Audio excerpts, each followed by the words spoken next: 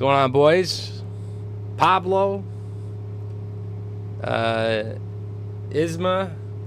Dude, I don't know how to say that name. I'm sorry. Damn, I'm getting all kinds of fucking hard ones today. Yo, what's going on, Imp? God damn.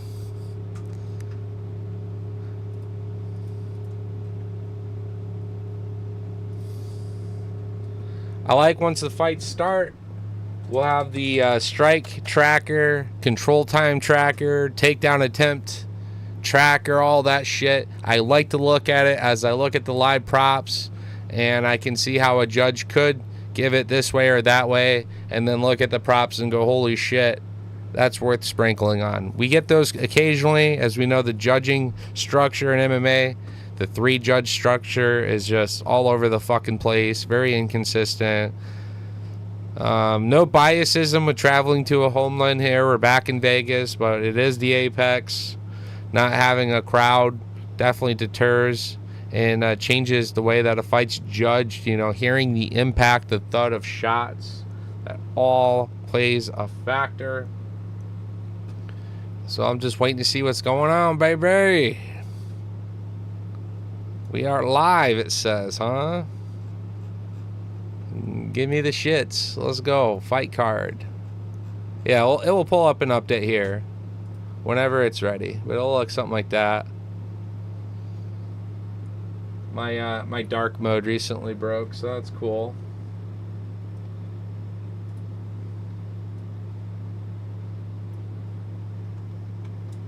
I reckon we just go and pinch that in a little bit like so.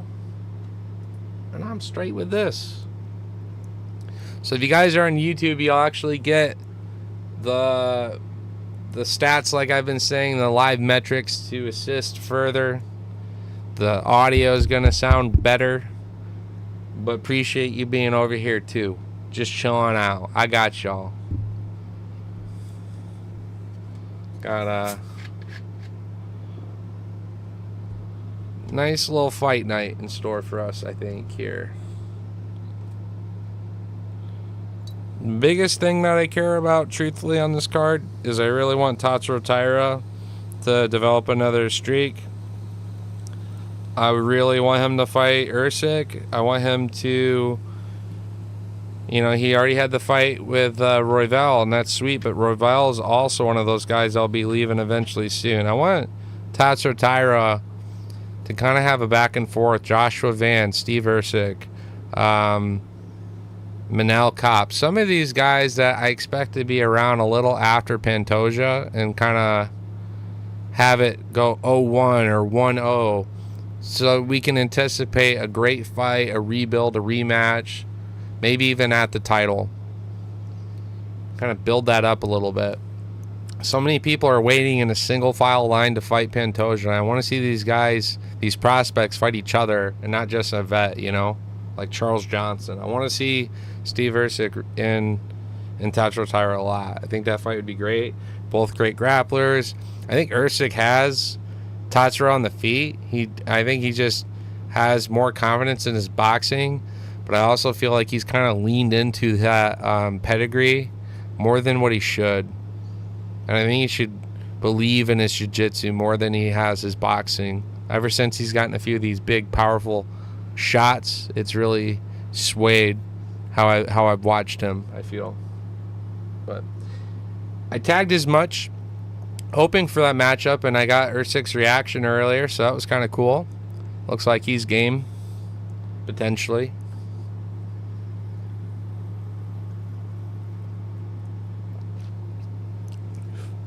Cheers.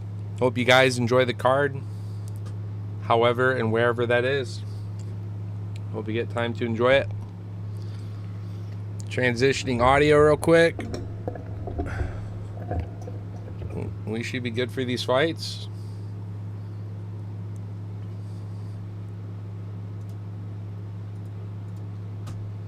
All right.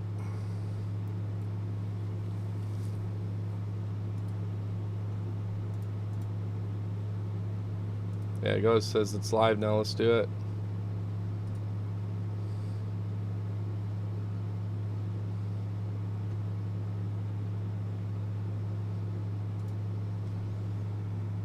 Yeah, Ribeski and Duncan fight's gonna be sick.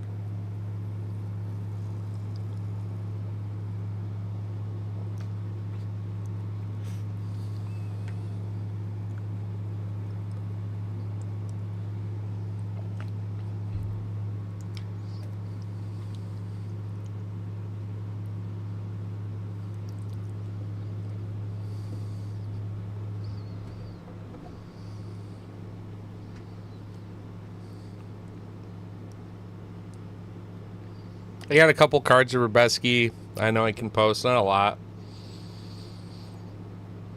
I did get one of his like gold shimmers out of 39, I think it is.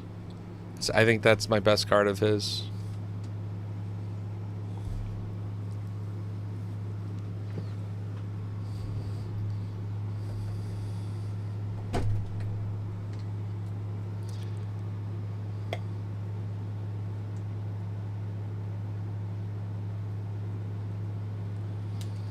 I do probably worry about my pick with Ribeski versus Duncan because it can go either way. I'm not super confident in Ribeski. I just respect that he's proven it more, if that's fair. But yeah. Oh, he's got No Magny's birthday tomorrow.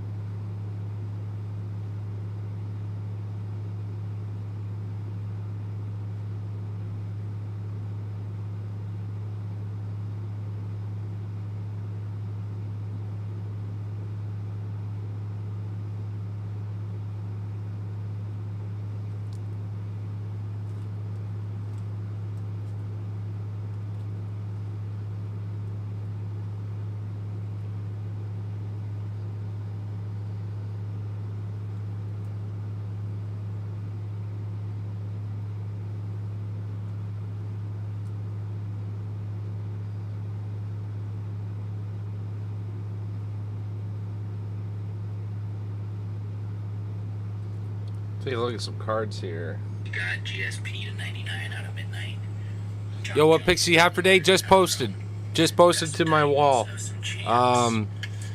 If you want questions about bets, let me know. Picks are different than bets. I need to take a better look at these cards that are being shown to me right here. God damn. Here you go. Oh shit. Gregor 101 out of Leaf. Aquatic signatures. Oh, that's crazy. Some nice autos. Where's this guy pulling this shit? Out of midnight. John Jones not numbered. I want that case hit Titans. Got some Titans, some champs. Oh my god. Silva out of 50 out of the new chrome. Dude, the new fucking Gene Silva out of 25. Oh, that's a 5 out of 5. My boy. And he shows me before he posts online. Oh shit. Kopylov fan. I got some nice Toporias. There's a Gaethje on the speckle. Ooh. Pereira. Dracus. Bruno. Oh, he's even got the Pantoja. There's a nice Gaethje. Oh. Charles. Volcado.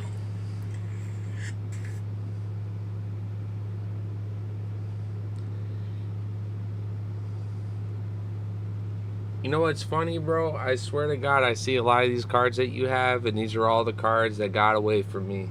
Second highest bid.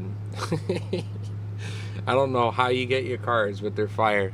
We'll look into it. We'll talk business. Some of it's going to come down to whether or not I hit a couple of these bets tonight. But, yeah, interested, as always. I'll talk to you soon, man. Enjoy the fights. Much love. Appreciate you reaching out. We just might have to buy a couple of these cards tonight, boys. I can't help myself. There's some good deals. Real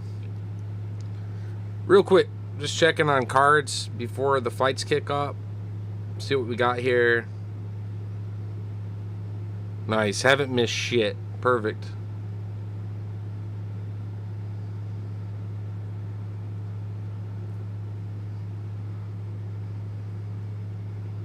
Set an alarm for 1 hour and 40 minutes. So now when that alarm goes off, I gotta focus on my phone and snipe a couple cards real quick. See how that works, y'all? Sniping them bitches. Gotta get those cards under value. I can't buy them at face value. I can't afford that shit. But I'll buy them at a nice price. I'll hustle a little bit. Now, I've been basically forced by a friend to give up a couple cards that he could have some and begin his collection. And these were like mostly duplicates that I decided like, okay, sure, you can have the other one or whatever, right? But I really am not interested in selling my cards. I only want to take in and grow and expand my collection. And every fight week, you guys will see that I'm going to try to share cards relevant to the fights that are happening now. So maybe one day we'll go to card shows. I can, start to hunt rainbows on fighters that I want to build out sets for. But I reckon we got a good little lead on this trading card thing, man. In the last 3 years, we've accumulated quite a bit of fire.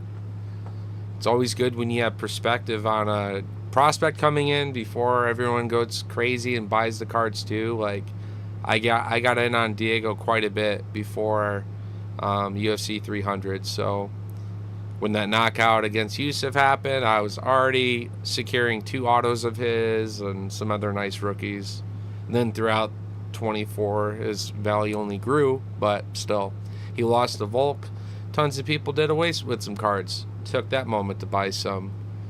So it's easy to want to buy cards when the trajectory is only getting better and better, but don't be afraid to go and inspect a fighter's value after that one big loss, because so many people will sell out, and it's stupid because these fighters are of that caliber where another fighter too, and they've easily reclaimed that. You know what I mean?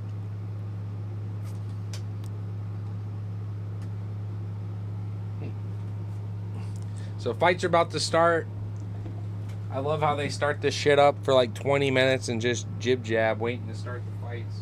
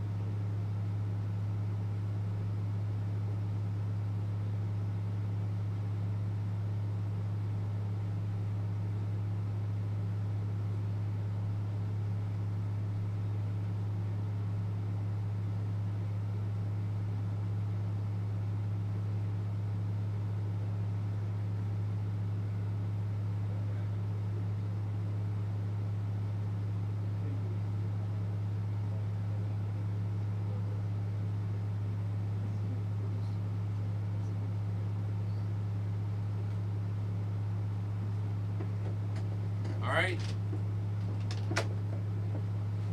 See Rodriguez coming out. Souza's in the cage. We're about to go, baby. We're about to do this shit. Let's go, let's go, let's go. Let's fucking go.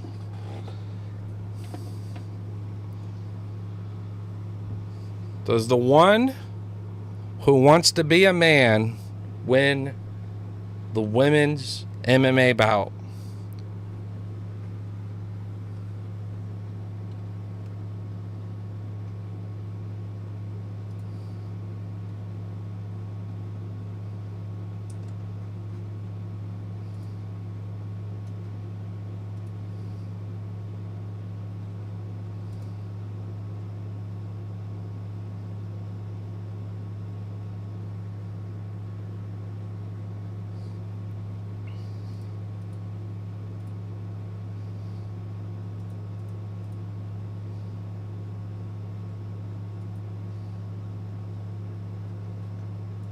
We'll see the live props update here during the fight. Alright, guys. Let's do this shit.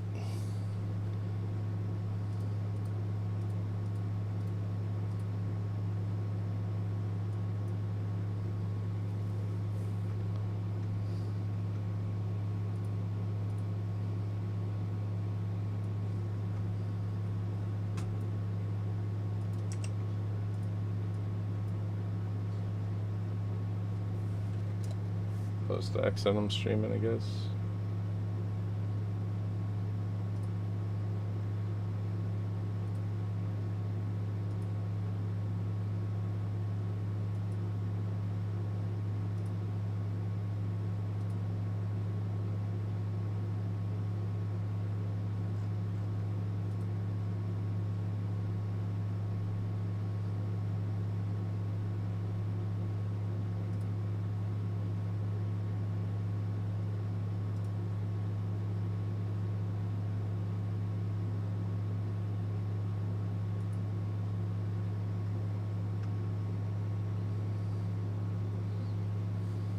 I like the size advantage of Rodriguez at range. Nice knee up the middle by Rodriguez. That Muay clinch. She just landed 3 knees to Souza's fucking midsection there after completing a couple nice jabs. There's a nice teep kick up the middle by Rodriguez. And now we're back to another knee, a third knee. We could see Rodriguez with a straight-up finish in this fucking second round. She's putting a good deal of body work in the first minute and a half. Now Souza just stepped in with a nice 2-piece, finishing with a knee. And Rodriguez transitions that inside leg. And Souza's going for broke, top shelf, another 2-piece. Partially getting home. Getting some respect back in this fight.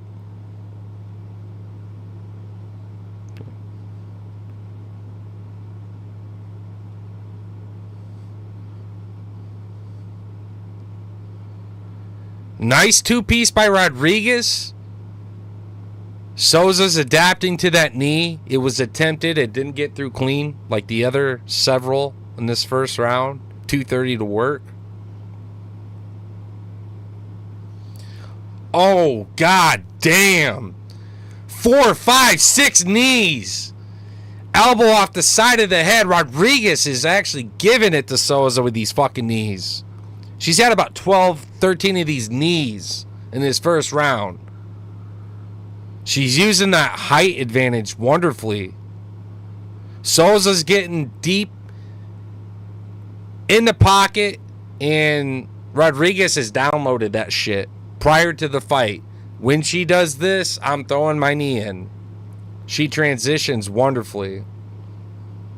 And now we're gaining some control time. The takedown, first takedown attempt, 1 for 1 there. 27 versus 17 strikes completed between the two fighters. So Rodriguez showing up as the odds suggested, winning this first round.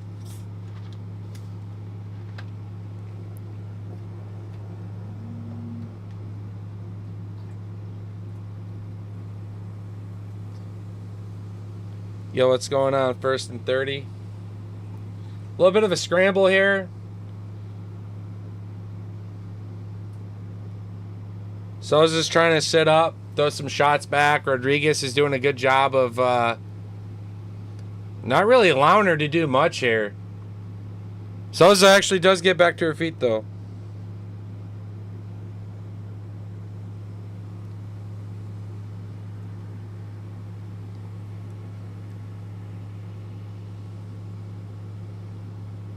Boom, boom. Nice little gunfight here. Souza's still in this fight. Do a couple shots.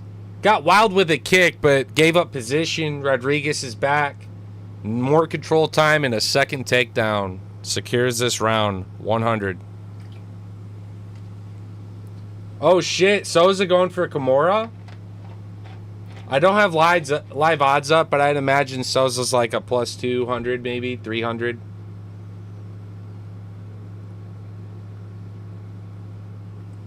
She ain't gonna get it. Rodriguez did fucking work with these knees. God damn, I gotta mention that real quick.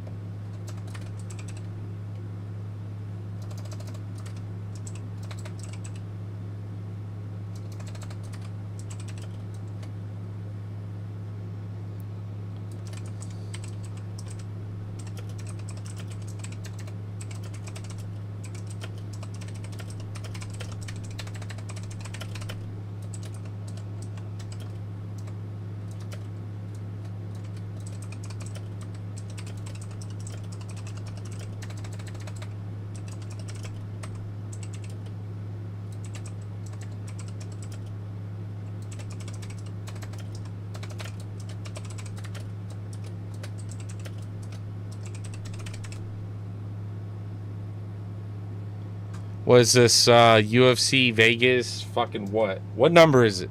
Do you know, Pete? Is it Vegas like 106 or some fucking shit?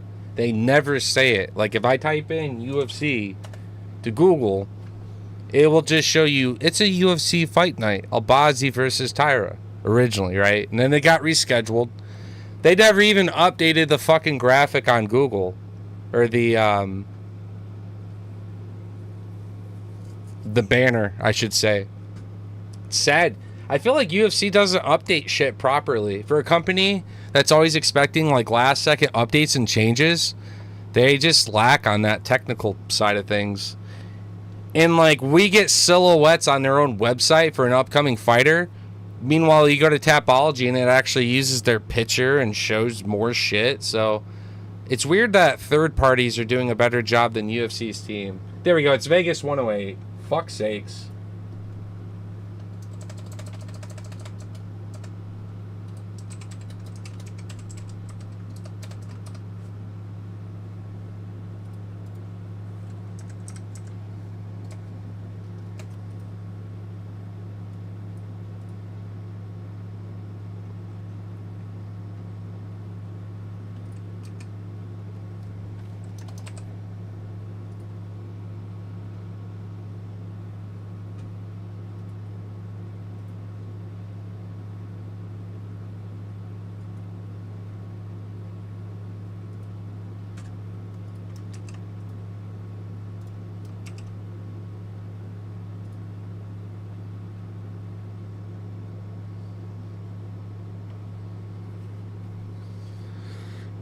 Rodriguez trying to work for another takedown here. She's got the single leg, but she's going to give it up in transition double maybe?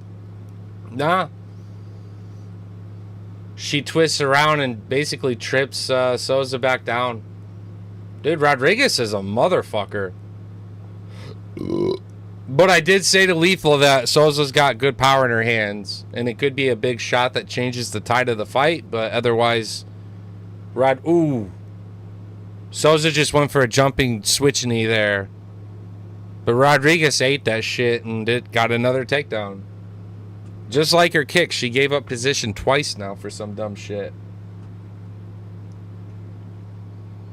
Yeah, Rodriguez should get this fight. This one's easy money. I'm going to pull up live props, but they got to be looking good. They got to be looking good for old girl. Work to improve. Negative 3,000. Souza's a plus 1340.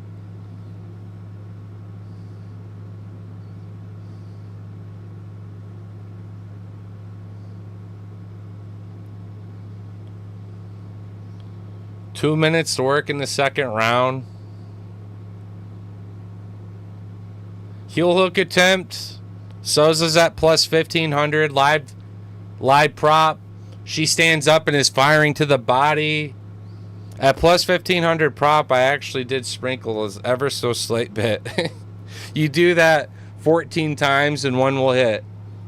Phil Rowe is my witness. These do occasionally hit. When the prop's that high, though, I can't help it.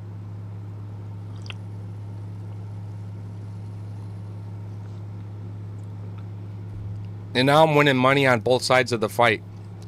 Look at Souza's actually reversing this fight. Right as I put this bet in, Souza started fucking getting to her feet. She's hitting shots. And Rodriguez is starting to get hurt. Now, it dropped from about plus 1,500 down to plus 640 now. Dude, right as I put the live prop in on Souza, she like dropped in half the value. Because she's coming back in this fight. Now, I can see a judge giving this second round to Souza if she finishes strong in this last minute due to impression, even though I think Rodriguez still did enough in the first 3 minutes. Just about. It's close. But yeah, we got ourselves a fight. Souza's continued to drop as she accumulates standing control time. She's plus 490 now. Let's fucking go. 30 seconds to work. Even if it's a stall, they'll probably give it to Souza maybe, man. I would argue, though, Rodriguez did more with her time in the first few minutes. There we go.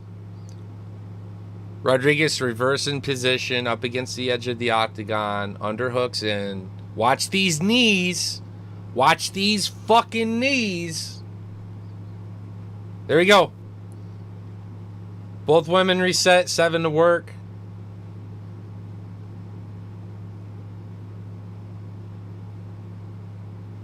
Nice. Good shit. Making it a fight. I love it.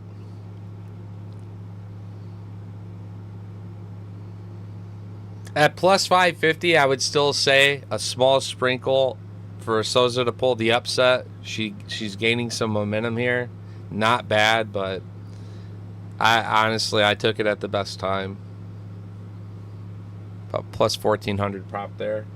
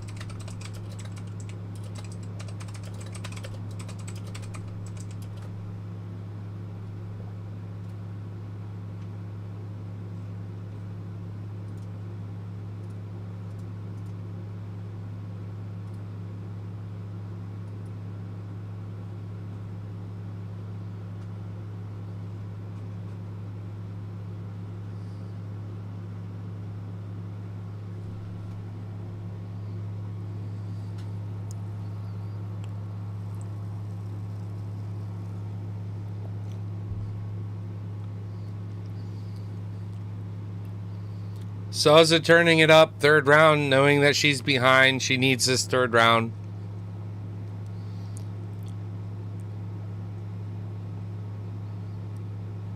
I think Rodriguez has her, though. I know Souza's doing a better job of staying out of that tie clinch where those fucking knees were being hit. That was sick. But Rodriguez at range is still a problem with these teep kicks and shit. Yo, what's going on, Abdullah? If I fucked that up, I apologize. What's going on, DZ? What's going on, Pete? What's going on? First stand, Saltwater. Welcome in. All right, Rodriguez getting another takedown. This is a pinnacle moment in this fight. Souza fighting back to her feet. Rodriguez was going for a guillotine there while marching in. Souza did a nice little trip, and now we're reset with 3:30 to work. Great. We got this fight rolling. Souza's only a plus 520 dog. I agree she needs takedowns. She needs a submission attempt. More importantly, she needs to catch up on the strikes, the damage.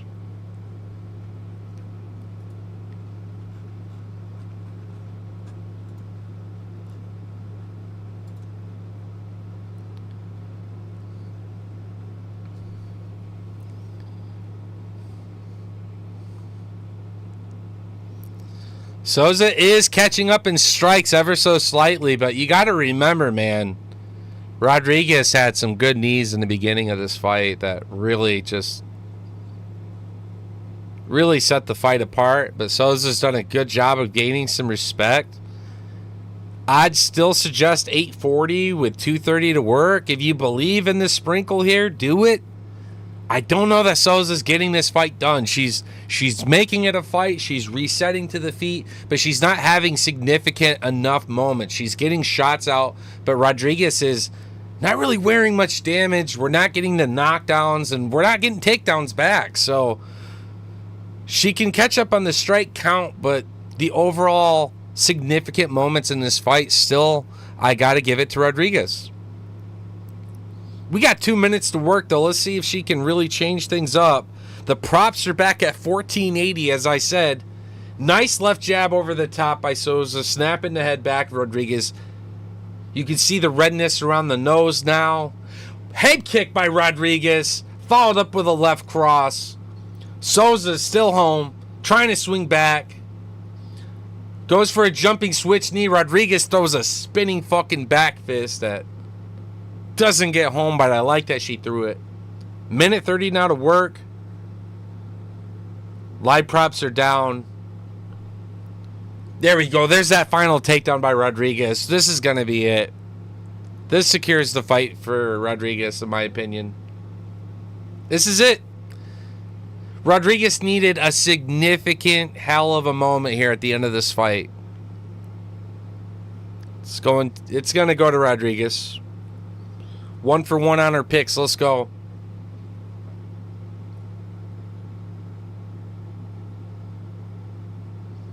Yeah, takedowns landed. Look at 2 takedowns in the first round, 3 in the second round. Third, I'm starting a notepad with future bets. And my notepad's going to say Rodriguez.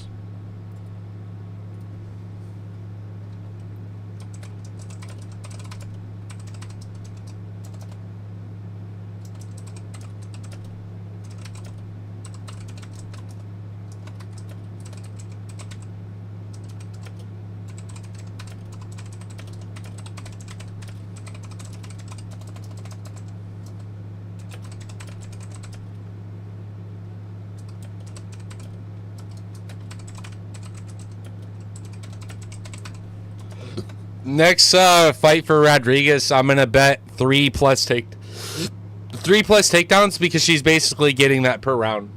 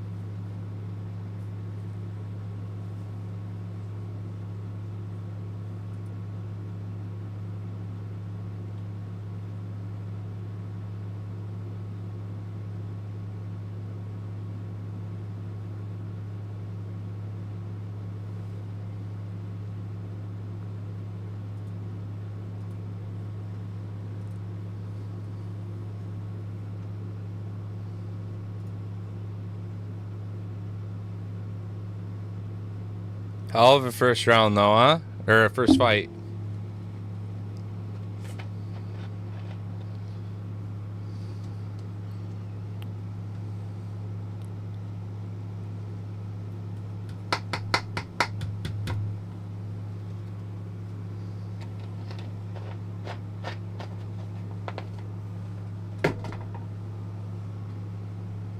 All right, y'all, cheers.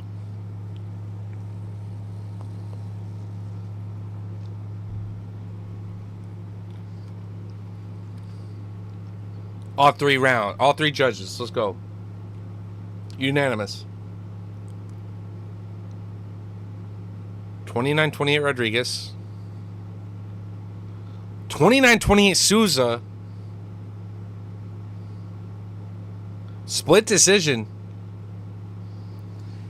Thank fucking God. Which judge just gave that shit to Souza? What?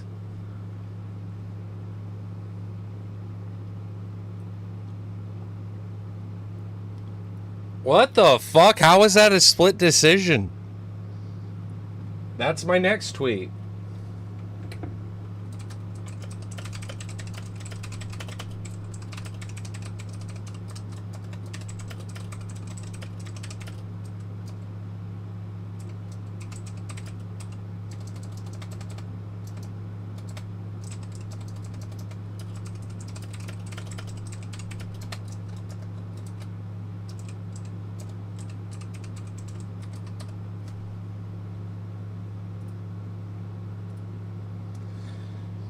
How in the fuck was that a split decision? Can I please apply to be a judge?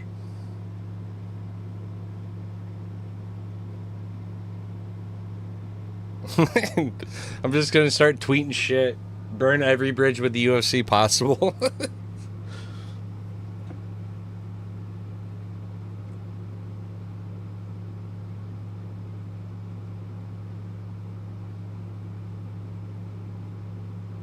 It immediately got 2 likes. This is gonna be a great post. Oh no.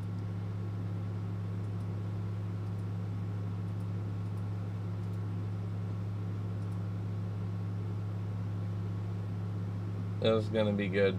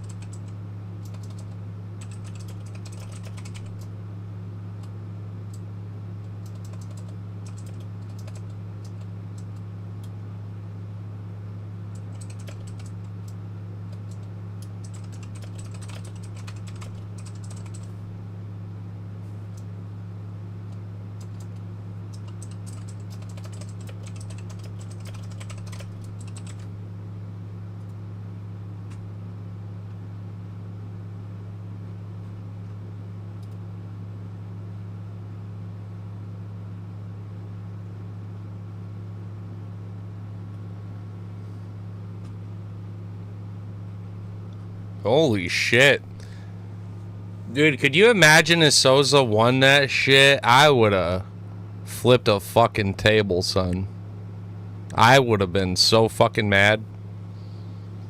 And again, it's not like I have like a bunch of stake at this. I actually would have won more money with that live prop at 14.50 in the second round when Souza started turning it up. I'm like, okay. I would have actually won more money. The thing is, though, it wouldn't have been right. If Souza would have won that shit, I would have been fucking livid for what would be unfolding the rest of the night. Judges like that should have to answer themselves at the end of the fights. Media, press conference, have them sit down, answer questions, answer to their terrible fucking judging, you know what I mean? It's people's careers, records, contracts, money. They win half. of their pay by winning, right? So you come out and you do some bullshit like that, oof.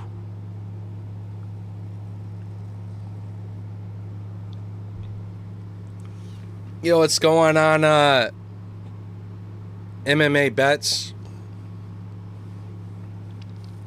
Hope you guys are doing good. What's going on, Ultimate? What's going on, 124 Dope? What's up, dog? Oh, of course I took that fucking lighter with me earlier.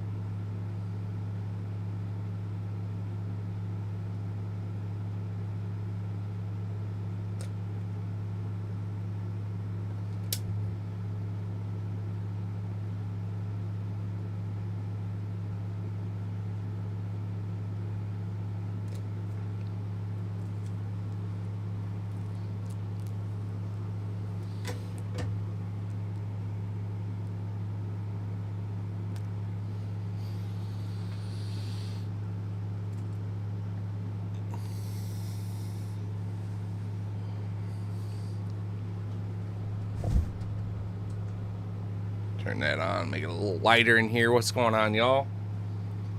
Pull up my YouTube chat too, see how we're doing here. Chilling.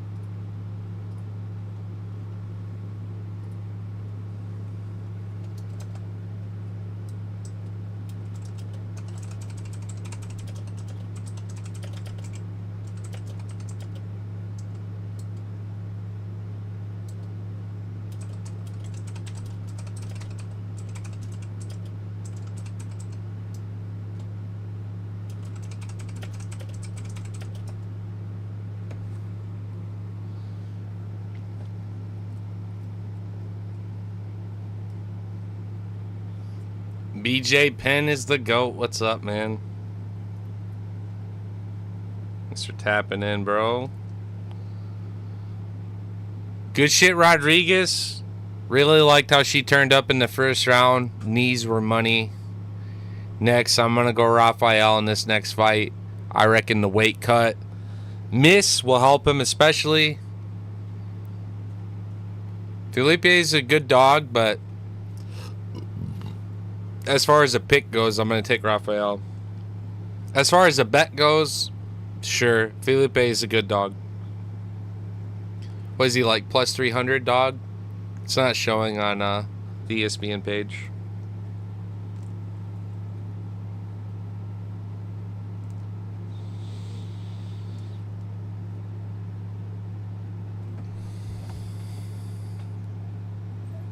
Boonez. 7 years younger. Yeah, there you go. Plus 575 dog. But on FanDuel, they don't give that prop. They give them only a plus 490. Crazy, though. Put a little sprinkle on it.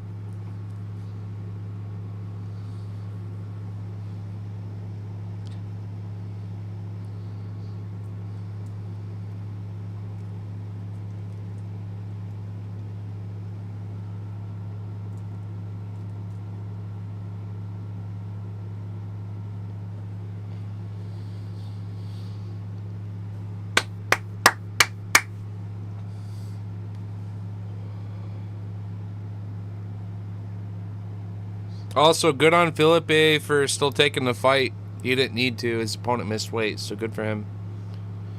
Yo, what's up, Adam?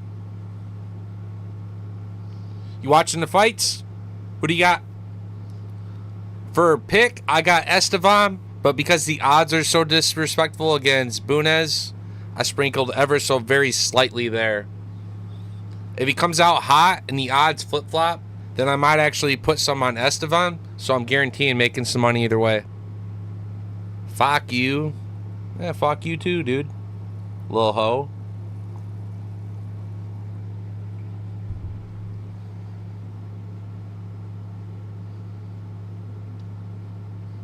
Who you got in the fight, you little bitch?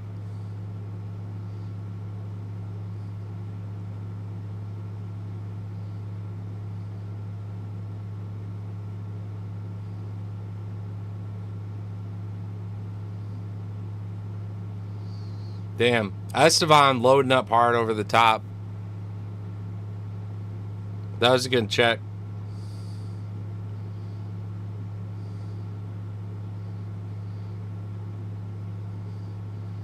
Estevan props negative 750, which is fucking disrespectful. Yo, what's going on, Bert?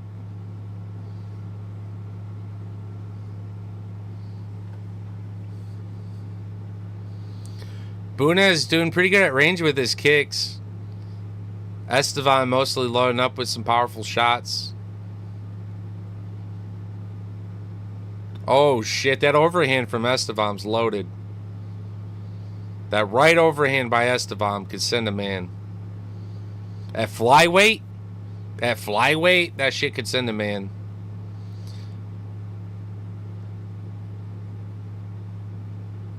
Now, Estevan shoots for a takedown, but Bunez doing a good job to circle around.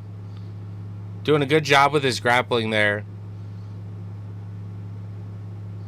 I think Estevan should try to strike with Bunez and not grapple at all, personally. The way he sprawls and the way he moves, I think Bunez can wrestle okay. You know, he's got good jiu-jitsu, but on the feet, Estevan looks like he could just kill a man with that overhand. Now, see, Bunez is the one initiating the takedown here. 3 minutes to work in the first round.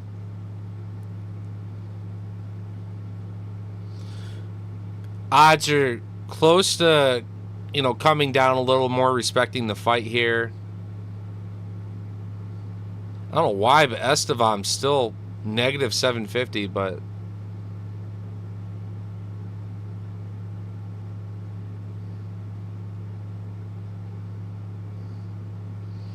Alright, here, Bunez is on the ground. He's going to pull guard here, I reckon.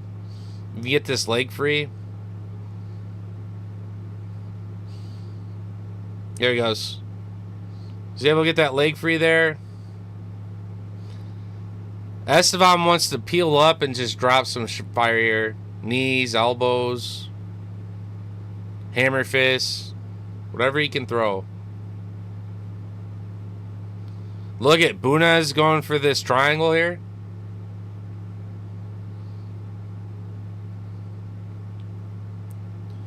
There he is. Triangle attempt again. Bunez at a plus 610 as he attempts that triangle. But now Estevan resuming side control, and he'll probably win this first round if it finishes here. Yeah, Bunez at a plus 770 now. It's pretty wild. And, damn. That just suspended at plus 770, but I do want to hit that. If it goes higher, like plus 800, Bunez, we'll sprinkle on it for sure. He's going to stall out the end of this first round here. This little body lock. The props are actually suspended right now, though.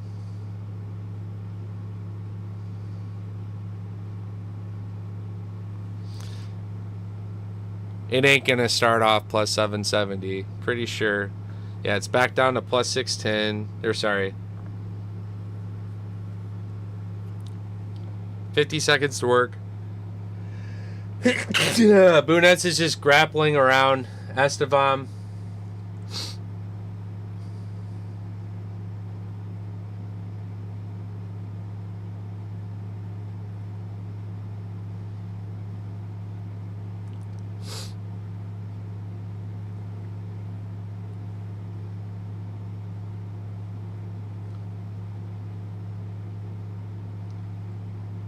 Bunez is cutting a lot of circulation off of fucking Estevam here, y'all. Like, Estevam's good for the next 10 seconds, but bro, not a bad way to hold out on the round and survive till 2. Yeah, I said that. I said Bunez should be good off his back. He was alright. Took no damage. Look at that. It updated to plus 310. Now plus 350. Sad. I'm sad I couldn't lock in at plus 800.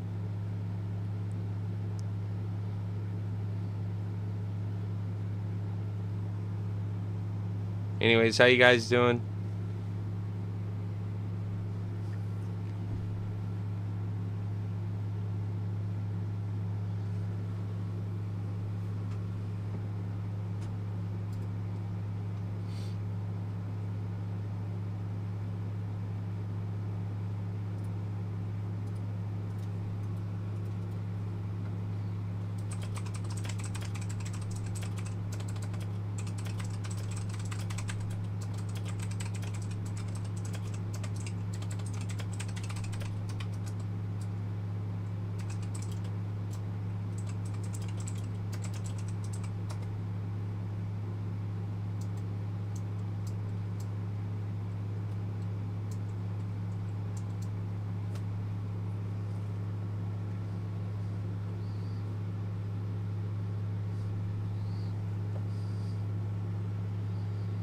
Yo, what's going on, Dusty?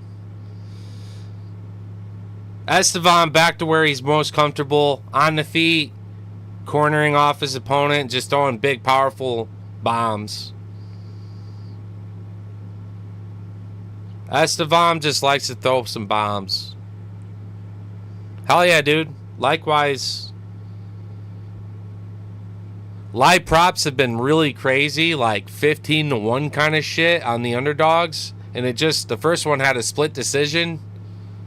Bunez here holding on, looking good on the ground. His prop was just plus 800, so we can start to put some money on both sides of these lines with that kind of shift and make money either way the fight goes. So trying to capitalize on some of that. Outside of live props, just enjoying them, man. How's everything?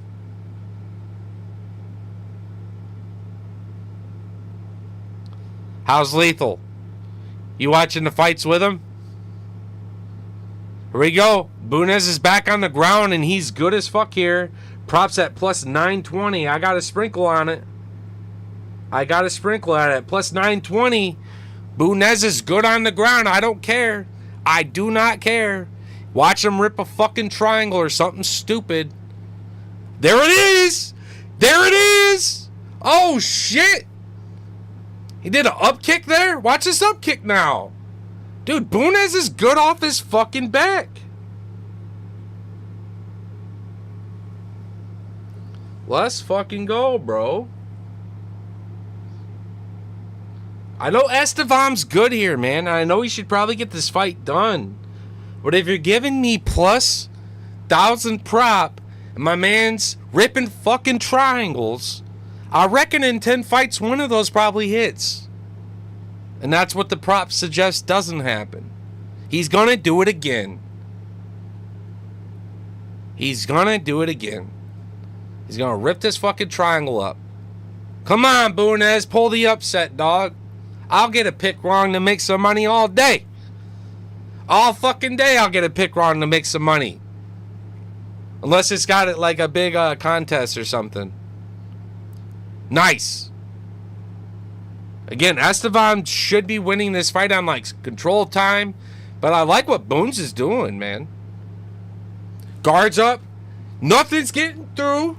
Estevam, he only has that lead elbow strike that he leans in with over the top. There's another good one of those. The elbows of Estevam are beautiful. But the hands? Bunez had been doing a better job of avoiding that shit. Now he just ate 3 elbows. Let's see how he feels now. Live props are at plus 1,200. Hammer fists are hitting Bunez in the fucking little egghead of his.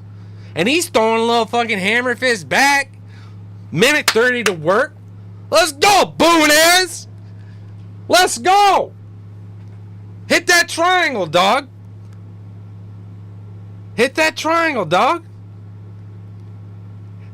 Hit that fucking triangle, dog.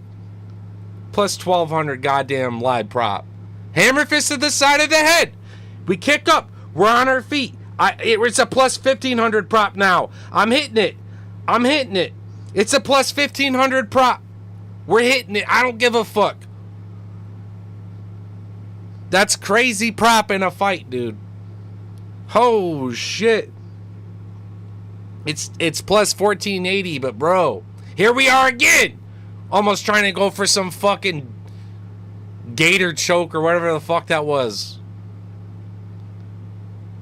But Bunez is starting to ease some shots around the side. Estevam shutting down the submission game and raining shots, which could get the TKO. But dude, he's trying to sit back and backpack, you know, and I like Bunez being able to peel away, reverse. Watch this shit. Watch him turn his shoulder. Watch him set it up. Here it is. Hips out.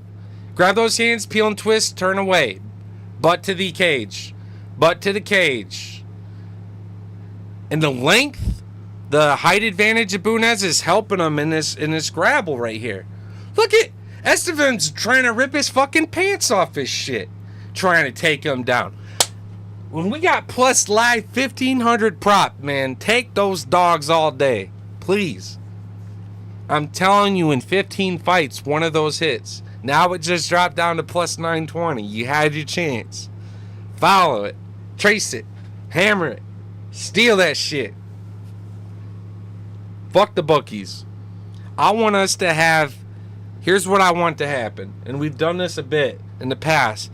But it's where you can have good plus money on both sides of the line. And so you're just going to make money regardless of what happens in the fight. Minus draws, I think they refund it.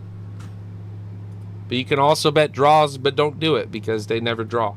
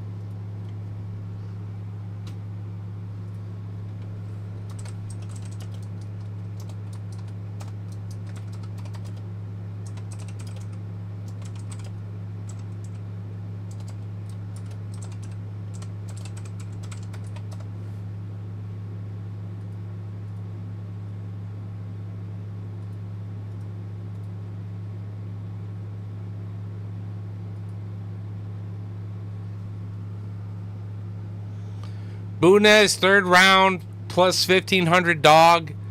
Throwing some fucking shots, eating some shit. Now they're fucking swinging, hitting on each other, trading. Estevam gets a nice clean takedown though. Bunez able to slide his legs up here. Let's see. Let's see what Bunez can do. He might be live for one of these fucking triangles, man. It's crazy. We're back. Back in the mud again. 3 minutes to work. Little heel jump. Like little strikes right there. Ain't doing shit.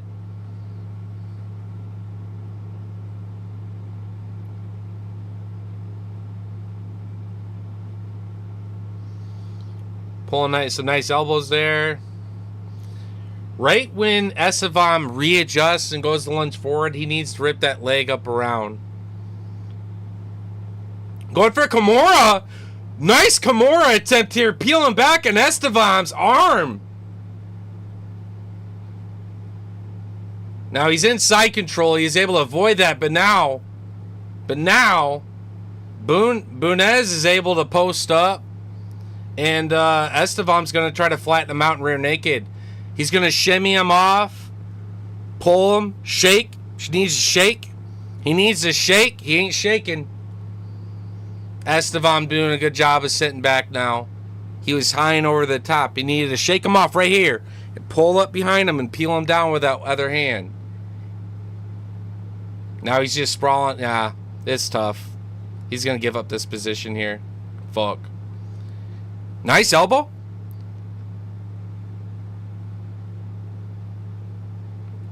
Damn. I really thought Bunez would come up and be a dog in this third round. That Kimura was a good setup, but half guard by Estevan was smart. Didn't overextend on the choke. He's just sitting back riding. He knows he's up 2 rounds, so he's going to set up this rear naked choke again, though, if he can. Here it is. Body triangle in place. 129 to work. Estevan just bullying the fuck out of him.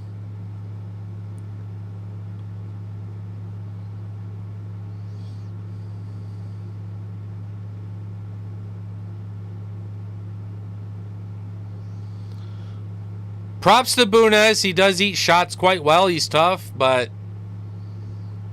he needs... It's like he's good off his back, but he needs to try to work to get out of position more. He's like comfortable being in his back, but he's not winning the fight.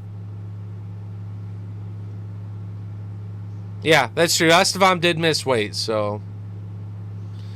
Good on... Who was that? Was that Cruz? No, that wasn't Cruz. That was Paul Felder that said that. Good shit. Tell him make that weight. Have him go up the bantamweight. But Bunez made weight, looked good, had moments. But yeah, Estevan just too strong, too heavy, too powerful. He's going to win on overall strikes control time. Bunez is just eating fucking shots. They're going to stop this fight. Elbows to the side of the head. Bunez is just eating fucking shots. Damn. Huge fucking hammer fist. Damn. Esteban fucking took his lunch money the last 12 seconds. That's going to be my note for this one, I guess. I've already committed to some comments on the other fights.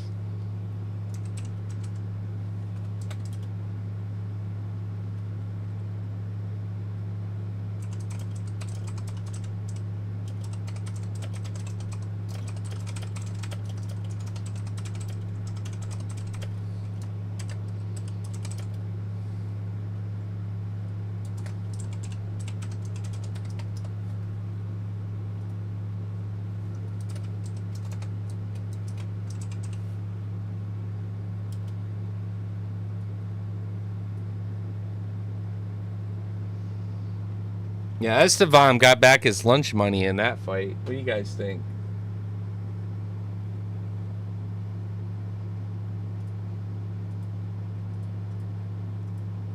So that's that one. That's this one. So YouTube needs to be here.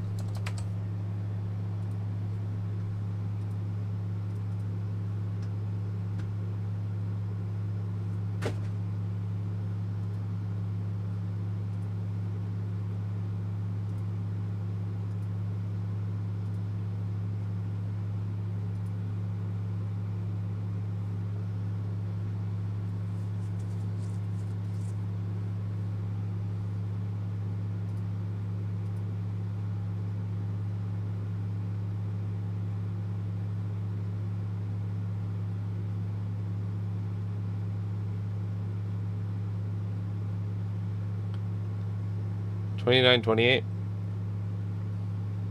Damn, $29.28.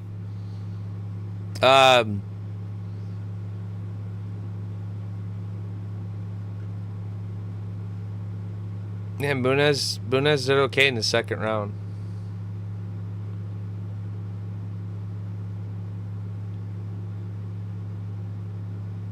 Make weight next time and maybe you get an interview. All right, this guy's actually from my hometown. This Austin Bashi guy. He's kind of from my hood. He's like 2 hours out or so. Let's see what he's about.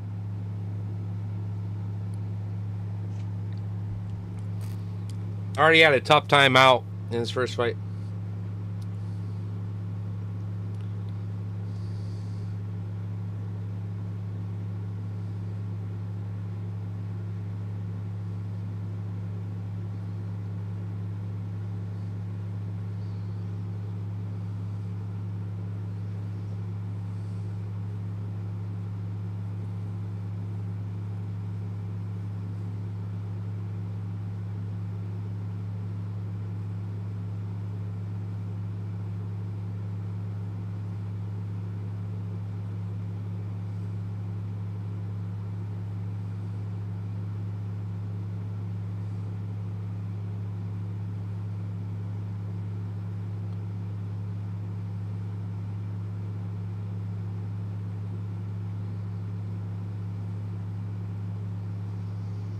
I'm going to do Austin Bashi in the first 2 rounds by submission combined with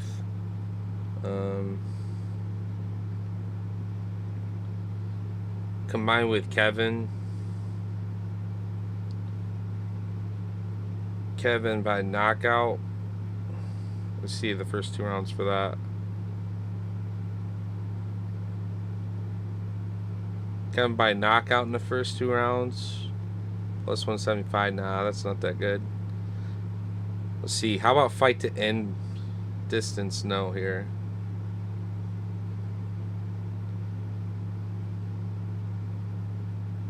Yeah, negative 124. I love that instead.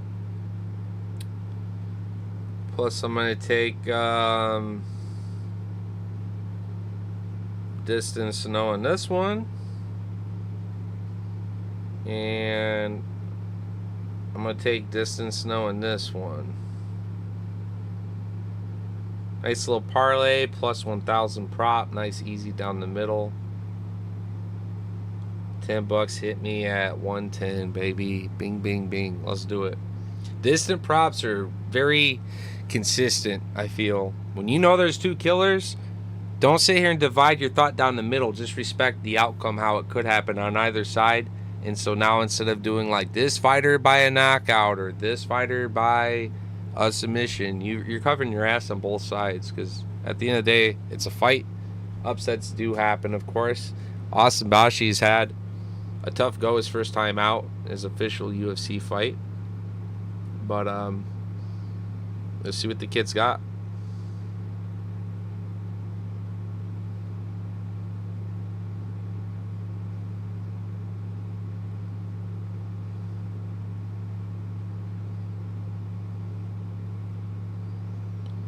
Now, Bashi's only like slight plus money by a submission prop and shit.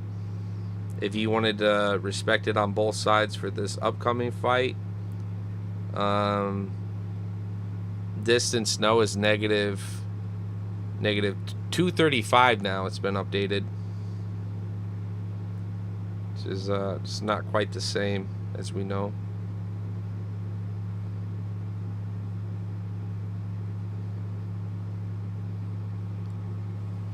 Yo, what's going on, RP? Thanks for tapping in.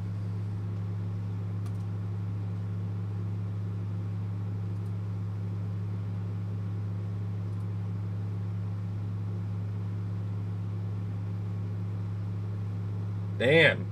I got someone on YouTube chilling out. Fuck yeah. How's the weather out there?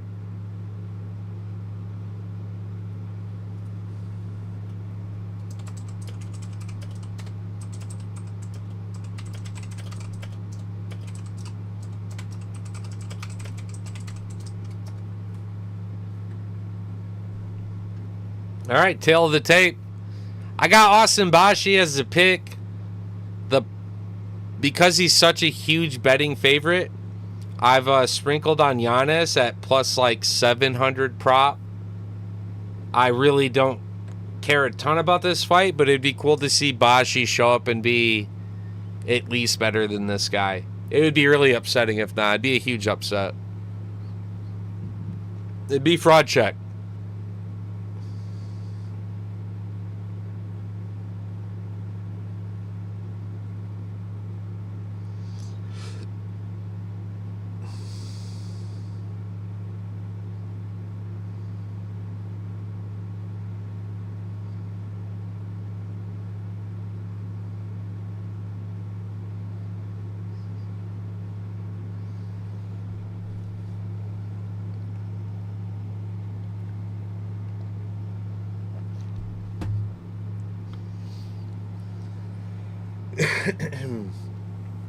Let's see the wrestling, Austin.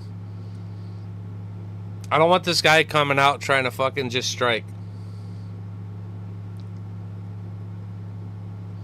Oh, he just did the fucking Chris Barnett jump up knee thing. I fucking hate that so much.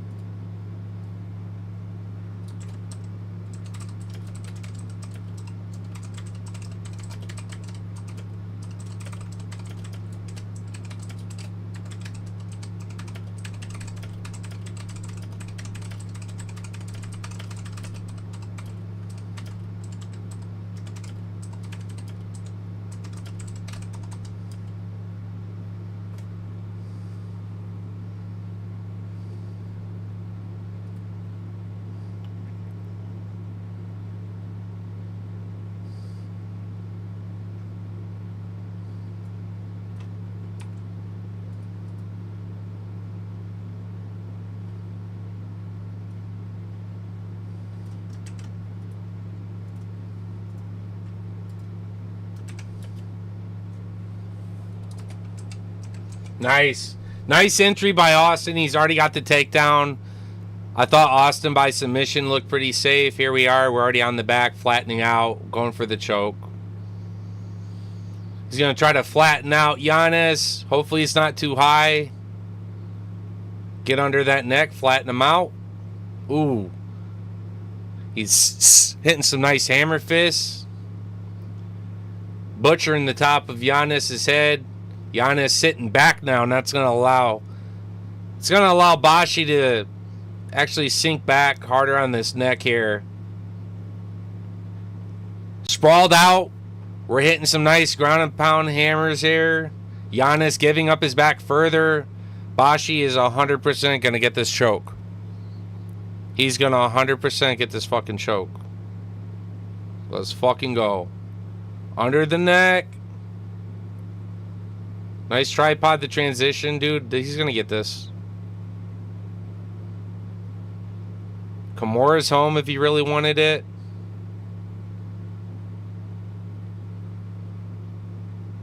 There it is. He's got a nice little crossface. We're backpacking. 3 minutes to work.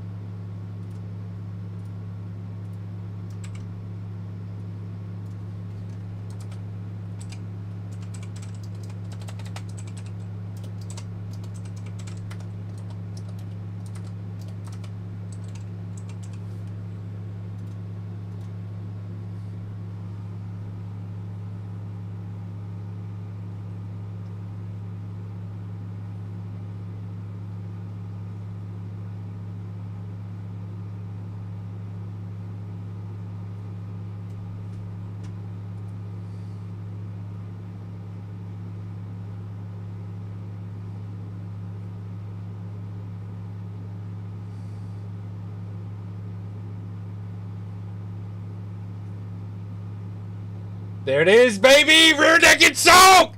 First 2 rounds! There it is! Woo!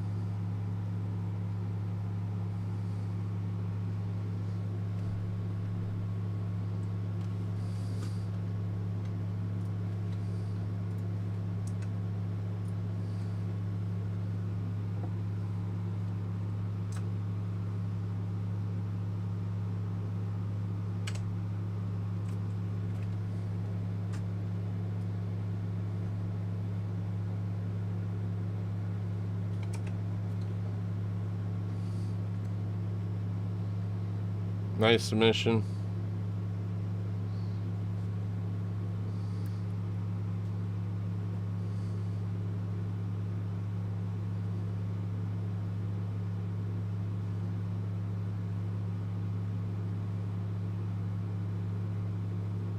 My bets. Let's see.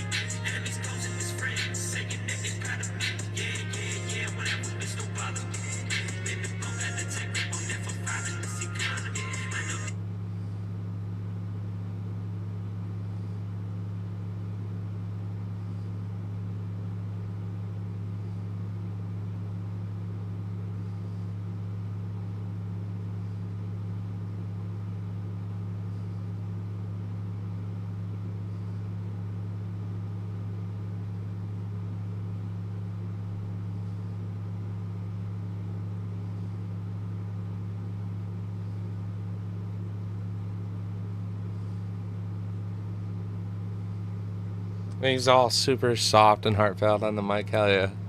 I just want to say, first off, foremost,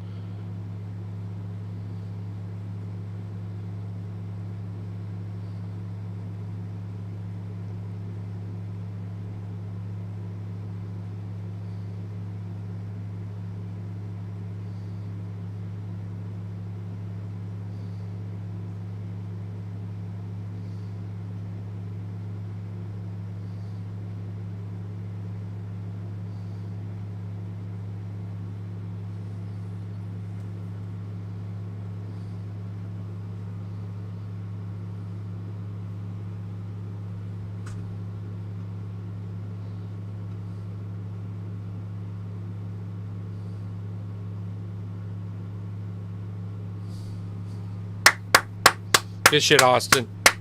Good fucking shit, dog. That's good.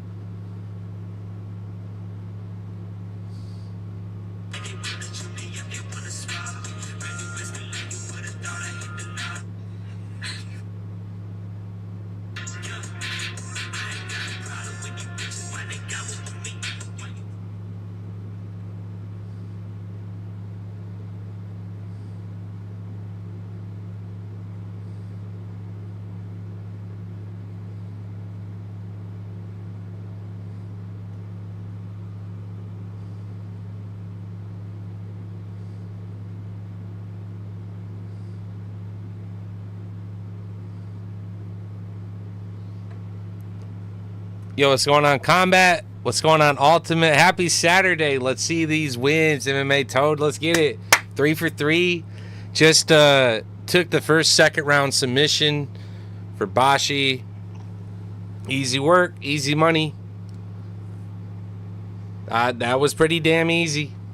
I actually took him by first round also just because I wanted to cover myself for the TKO because he does throw some pretty solid shots. Guy's strong. He's got that power. Speaking of power, Tatsuro Taira totally has some zap in his shot. So I know everyone's going hard on the submission only for Tatsuro Taira. Just look by finish. Respect the TKO. He's got that power.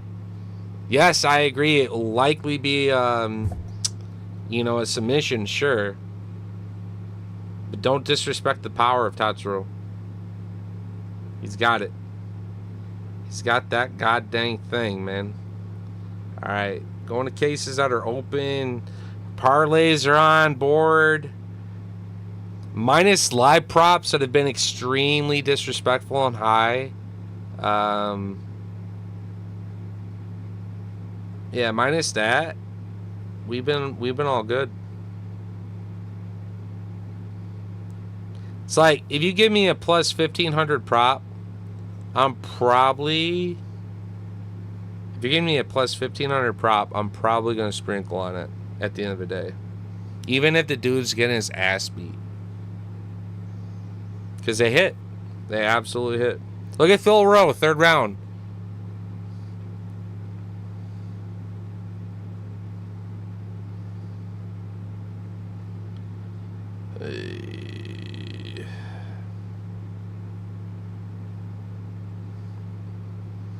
Now, I did have like a good, generous bonus bet that I threw early in the week on Tatsuro Taira by submission. That, if he gets the submission, cool, I'll make more money. But all my boy has to do, or anybody has to do in that fight, is just have it be within the distance. Fight not to go 5 rounds, and your Toad's a happy camper. But yeah. How we doing, Ultimate? What's going on? Why? Elevating, welcome in. Welcome, random YouTuber lurker. We appreciate you as well. What's going on?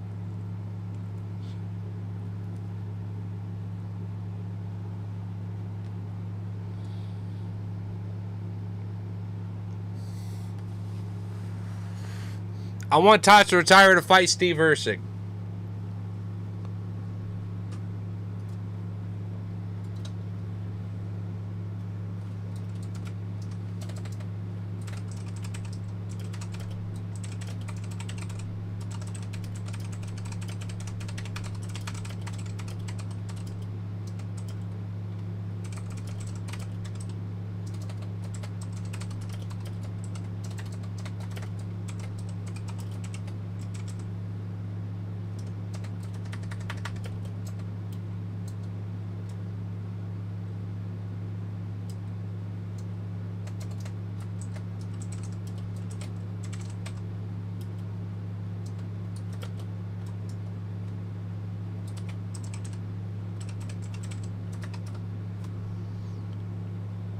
Yeah, when he was leaning back, that's why I said that shit's money.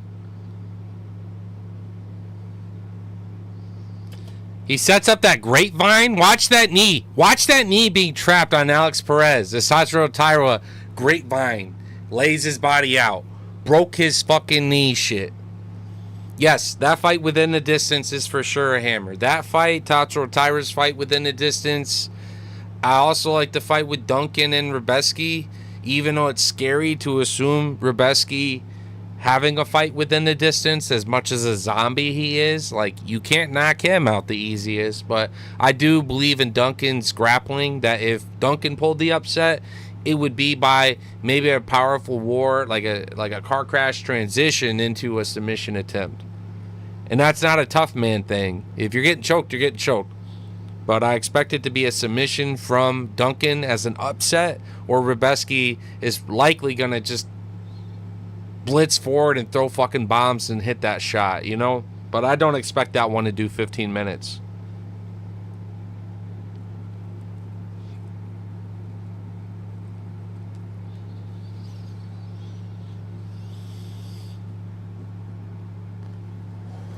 This is I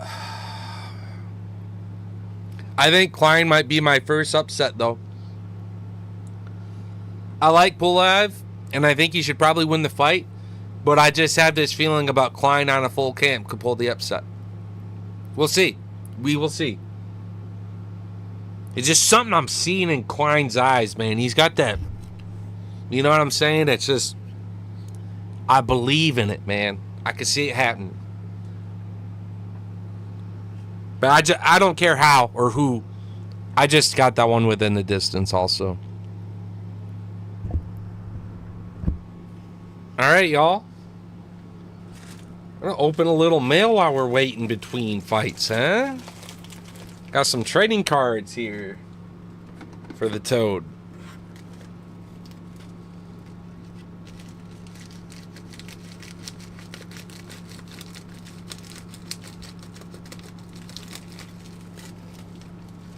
Did I get a picture of that? I had a nice parlay built, though. I was just taking a picture of there. Yeah.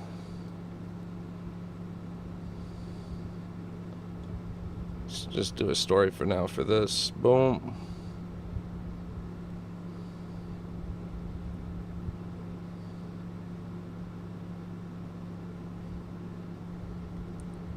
I'm just going to post a story of my slip real quick here.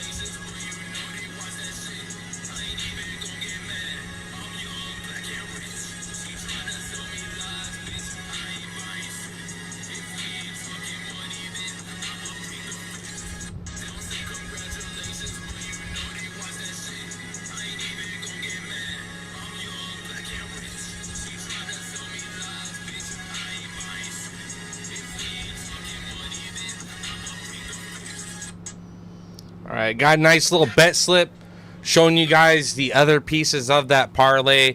For me, it's a 4-piece. It's a 10x payout. But if you take the 3-leg, I believe it's like a plus 5, 4 or 500. Still hit it. Just posted that to my story. Feel free to tail it. I believe it hits. All right.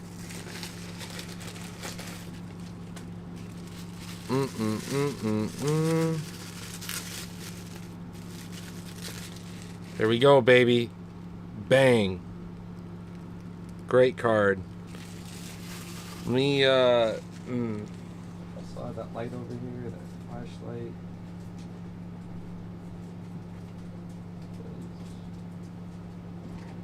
I do not. Alright.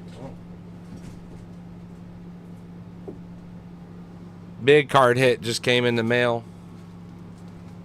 Case hit. Chrome 2025. The Let's Go Diego Lopez joins the ranks.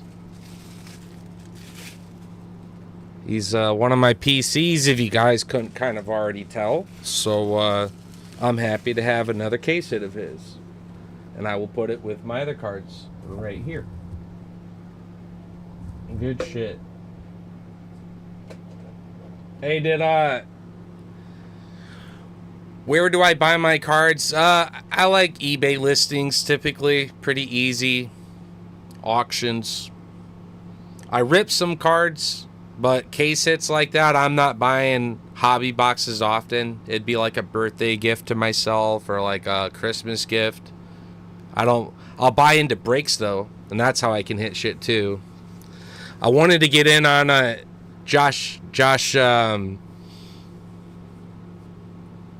Emmett's breaks, one punch cards. He had a great one today. I've been packing to move and working around the house, and I had my hot water heater go out on me, and I rent, and so the company we rent through is just fucking ferocious. So I've been dealing with a bunch of their shit as well, trying to figure out where I'm moving to here soon, because the renters market, you gotta like almost the same week move by, pay everything up front, or you're not getting it. It's just so competitive. Anything that's worth moving into will not be posted the next day. There'll be too many applications for it. It's the shittiest market ever. I slightly, and I jokingly say slightly, I kind of slightly regret walking away from a house that was basically mine once upon a time. Kind of wish I could just be like, get the fuck out and keep it. But it's all for the pets, man. Had I done that, those pets would not have had a home, dude. That's not cool. So I went and lived out in the hood, and I rent ever since. Not in the hood anymore, but the people I rent through are pretty hood, so that's cool. Scuff ass everything. How you doing on the picks, bets? Feel like we're fucking slapping, like everything as we predicted is working out. I mean, dogs are still gonna bark tonight, but I think Klein has a good shot at being the first. Nice little packaging here on these things. All right, here we go. Bang. Another fucking gangster ass Diego. A gold? Kind of like, I'll have to look up all the names of the different inserts, but yeah, the gold's out of 50. Thing's a fucking beaut. It is 30th of the print. Got Silva on the negative. Those are nice hits. Looks like they just threw those two in for me. Cortez as well. That's a numbered out of 99. Right? The red, white, and blue.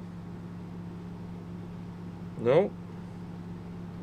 Okay, I guess not. That's cool. Whatever insert that is from the megas and shit.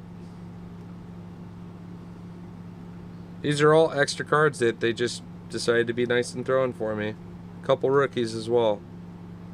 Luana Santos right here, red, white, and blue. So, all right, cool. But yeah, this is the card that I actually bought right there. So I think I paid like 30 for all those, but Diego's value is kind of still high. I think people respect. People still respect the fact that after Volk, he has a good shot at being champ as long as Ilya's staying the fuck up there. You know what I mean? I don't think it'd be too surprising if Ilya ever did come back down again. I don't know. He's just so small still. I know he's powerful and he's got all kinds of fucking muscle, and that's how he punches the way he does. But my dog, you are Snoopy. Go look at Joel Alvarez versus Ilya Tapora, and I want to watch that fight. And then afterwards, we can talk about who's going to fight at 155 and who's going to fight at 145. All right, let's go. Fight's about to start. Take a quick little break from cards here. See, I'm having fun. Way too much fun. All right, cheers.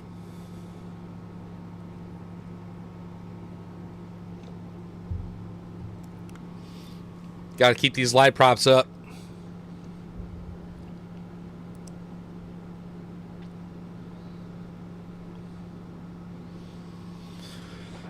All right.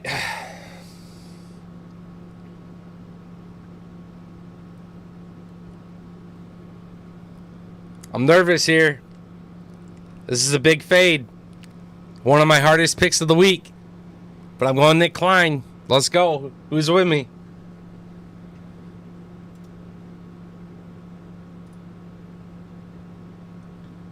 Nick Blue Collar Klein. And his family looks the part. I love this shit.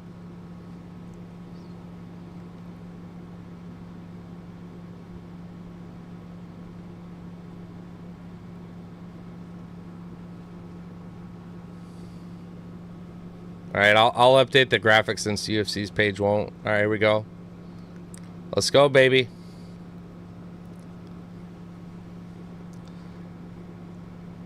Both men tag up.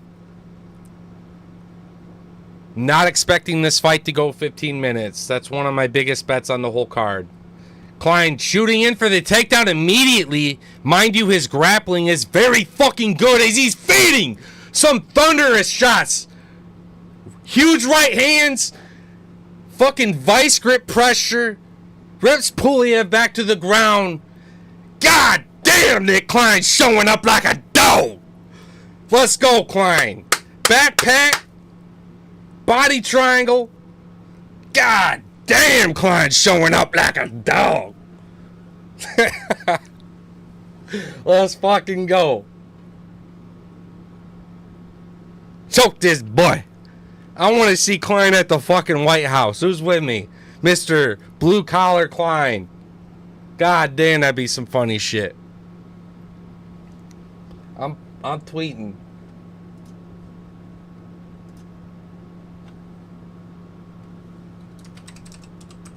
He's going for that submission here, baby.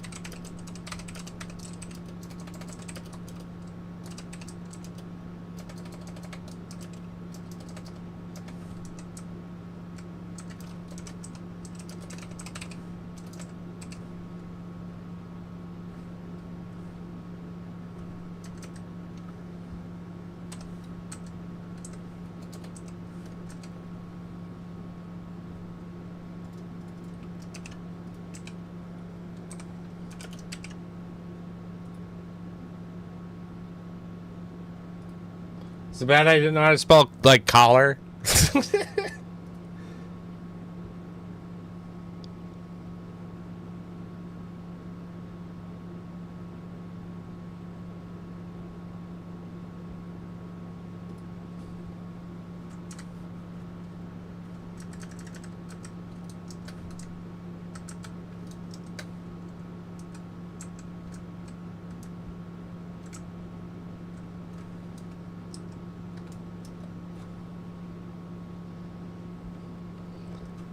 I got the tweet queued up. Now I just need Klein to get a spectacular finish, man.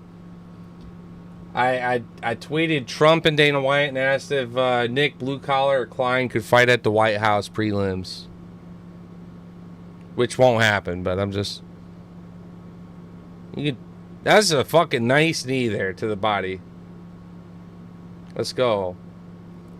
Live props suggest that Klein's a slight favorite, even though he was the dog. Tried warning y'all. If you didn't know, now you know. And I think the cardio of Klein's good enough to sustain this pressure too. So Pulev, he's good at range, he's good at striking as we suggested, but the pressure of Klein and the grappling and the takedowns, I think we'll see Klein secure this one out, right? But if he cannot control or he starts to lose that power and Pulev resets and is at range, Klein could get put out, just like Mansour did. So right here we did a reset. Only got plus 52. Oh, big left hand by Pulev. And Klein eats it. Puts his head down. Continuing the pressure up against the edge of the octagon. Maybe get another takedown here. But yeah, Klein ate a nice left right there. God damn, boy.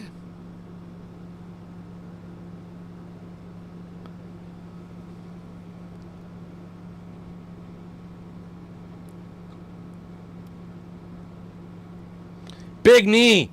Pulev having significant moments with the striking at the end of this fight, or the end of this round. But majority of this round, you got to give it to Klein.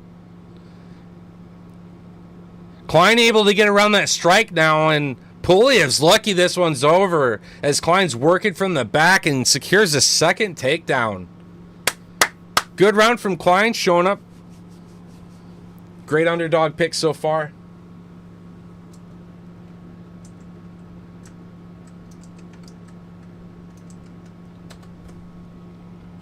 I have thus erased my message of Ken Klein. Fight at the White House, Mr. Blue Collar. The way he came out just storming around like Diego Lopez in the first 2 minutes of that shit, I'm like, all right, this guy's about it. But it does slow down. Props to Pulev. He's doing a good job of staying alive there. If he would have fucked up that wrist control, Klein would have just choked his shit out there when he was in the backpack.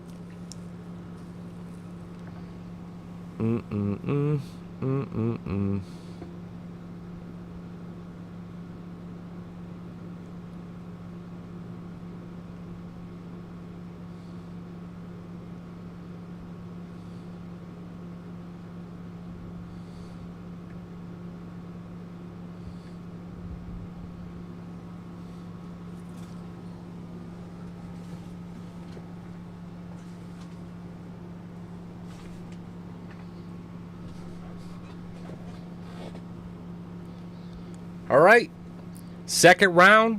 We're all sweating. We're all sweating the finish right now, a lot of us, these last 10 minutes. But come on.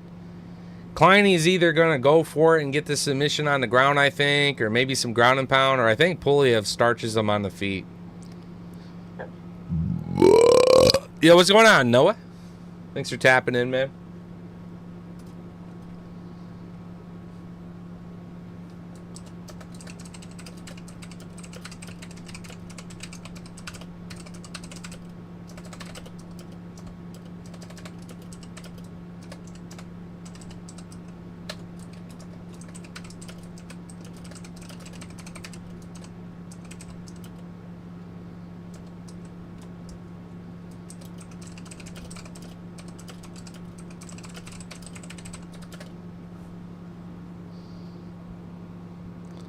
Klein's doing a good job.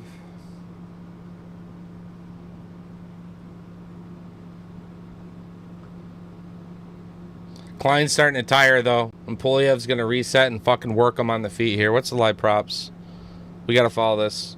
Pulev's about to turn this fight around. Huge fucking rip to the body. Pulev just dropped Klein. It's over for him. Damn. I called it out before I could bet it. I called it out before I could bet it. It canceled. I know I'm like a slight delay, though, because Lethal's a few seconds ahead of me. We could have worked that money out easy streaming it. And speaking of the double, he's right here. Lethal, I said that Pulev's about to break away from Klein. He's starting to gas, and he's going to get starched on the feet. And I think Pulev was like plus 400 or 500 prop, and I couldn't bet it in time. It canceled right as I was betting it. So, damn, I thought my first dog would show up, but hey, one of the biggest bets that I locked in, I said that this fight ain't going the distance. So, parlays on track, making money, and I'll take a pick wrong all damn day, as long as I can respect the finish on either side. So there it is. You Russian did it. He's a favorite, though. He was expected to do it. Klein looked very good in that first round, and there's no doubt about it. So I don't feel bad about the bark there. He faded. Klein came out and was the first dog to really bark. I mean, that Bunez guy had a few moments where he was, doing good off the ground and threatening, not really threatening, but more so staying in the fight, earlier, but against that Esteban guy at missed weight. But, yeah, I said it right before the fight. I said, this is probably my toughest pick. And you got to respect how Klein started this one. So, 2 tough goes for him. But, yeah, he gets hurt real easy to the body. And I don't like this guy sitting at range exchanging. But when he's pressuring and he's fighting his fight early, he's good. But that shit obviously does fade over 15. So, yeah. Good shit. Yeah, bets have been great. Bets are real good right now. So, we're okay there. Yo, what's going on, sports? Also, scrolling back up to Noah. First, do you think DDP will win against Chimaev? And second, by what way? I am going to take that fight to end. Obviously within the distance, but specifically a submission. And I think Chimaev is very good in the first 3 rounds. Not the first round, not the first 2. I think since all the improvements and adjustments that Chimaev has made since leveling up and dedicating his career more,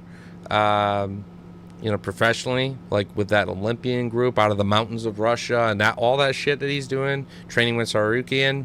I think Chimaev's a good 3-round fighter now. Not just a 1 or 2, but a 3-round fighter.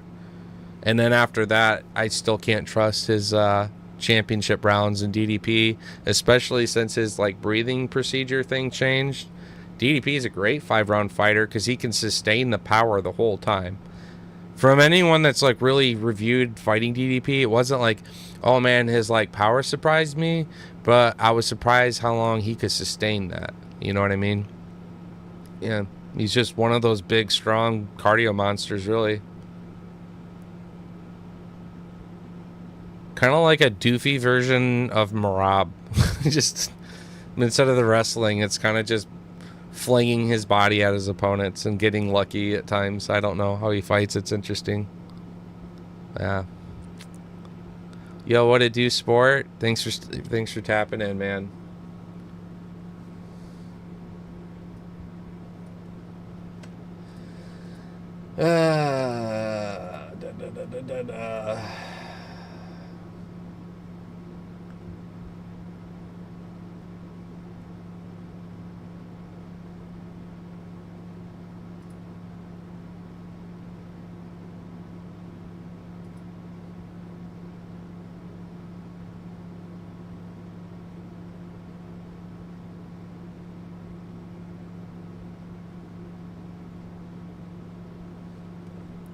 Guru, respect to Bruce Buffer for showing up to work for this dog shit UFC event today.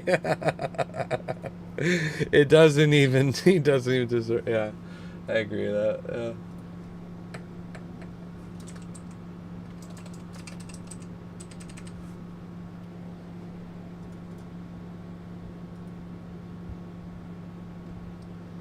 Let's see Maddie's cycle here. What do we got? Fighter by sub. That's by sub.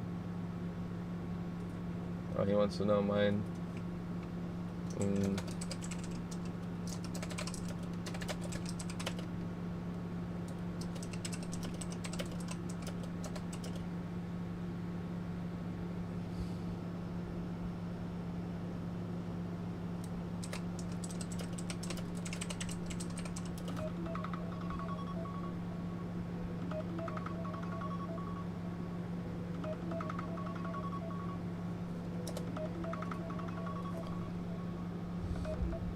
All right, checking a card, baby.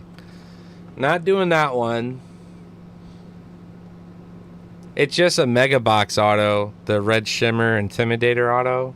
It's not worth 32. I'd rather go buy my own box for 60. Guarantee I hit one, something. Guaranteed auto, and then hunt for something numbered. And it's Covington. I'm sorry, his stock's not good right now. It will fade hard.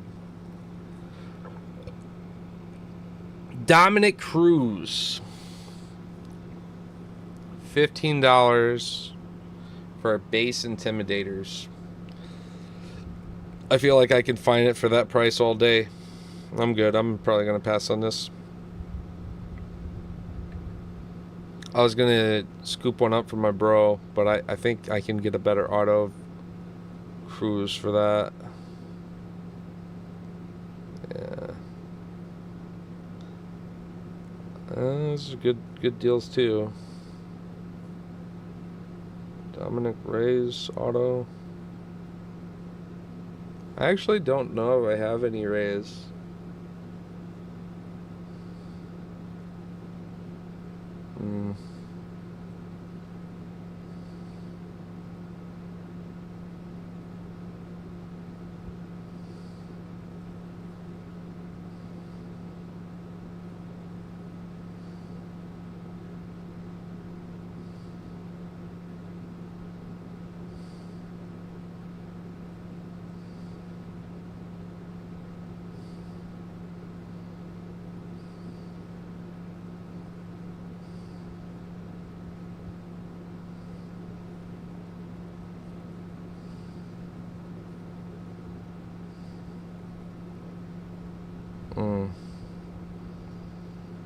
I got an auto I'm for sure sniping in 30 minutes.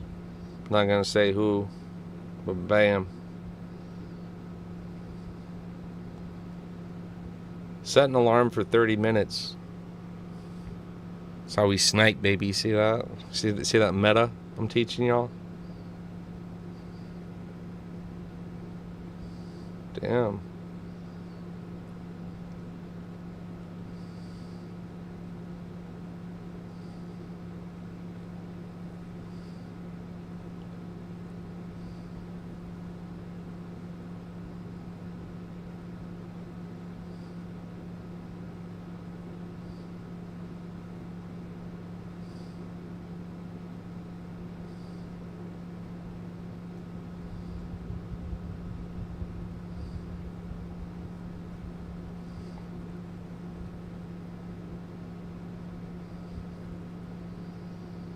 I'm looking at a UFC Finest rookie auto for $2 with 30 seconds left.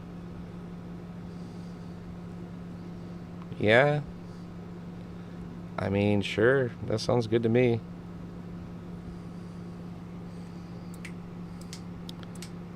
I know. Dude, when you joined the chat, I said I wish Lethal was here, because right as I was making a read and I saw that Klein was going to lose position and it was going to reset to defeat, I saw how gassed he was. And then right as I had the phone in my hands about to make the bet, the bet canceled, and then for the last 10 seconds the finish proceeded to happen, right? So I said, had you been in here with me, I think that was like a plus 400 live prop. But bro, have you been watching the live props at all for fucking these fights? They're like plus 15, 1400 going into the third round and shit. Like, sprinkle on that all fucking day. Fair by finish, yeah.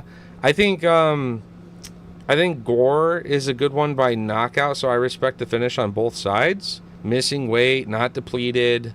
You know, Gore could show up. He's got that good standing guillotine, which I actually don't mind either. I respect it. But I don't think he's hitting it on old boy. You know what I mean? You don't go into a mechanic shop that's been running that shop for years and tell him how to do shit after like one semester of mechanics at college, you know? I don't know, it's a bad analogy, but I think he's got good jiu-jitsu, can handle himself there. You're here now, brother? Yeah? That's good. Remember, I'm all for chilling and watching the fight, but I can't have you telling me a fight's ended when that shit is not ending, because I'm doing live betting and all kinds of shit. So if you're like, oh, it's over, and I'm freaking the fuck out, like, what? And I'm watching it, and it's not over. We got a problem, my good sir. Don't spoil my shit. I waited all week for this movie. Let it happen. But we can totally fuck the bookies.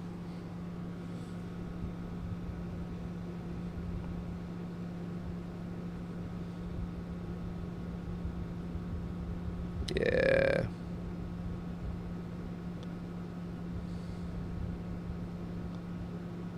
See, did I get any of these? Very nice. I got both. So I got a Drew Dober out of 75 auto for $3. And I got a non-numbered Elvis Brenner rated rookie. Or not rated rookie, sorry. Finest rookies, which is still like a rookie insert auto. For $4.50 shipping. Cha-ching, cha-ching. Those are nice autos. I don't have too many Dober autos. I think I got 2 or 3, and then I don't have any on Brenner, so that fanned out my collection quite a bit. Yo, what's going on? What's going on, Shay? What's good?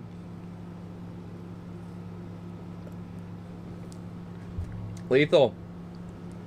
Are you here? Let me know in chat if you're here. I want to show you some cards, and I'm still pulling some mail. Still pulling some mail.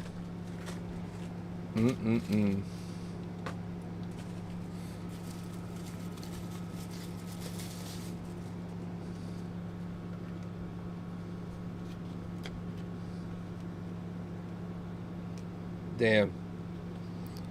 We're pulling some fucking fire, brother.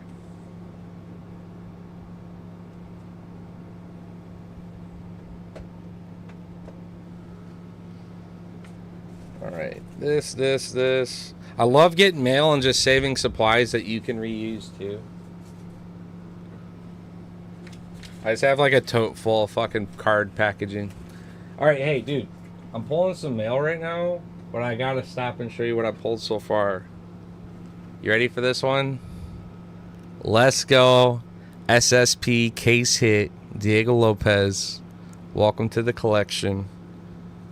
We got his gold out of 50. Bang. I love that refractiveness too. We got his orange, which is out of, is that 25? Yeah. And this is 5th of the print. Same thing, orange. So I got his 50, his 25, his SSP. 2 of these Youth Quakes, which are like the inserts from last year. That was pretty cool. So that was cool. Like me, some Earthquakes, Youth Quakes.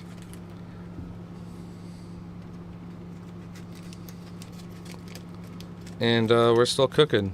We're still cooking. But yeah, dude. I told you I had some mail.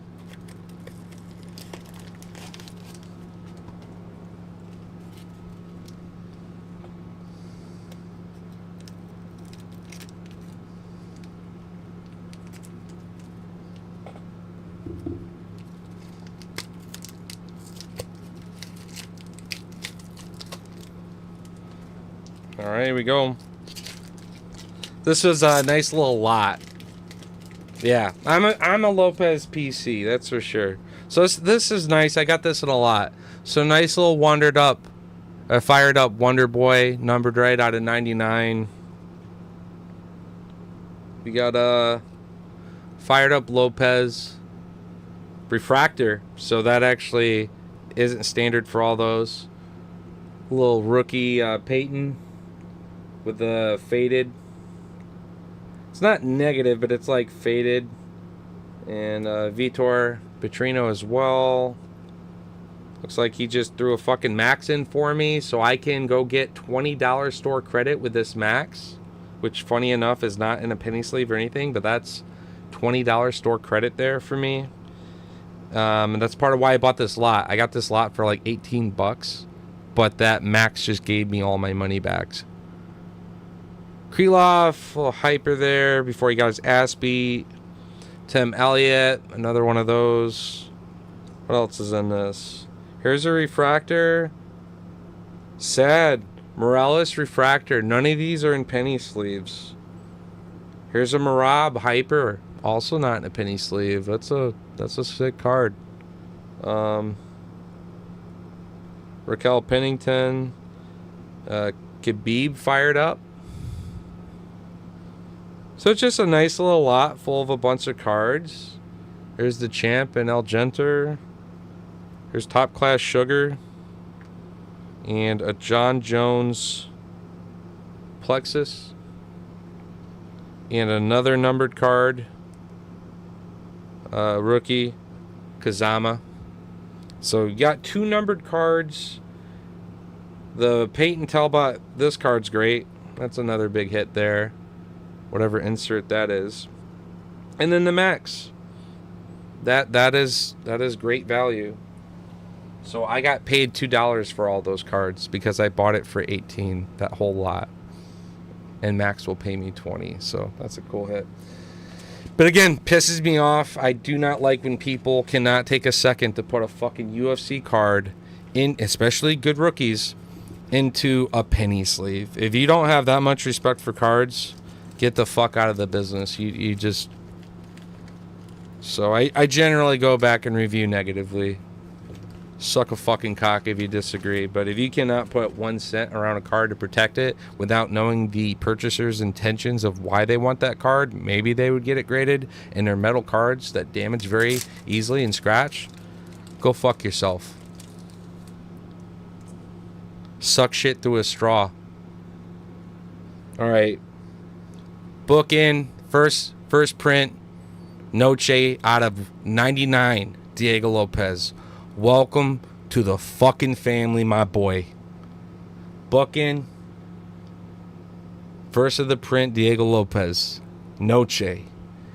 One of my favorite rookies of his now that I own.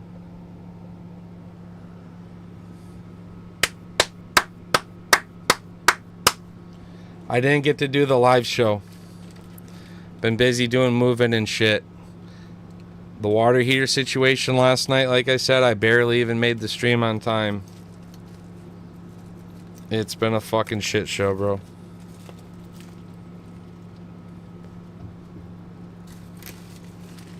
So yeah, I haven't made that show in probably like 5 or 6 weeks. But when I get moved and settled in, or not even that, but in the coming month, you know, of August, I'll do a couple maybe here and there. All right, it's gonna go with the theme and you're gonna love it. You ready for it? Out of 99, the green, the yellow, you already know why those colors absolutely fucking slap.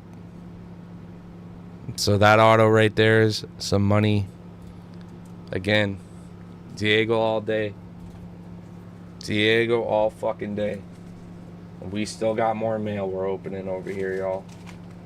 We still got more fucking mail.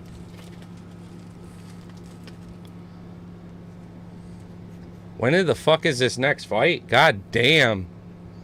Alright, here we go. Trayshawn Gore is finally about to fucking fight Rodolfo.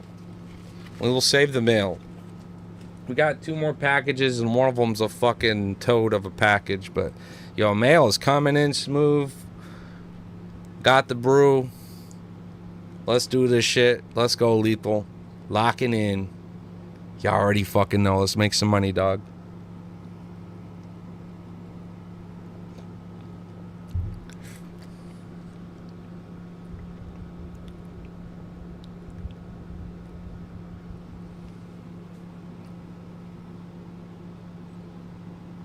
Missed weight by 5 pounds, basically. Like, fuck's sakes. He didn't look drained. He didn't look depleted. He looked ashamed. So, Gore would be fucked at 205. He better start hitting middleweight or he's fucked. I got an out of 10 rated rookie of Rodolfo. I'll have to post later with some other cards that I wasn't able to post quite yet. I'm hoping he hits a nice submission so I can post the bet, the card, and the highlight together. But yeah.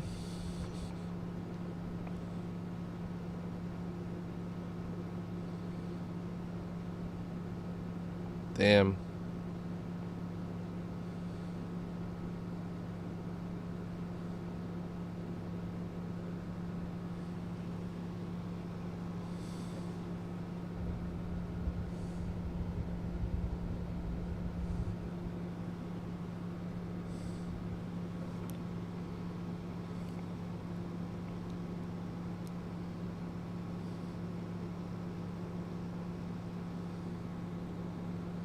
Fingers. Fucking Klingon. I always give him so much shit. Oh, yeah, left jab from Vera. But see, I don't want Vera striking. I want Vera, like, grappling, wrestling. I think he wins that with Gore. Gore's just, he's got that power, too. They can both do the same thing to each other on the feet, straight up. Gore with the hands. Vera's more of a, he's going to work you to the body. He's going to work for them kicks. You're not going to see him go for the KO. There's the exchange. Double leg now. See if he's giving that up. Gore was able to get underneath those arms, pull him up. Nice takedown defense there from Gore. Stepping in with a nice right hand. Both men's exchanging kicks. Let's pull up those live props. Keep an eye on that shit. Keep an eye on that shit.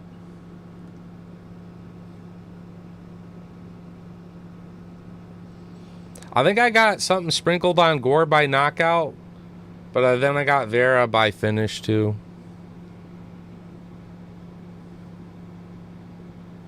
Because the Gore knockout was like plus 600 or 700 or some shit. Nice jab there again from Vera. Another takedown attempt here from Rodolfo. Gore right away underneath those arms, prying that grip upwards, but Vera's looking to turn a hip here and go for a toss. Gore tripoding, posting up. Keep that one arm out in front. There we go. Rodolfo landing some right hands that are just wide open because of the counter grappling being instilled with that left hand of Gore. Now Gore fighting to reverse position, instead gives it up.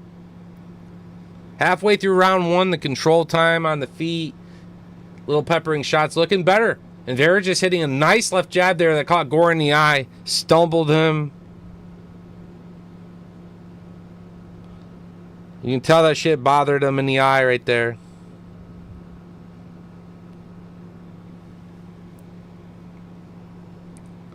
Negative live prop went from 280 to negative 350 by Rodolfo.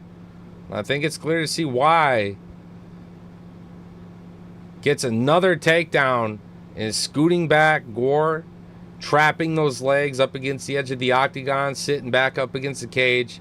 He could stand up into a guillotine here if he wanted to, a standing guillotine. He could step up and over. But I think he's smart to hit this control time here as well. Just pepper little shots. Tire Gore. Tough cut. Tire Gore.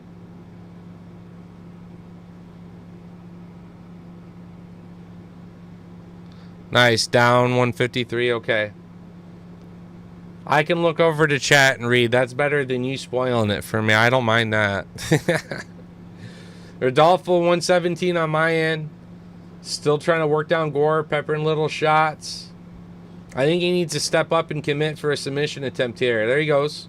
Takes the back, but Gore's gonna post up and peel away. There's no way he gives this up here. God damn it. I wanted Vera to literally step up and advance that position with the standing guillotine. Gore would have been stuck on his ass. No fucking way. He would have had it. 100%. Now we're reset. 40 seconds to cook. And the live prop actually dropped back for Vera. Gore's still a plus 200 dog. Vera's a negative 260. Gore flicking that left jab out as well, trying to come back in this round. He knows that he's losing, so see if he gets aggressive. 20 to work. Gore's got a good overhand if he loads up with it just right. Pumping the left jab. You could tell he is fainting it there, trying to get a read. 10 seconds. Let's see if he throws it. Gore's going to pump this left jab and send it. Instead, Rodolfo meets him with a nice combination at the end of the round. Solid. Solid first round by Rodolfo. Let's fucking go, bro. Let's do this shit. Negative props. Negative 235 for Rodolfo. You know what? I think at negative 235 in the first round, I'm still happy with that. It's not the worst prop in the world. Adam. I'm so sorry, man. I don't know who's ever crossed you or who's done wrong for you in life, man, but I'm so sorry that it's all led you here to just vent it out. Let it out, man. Send the flags. Whatever makes you feel better, my bro. What I propose you do instead, though, do something that takes your mind off it. Enjoy the fights. Too much wrong in the world. Too much corrupt. Too much pollute. What are we to do, my brother? Don't take it out on me, though. I am not part of the problem, I assure you. I'm part of the slavery in society myself. Working for the machine. It's plotting against us. Getting ready to kill us, bro. Thank you. Love you too, bro. We got this. Everything will be alright. That's all I can say. It's what my mate Lethal in chat's doing right here. Last couple weeks, bro. Everything will be alright.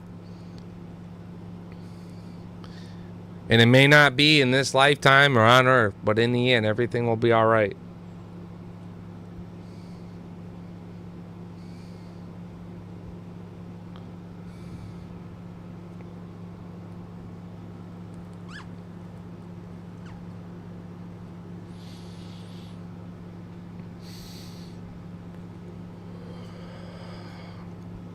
Score behind. Doing a better job of stuffing Vera's just really quick takedown attempt there in the middle. But we've cooked a minute and Gore's still behind in this fight. The props are still remaining about the same.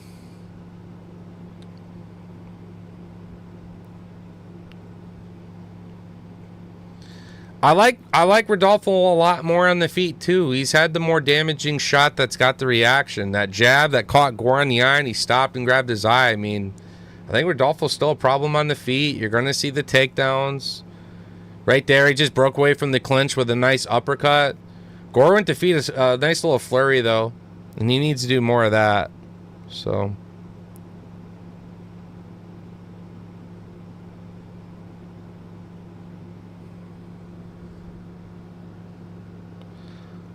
I want Gore to get to like plus 400 or 500 for me.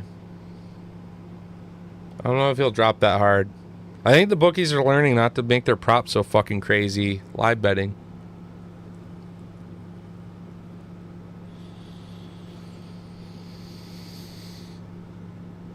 Yeah, that's it, Lethal. She'd be alright, mate.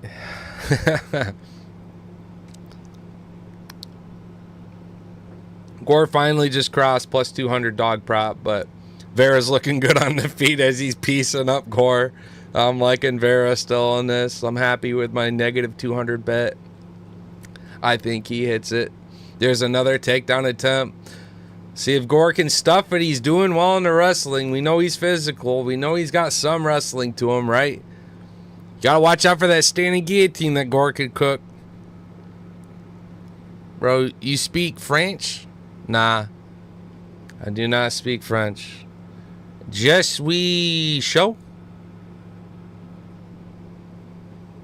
I did a weather report in French class. I took just like introductory to French 1, right? And I ended up doing Spanish instead. I didn't do any better, but I ended up, finishing with Spanish instead.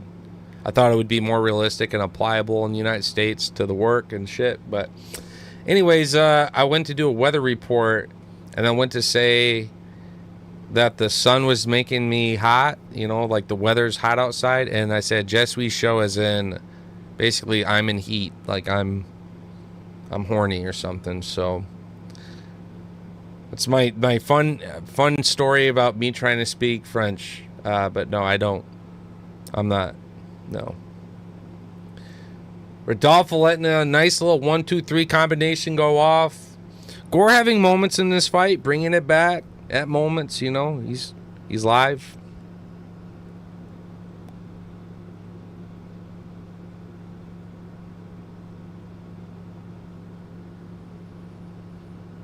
Gore's at a plus 550 dog prop. So now with the movement that I have bet on both sides, I'm going to guarantee myself that I'm making money regardless, which is sick.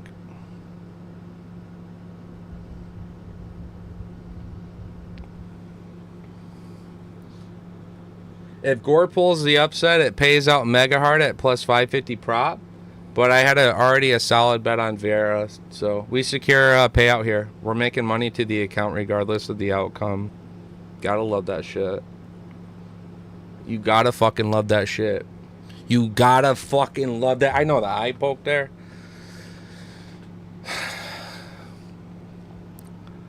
Lethal, it's my favorite thing in the world to be able to gamble but not lose. Because if I can bet on both sides and no matter how it happens, I make profit, then I win, right? It feels good. It's just like, I don't know, it's like a cheat code.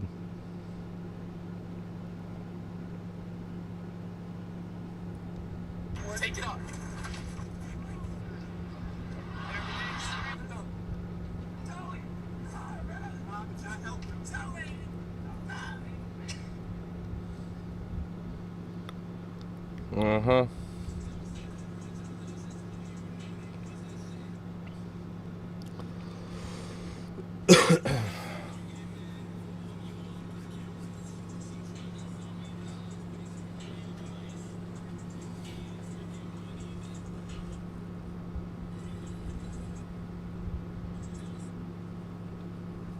All right.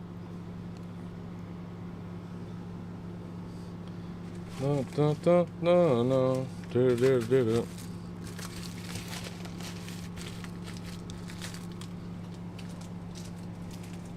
All kinds of supplies. That's why I love doing mail lethal. All the supplies you get, man.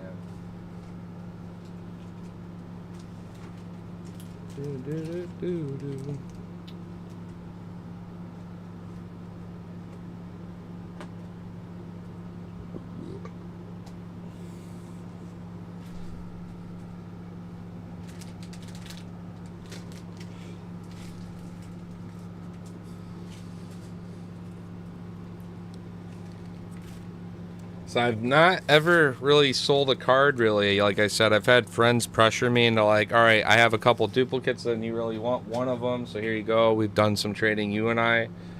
But for me, the supplies is just, yeah, maybe one day if shit hit the fan and I really had to do something with the circumstances I've been dealing with the last few months, and maybe I could part ways with a couple duplicates, post a lot or something, add, you know, other duplicates that I have in addition to the card and just help sell it that much easier, you know. Not interested in doing it, though. I want to hold on to these things for a while. Disrespectful to the dude who sold the lot, though. I gotta go review that shit. You gotta put them cards in a fucking penny sleeve, bare minimum. Perfect, brother. Winning, yeah, hell yeah. I'm liking my pick on Rodolfo. He's not a big volume guy in the feet with his striking, but what's beautiful is he's very quick. He's precise. It's not long, looping, loaded up. Powerful hammers, and they come quick, dude. And they're getting home on Gore. Gore got bothered really early on with the left jab that hit flush on Gore. He like even patted his eye like, damn, man, am I good? You can tell that vision's got to be fucked out of that right eye of Gore. That left jab is just bam. Watch this shit. Boom. Fires it. Gore's having to keep his guard high, and it just feel like he's on the more defensive end of this fight. And he pulls an upset, great, but he's got to go for broke and throw the sink. Rodolfo's just hammering the piss out of bro. Boom. Nice little takedown attempt. Got Gore bouncing on one leg with a single leg attempt. If he wanted to spin around, he could go for a trip, but throw him away. 3 minutes to work. Why not? Why not just continue to pump him with the jab and sit back? Keep that guard high with that right hand. 3 minutes to work, and Rodolfo's running away with this fight. Gore trying to walk down Rodolfo, find an angle, throw a shot. I believe in Gore's right hand when he can really load it up. He's got a good uppercut, too. He just doesn't ever throw it for some reason. It would really mix things up seeing his guard's already high. I mean, that transition to go from high versus reset throw, like from low, keep that guard high and feint and then fucking land that uppercut. Let's get Gore training with Gaethje, dude. Let's land it. He's got them fucking Ninja Turtle traps. Boy. Boom. Rodolfo's showing some hard damage, though, in the last, 10 minutes of this fight or so. He's really starting to wear it. Whereas Gore initially took that hard left jab, but has kind of recovered a bit throughout this fight. But the strikes with Rodolfo, the volume, the takedowns, the control time, this, what can I say? This would be a robbery. It would make no sense. And even still, Rivera extends his lead over Gore with a nice three-piece there. And now we're transitioning for a trip. Gore, meaningless shots like this to the side ain't doing fucking shit for nobody.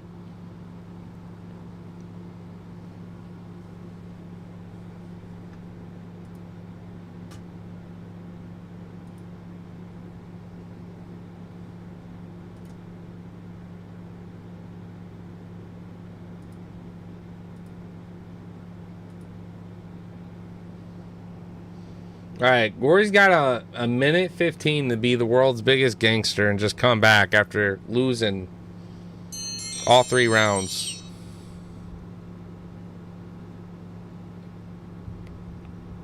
Rodolfo's still throwing some heat.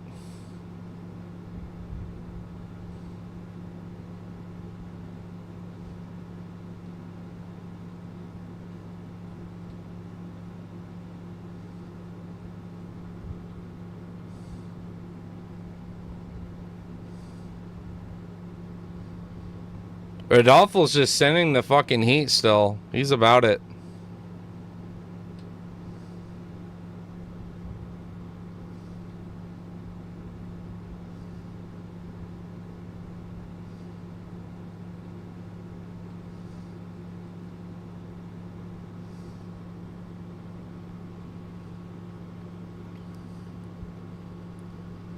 They're in for a nice takedown again. Yeah, just play it safe.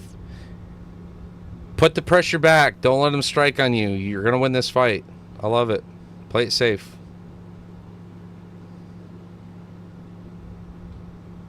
And I just fired missiles on all these cards I was really wanting to bid on, so I'm pretty happy about this.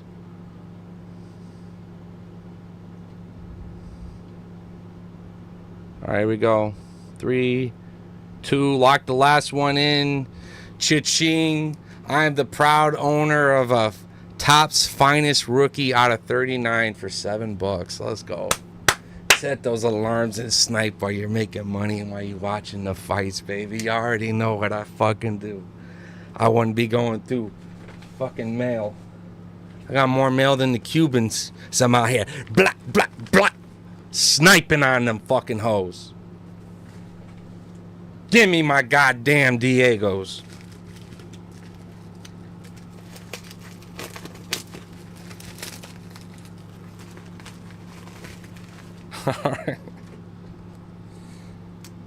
You liking that, Lethal?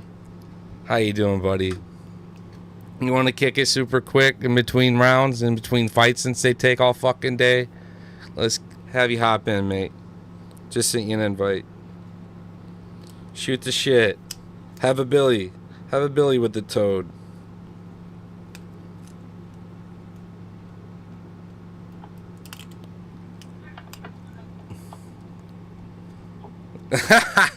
What's this Sub-Zero shit? What is that?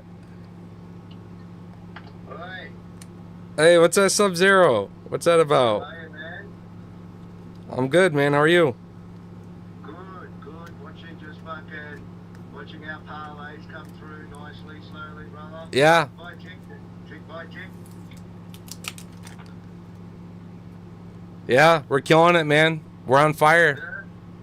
Yeah, I've just got my next one's my first big dog though, man. Nathan's Fletcher, man. That's my worry for me. Oh yeah.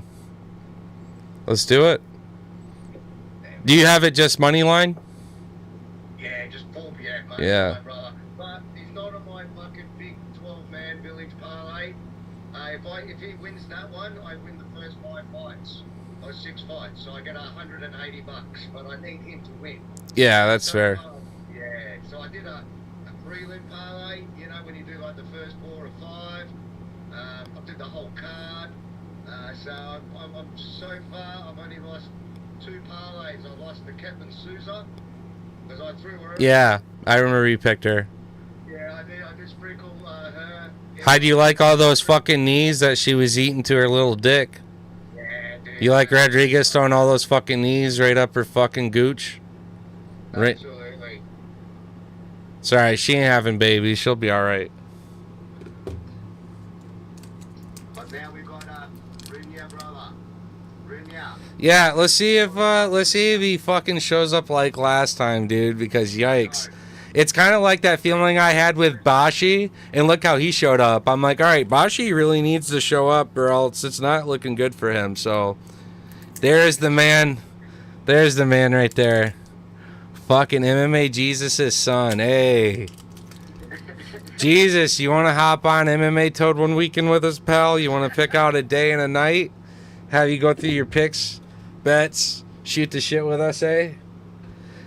Bro, the heat just keeps fucking coming. You see the coloring too? That's an aqua, isn't it? Yeah. Yeah. Yeah. It's out of 175. Nice. You've fucking got a low page rampage, brother. Hey, bro, I go hard. He's one of my guys. All right. Like, hey, you see the shirt? Like, I ain't fucking around. With Volk gone, he's your champion. I'm just letting you know that. I've got the stall bender going today, brother. Nice.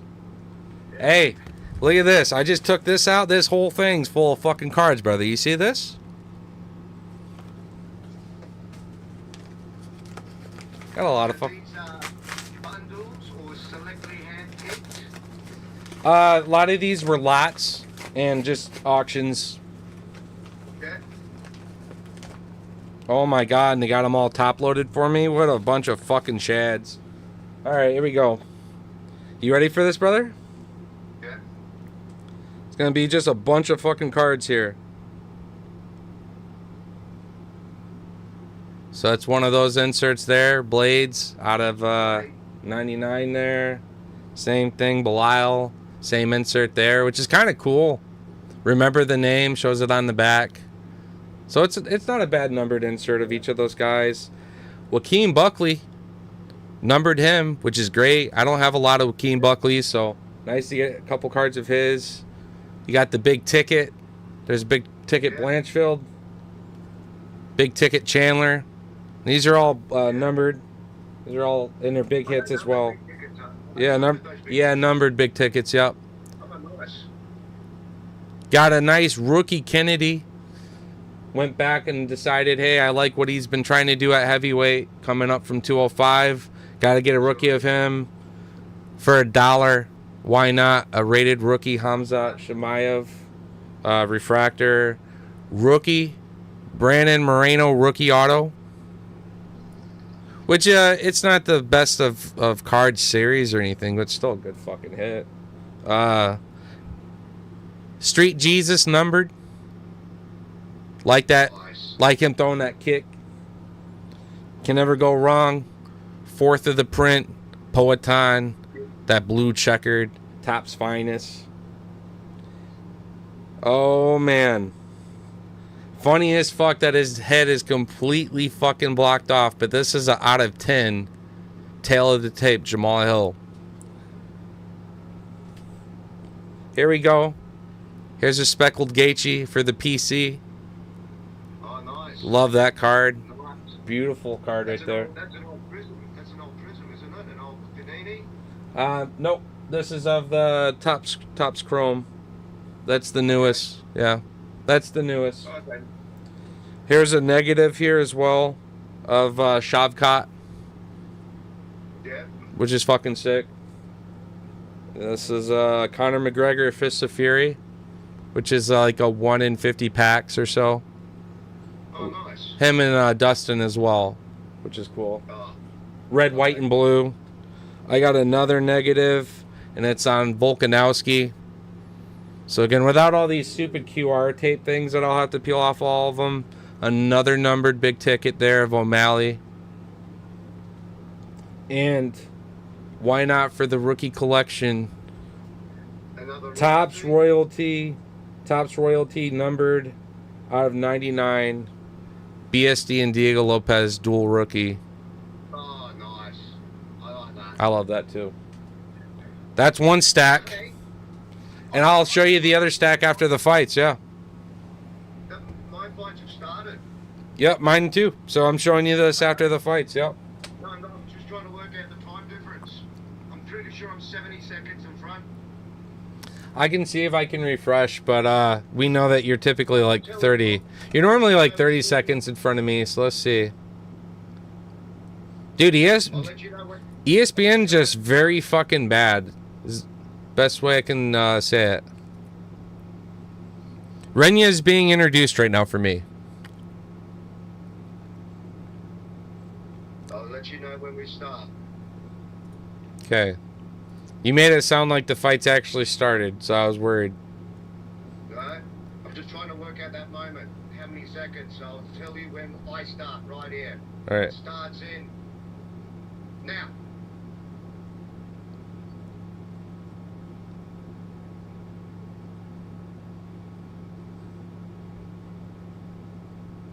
Ooh. You're about 13 seconds in front of me, I counted. Lethal. Okay, 13. Yeah. Cool.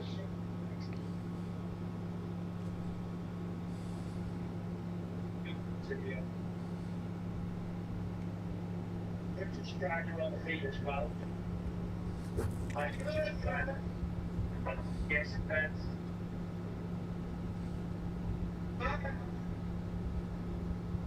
You're a big boy, Reno, man. I didn't realize how fucking big he is. He's fucking solid. Yeah, no, he's huge. He's a fucking brick house, dude. The thing is, I like his grappling a lot more than I like his striking, if that's fair. Like, I like when he crosses the void and just starts putting that pressure on people. Sprawls out. Don't worry about the grappling. Just got knocked out.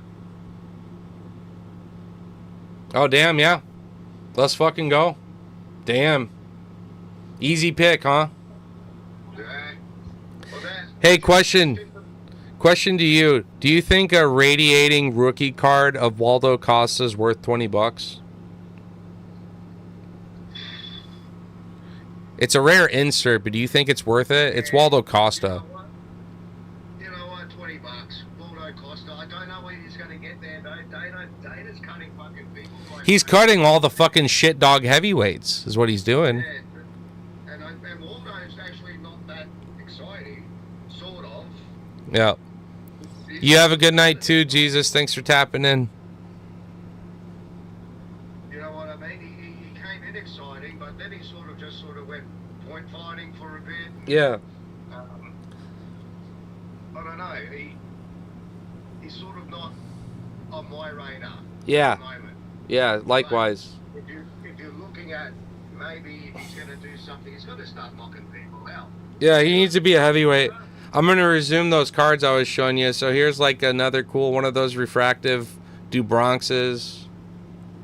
Here's another negative. This one is of Charles Oliveira. So I'm building all the negatives out quite nicely on some big fighters I enjoy, which is cool. Here's another ticket. Umar. Are all the tickets come in blue, or do they come in different colors? Silver is like the base too. There's a Dubronx ticket.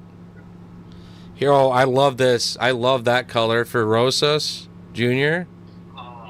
Oh, what a banger. Lovely. And look at right on the back, El Nino, the problem. I love that. Yeah, because I'm investing in Rosa. Like I've been investing in for a while. Here's another Buckley numbered, which I was just saying I don't have a lot of him yet. Hill, because everyone gets rid of Hill for nothing, basically.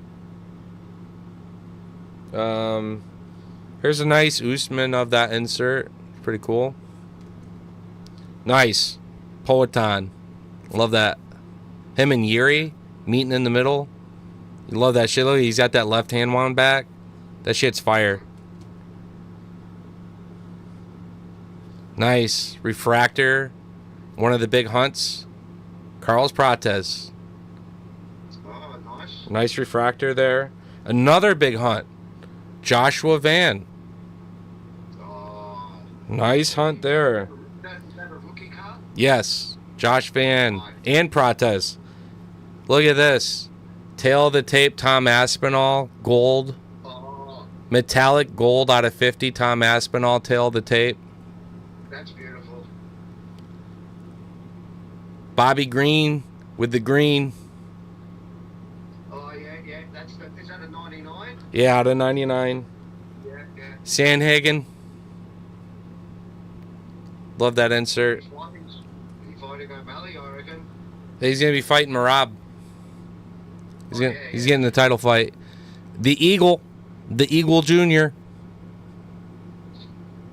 Gotta love it.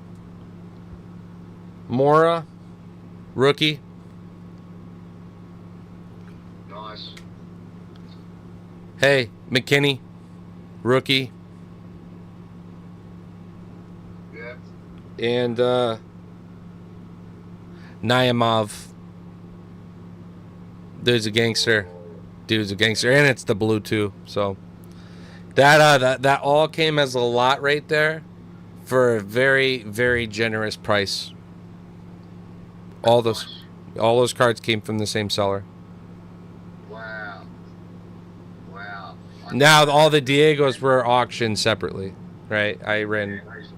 Yeah, those Diegos look fucking beautiful. That's a nice. Hey, that Noche card, I've got the same one of the 99. What number? I'm just going to grab it. Yeah, go grab it. Yeah. Good shit. Yo, cheers. Thank you guys for tapping in. Doing pretty good on our picks. Just missed the one. Thought Klein would be the dog, the first card to bark on the prelims, but from a bet standpoint, we said distance no, and it's been pretty safe. Bashi within the first 2 rounds with a submission. We're on track, man. Prelims have us looking good on the main card. We could be multiplying pretty nicely tonight. Not a lot of big upsets. Not the 99, but the cut version of it. Yeah, the die cut or whatever. That's sick. Yeah. Is it numbered? Is it numbered at all? Oh, okay.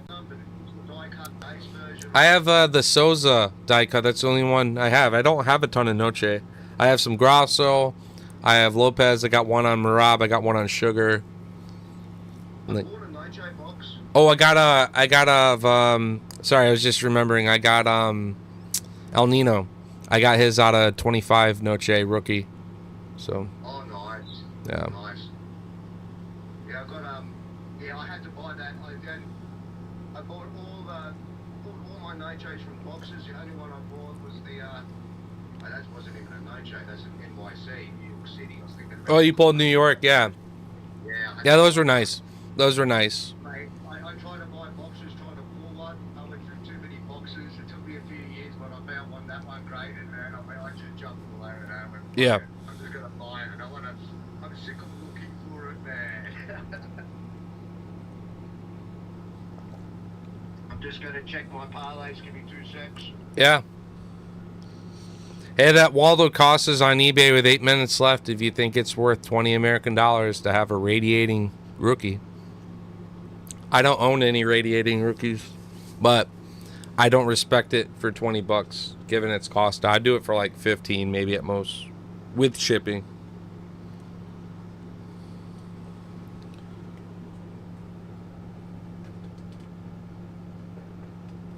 Alright, my parlays basically start from now, man. My screens have got green ticks all over it. Nice. My whole card parlay's still going. We're getting into the fucking nitty gritties now. Once it hits Neil Magny onwards, man, that's where it gets exciting. As far as the parlay's concerned, like interesting. I tell you what, I'm left with one parlay if Neil Magny loses. I put all my X on one fight because of the odds, and I still believe he's going to win. But if he doesn't, if he has a bad night at the office, it's a very, very short day. I just bet him by decision, and that's all I did. I spread him everywhere, brother. Yeah, I'm okay if it loses. The props weren't all that great, but I went more by like how does a Magni win typically look, and typically it's strike accumulation decision. Yeah. He's not a finisher. I just threw him on the parlays because he was paying like $2.60, so Yeah. just increased the odds of those parlays. It just sort of went boom.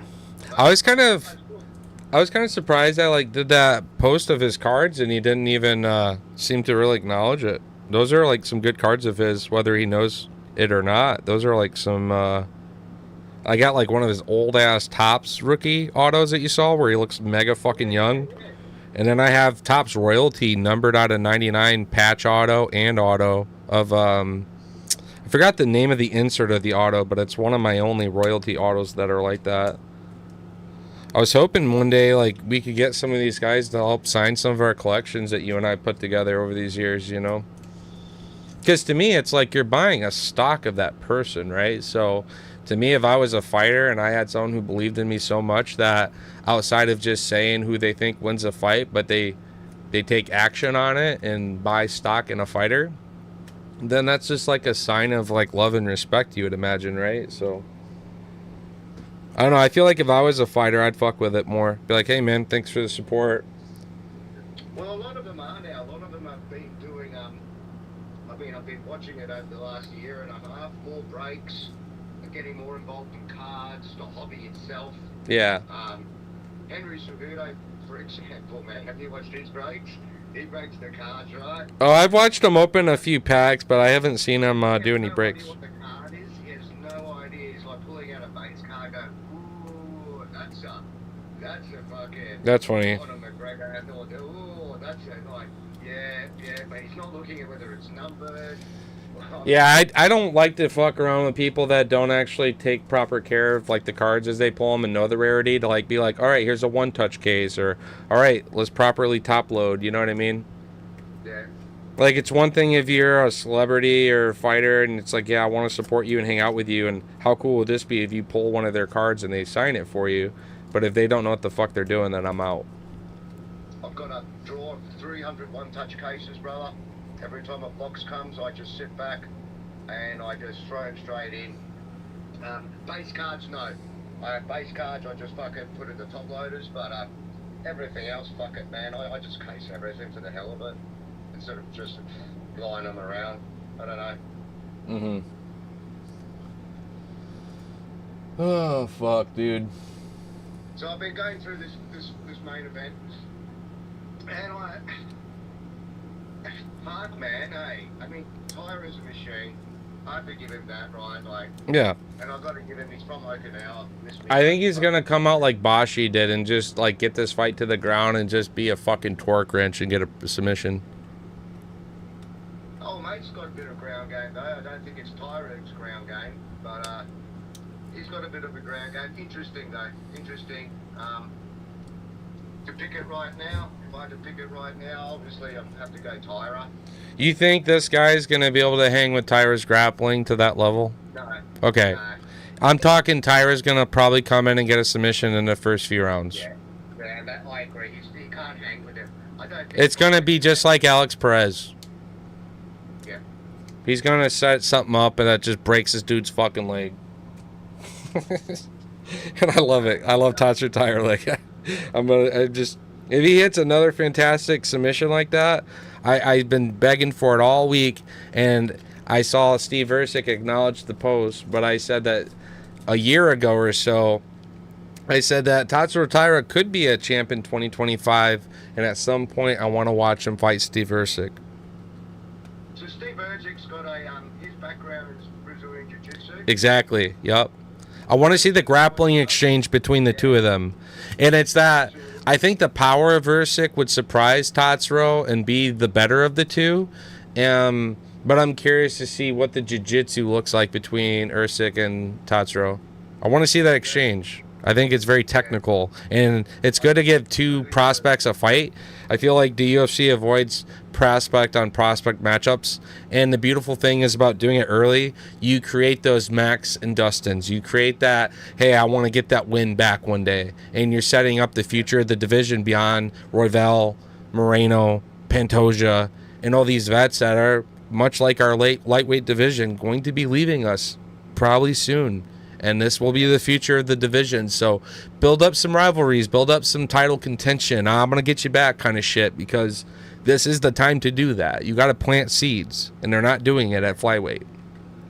Well, what does Charles Son and even Colby and even Connor, the three people that always talk about marketing yourself. You can fight. You have to win the fights, yes. Yeah. But once you win the fight, you need to do that little bit extra. You got to market yourself. Sean O'Malley was a great marketer of himself till he bumped into Marab. It's hard to market something.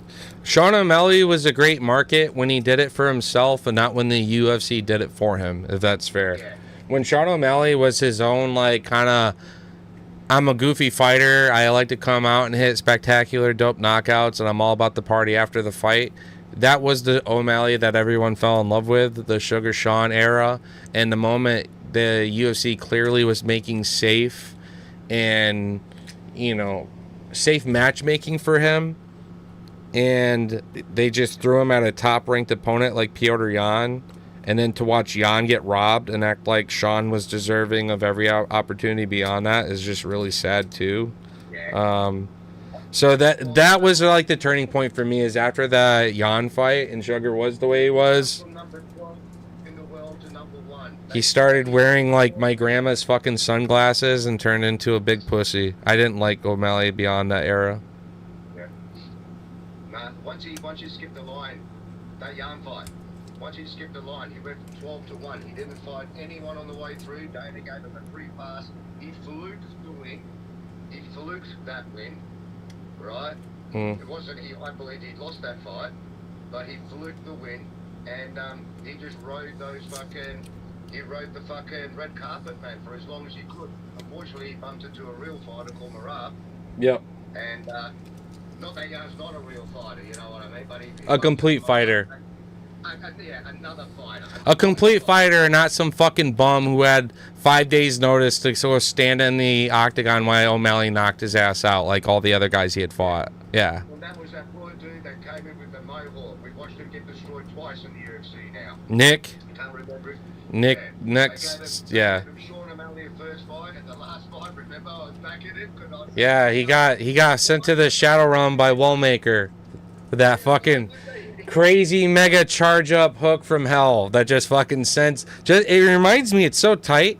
It reminds me of Morales and Ilya. It's just that young tactician fucking charge up, low, quick, bow. In the meantime, the guard's so beautiful, the setup for it, the way he feinted the kick and then threw that shit, and then it showed him doing his mitt work in the locker room, and it was the same setup. I said, oh, it's so good. I love Homemaker, dog.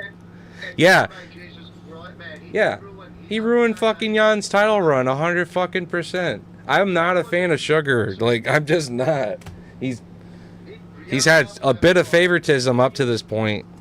Nah, man, yeah, fucking Sean O'Malley broke him that day. Not in the fight. He broke him mentally at the end because he lost. Sean O'Malley lost, and then Jan. He's back now. Peter Jan's back. Yes. The master of boxing is Yeah. fucking. That's why I need Sugar to fight Jan again. And I need Jan to beat his ass. Oh, And then I need Jan to get that one back for me, is what I need. Yeah. And then when Jan's done beating his ass, I need Sugar to not run from Corey Sandhagen, and I need Sandhagen to beat his ass too. And then when Sandhagen and Jan have done beating Sugar's ass, I need to cheer up and see Sugar beat someone else's ass. So I need the UFC to give some guy 5 days notice and a pack of fucking beer to come fight Sean O'Malley and see O'Malley get a fantastic knockout again. And then I'm just, I'm right where I need to be in the Sugar Show again, the good old days. look, the Sugar Show is pretty much done. The Sugar Show can keep trying to do jiu-jitsu, and then I'll keep doing plus 1,000 bets like I did with Marab to choke his ass out. So the Sugar Show can, like Sandhagen, if they give me plus 1,000 Sandhagen submission, I'm taking a loan out, and I'm putting it on that fucking submission. Because I'll have generational wealth from watching Sandhagen choke the piss out of O'Malley. That'll be great. I always put money on one person. He's an Australian fighter. Volkanowski? No, Tom Nolan, Big Train Nolan. Okay. Fighter. Yeah. He fought recently, right?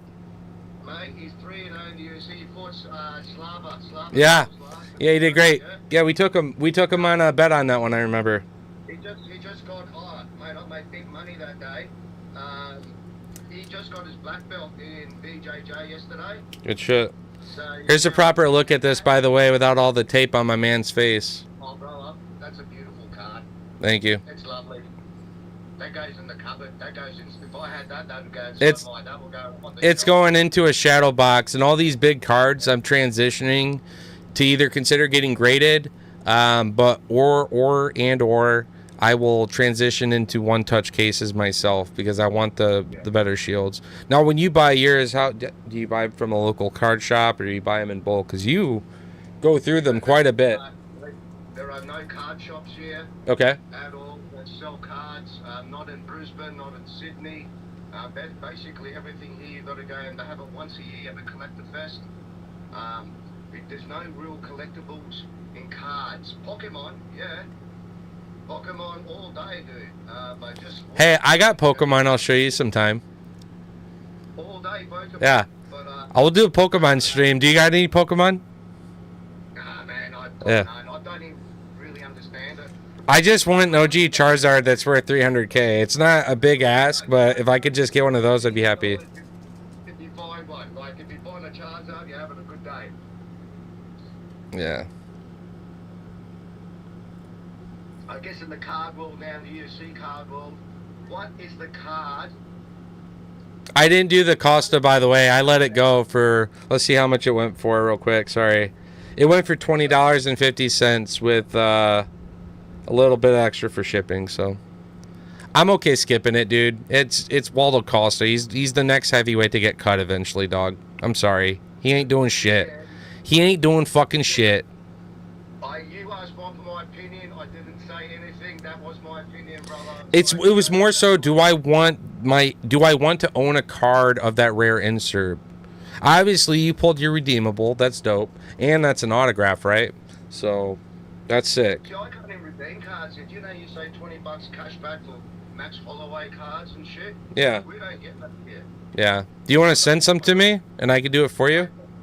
It only arrives to me as like a store credit, is all. But So is there any Max Holloway card from any series, anywhere? Or is it no. top scroll? It's only the new Topps 25, and it's only of his base card. I got from my Mega Box, my first Mega Box with the 2 out of 8s in the out of 99 auto.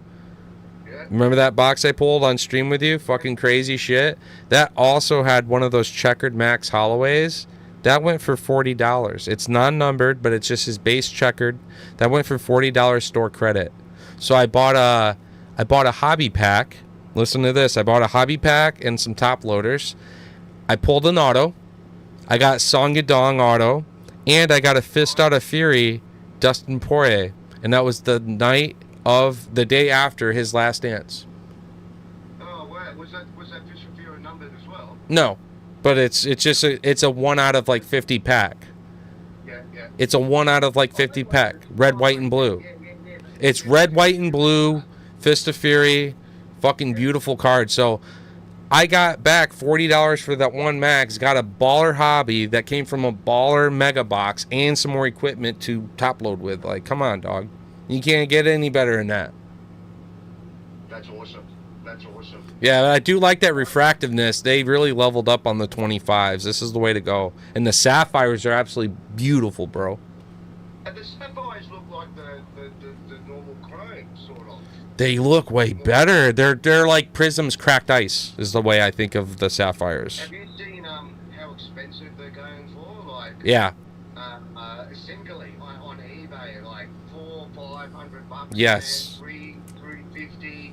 Yes. Low numbered cards too. I'm talking 90s to 50s, not even high numbers. I'm seeing not even numbered and still going for specific cards though too. So I saw Matty Betts. He was ripping cards supporting a friend that opened a card shop near me in Chicago, probably like 2 hours away or so.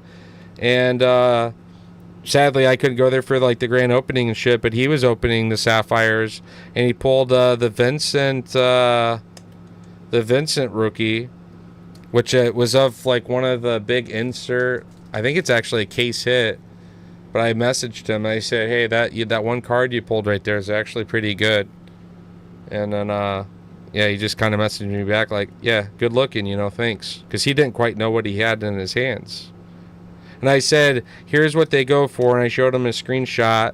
Ilya's was going for $300, non-numbered, but it's Ilya. And then I had another one that was going for like another couple hundred. I go, "The beautiful thing about yours, mate, is fucking rookie." So yeah, he pulled some heat. It is cool to see people get into the hobby, man. Look, it's to everyone out there, it's addictive as drugs. Wow. What a fucking beauty. Yeah. I've got a Rover collection going too. Yeah, I do too.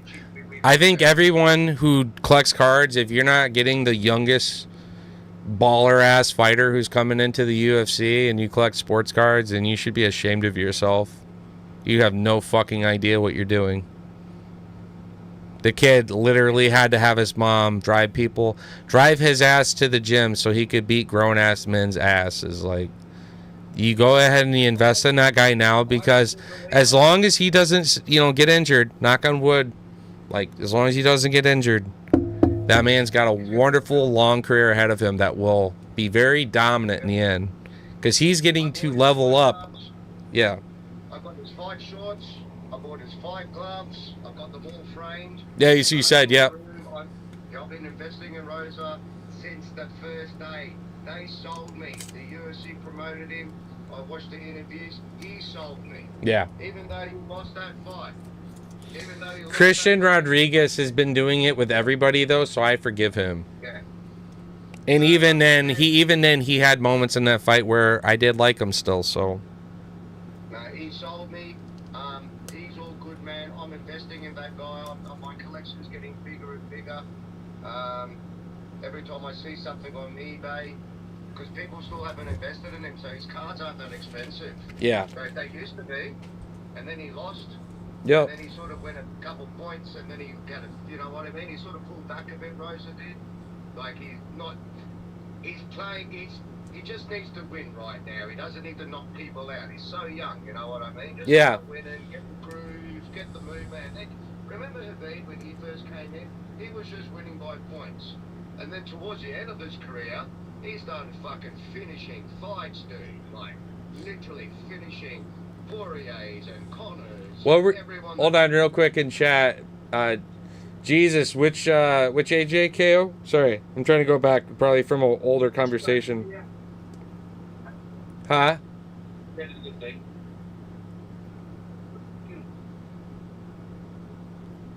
He said he swap a 3.5 for a 3.5. Yo, what's going on, Latin? What's good, man? Welcome in. Hope you're enjoying the fights, brother. Yeah, on the 27th. All right. Okay. I'll pop off with you, Lethal, as soon as these fights start up again. It was good shooting the shit with you, though, for a minute, catching up. Yeah. All good, man. All good, because I'm just watching what's going on now. Who we got coming on? Unless you promise me you won't scream shit out and ruin it. I'll stay quiet during the fight. All right. I'll wait till it's finished. I'll wait till you're finished. All right. You ain't ruining my movie, dog. I waited all week to watch this movie. You ain't gonna yell out the fucking answers and ruin the shit. We can do it to make money, but you better not do it to any other reason. Unless you're asking me. Unless I ask you. I like that. That's fair. True. Yeah. If I start to see something like, yo, I'm starting to notice this thing. Is he making this adjustment? And then if I will not say anything unless you fucking have something that you have lined up and you're watching something happen. You ask me, I'll go do it. Oh yeah, the Aljamain Sterling, yeah. Dude, you know what's sad about him losing the Aljo in that rematch? I aced the entire card going into the main, and I had Piotr Jan. And I was going to get my first ever aced card, and I had a bet on it. So the payout would have fucking been like half of a salary for me on a very small amount because of how big of a multiplayer it was. So could change my fucking life, dude. I had Piotr Jan 1, 4, and 5, and you got to prove it. You got to beat the champ, right? I know Aljo technically DQ'd was champ, but man, you can't tell me he did much in 1, and all he did is backpack in 2 and 3 in a body triangle. Piotr Jan turned it up, had 4 and 5. So go back and watch 1 and tell me who won that round. It wasn't fucking Aljo. He did fuck all. Piotr Jan should have won that first round, thus the fight. UFC, go suck a fucking cock. Your judge system's corrupt and dog shit, and you have no fucking idea what you're doing. Even tonight, who the fuck gave that shit to the old girl? Rodriguez almost got robbed at the start of your fucking card because Souza somehow had a split decision. One of the judge picking her, getting her ass beat. Go suck a fucking cock, UFC. What did I say? You're a Peter Yan fan, my brother. Very passionate. I feel bad for him. We were just kind of yapping about O'Malley fucking him, and I was thinking back even further, like Jesus said about Sterling, and it's like, yeah, the man really has been fucked. I remember he got on Twitter after that fight, the fight with Sugar, and he goes to fuck with the judges, like in all capital letters, and I just remember hearting the post, like, yeah, fuck the judges, Jan. Look, it's a QR tape. 9 out of 10 times. If they fought another 9 times, I believe Sterling beats O'Malley. Yeah. I believe he has. I said that too. I was convinced that Aljo would beat Sugar in the first fight. I was wrong. And then I thought to myself, well, run it back. But then, of course, Marab's time was ready. Way better without the fucking tape on it. Yeah. Now you can see their face. Hey, what have we got now? This is my TKO fight, Kevin. Bajak. Yeah. I got this fight just to go within the distance. I don't care how. Part of my big parlay as well. Dude. Thank you, MMA Jesus, because Sterling is a fucking great fighter, man. I have a nice little PC of Sterling. Yeah, same. Not many, but... He's, I was kind of sad that his stock was as low as it was, seeing how good of a fighter he is still. But it's because, like, not only has he lost, but in transitioning up to featherweight, he had that fight with Cater at 300 that put the whole place to sleep. On one of the most electrified nights in MMA history, Aljamain Sterling had the honor of putting us all to fucking sleep with Calvin Cater. So all of his cards just totally shit the bed at this point. It's like, well, you know, whatever. Anyways. Every fight night, I walk into my room, I say to Trudy, I go, like, you know, like, for example, I have one Zelius dos Santos card, Zeligio dos Santos card in my room. It's a Museum 2018 auto, right? Numbered to 10. Nice. I had that, and guess what? I didn't even buy that. When I bought a card, someone gave it to me. So I put it up on my wall. Now, I sit back every fight day and I go, I wonder which card's going to go up in value and which one's going to go down at the end of the day today. Like, yeah, sure. Do I sell it? No. Do I get rid of it? No, because I love my cards. But it's always... They're children, dude. These cards are like fucking children to us, for sure. Yeah, and to walk in that room and go, ooh, Dos Santos, someone gave it to me for free. Your stocks just went up to $20.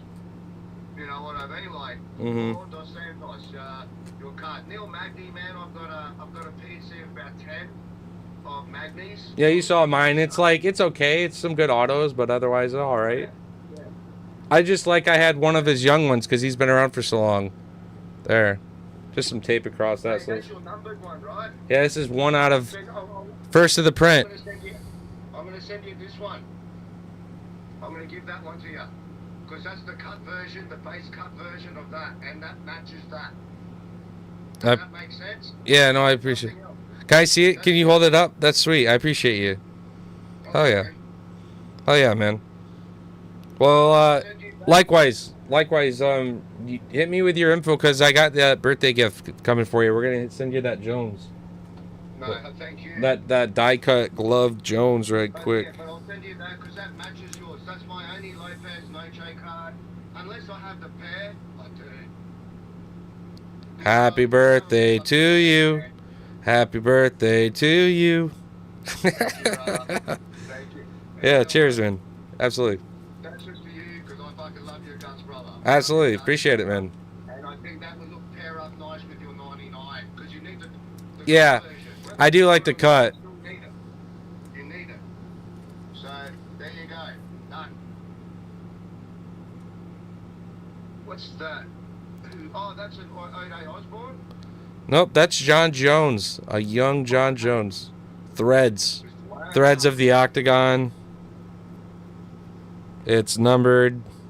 And this is out of 2012. Nice. Is that auto? No. No. Just matte. Yeah. Would be a great one to get signed though, right? For just Oh, I love that. it would be huge. I can't believe. Do you know how low his stock is now, John Jones cards? Yeah, I know. Have you noticed? You know, Have you noticed what have I been showing you each? What did I just show you recently? I'm buying that shit up now. I don't care what anyone says, man. Yeah, dude. That's amazing. This is one I got early on. All the glory. Yeah, that's beautiful, see? A year ago, those cards I couldn't afford. Now, we can get them. Yeah, that's your tiger friend. Mm-hmm. Maybe your first case hit. Yep. Gold shimmer. Love it. Out of 39, yeah. Brother, we're up. Let's do it. I'll start up now. Yep. My fight start. My fight's not starting. Bruce Buffer. You just tell me when your shit starts so I know the time difference. Alright. I'll tell you when my shit starts, and then you'll watch me shut up. I'll watch you shut up.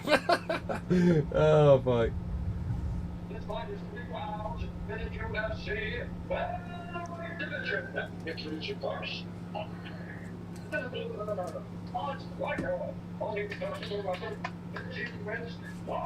the Argentinian. Yeah, it's a big one. We want Kevin. We want Kevin as a pick, but I got just fight within the distance. I don't care how. Cheers, yeah, cheers. Elvis class. No. I've got my fucking UFC beard fucking class. One mug to rule them all, and with dark ale bind them. Cheers. Cheers.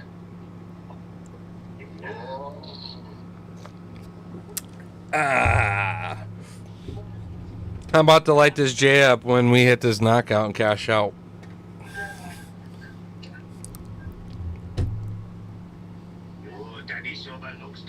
Either guy can win by a finish, submission, knockout, I don't care. But I expect it's going to be a Kevin knockout, eh? We all agree? I'm hoping that's what I've got. Yeah. I'm on knockout. You got knockout specifically? Or just money line? Yeah. Okay. Yeah, knockout. Okay. specific. Yeah, good luck then, man. The money line was shit on him. It's $1.18. Yeah, I know. I took fight by finish. I didn't care. Yeah. All these high favorite props, typically the finish is better. Okay.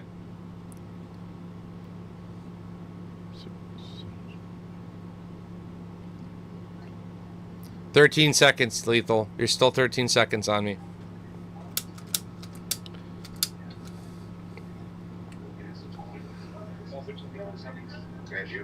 Dude, watch his striking though. It's tight. There's that right hand already getting through for me. Mm.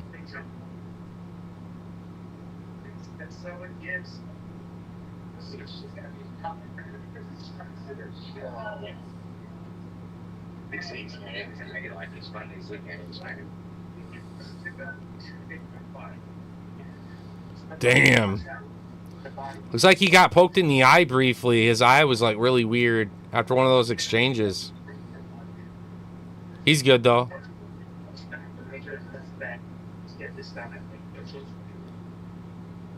He kind of gets wild with it, huh?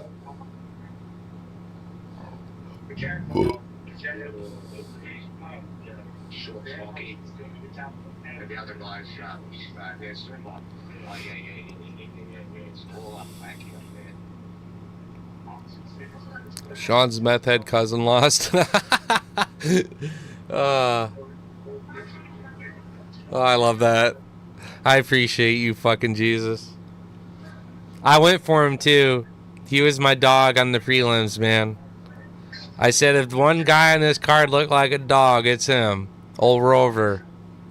Blue collar, come on over. I had a tweet lined up to send his ass to the White House prelims because he came out hot for the first 2-3 minutes like he wanted to fucking kill the guy, and I loved it. I'm like, yeah, get this guy to the White House. And it just faded. I'm like, nah. Kevin just at range having fun throwing these long, powerful shots, but Silva's having to be extra defensive here for obvious reasons. Just one of these slips through and it's over. Kevin's got power. He's got that pop. I can see Silva with a nice counter, though. There's a nice step-in knee from Silva. Try to catch Kevin confidently stepping in with that right hand. Will bust that rib if he times it just right. Head kick over the top. Body, body. Head. Nice. Nice little collision halfway through the first round. I'm liking my odds here to have this knockout on either side here. I expect it happens. Switch stance by Velhos.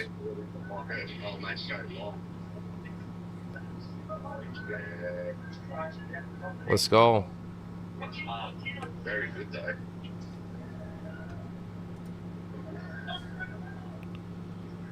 Set an alarm for 41 minutes. Oh, there you go.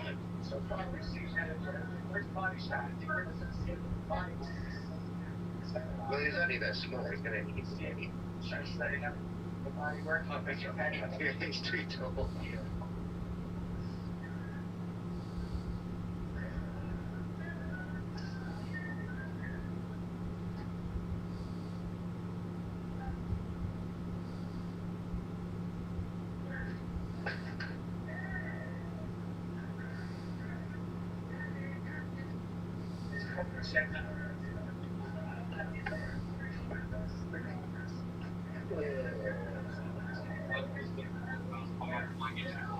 Things starting to fade down in towards the end of this first round. Silva trying to do a Sean O'Malley basketball dribble in between the legs. And now he's firing some shots back. And Kevin said, fuck you, grabbed a hold of his shit. Has him up against the cage. About to take his lunch money real quick here. Let's see what happens. I got 50 seconds. I got 36. Yeah. And with that slight delay in me asking, exactly 13-second delay. Boom, boom. It gets longer. We've been between fights and it's still been 13 seconds from the start each time. Yeah. So In the past it has gotten worse, but right now it's still staying 13 seconds. So I'm at 20. I'm at 15. 2. Yeah, see? 13. Yeah. Nice. Nice little comeback at the end of the round from Silva, but I still got to give that output to Kevin. He was the one marching for it, throwing bombs, throwing the strikes. Fuck ESPN shit not updating on the stream, by the way. I've been having to babysit this right screen over here. It's pissing me to fuck off for the fight companion. I like to have the live stat up, and it used to just flip an update. And all the boneheads that run UFC's webpage just can't do shit. In fact, that's probably the issue. I'm going to switch. Instead of using UFC's, I'm going to use ESPN's because it's ironically better. So anyone who wants the live tracker, type UFC into your Google search. And instead of using the UFC, look for the ESPN. If you can get it. Where is it? Yeah, right here. Look at the stat difference. Look at the quality difference. Why is everything third-party UFC typically better than the fucking developers of goddamn UFC? They need to redo their goddamn website, fight companion shit. Because you open ESPN's and it's night and day difference. I'm getting real stats now. Clear, precise, timing of the rounds. It's also showing control, legs, body, head, significant strikes versus total strikes, knockdowns, and sub attempts. Wow. Even shows the zone of the body in which the shots are hitting. So if you legit can't watch the fight, you could just watch the zones of the bodies light up and watch the strikes accumulate and get an idea. Sadly, this is from Shitdog ESPN's website. Silva actually just stepped in with a big, powerful kick there. Had some heat on it.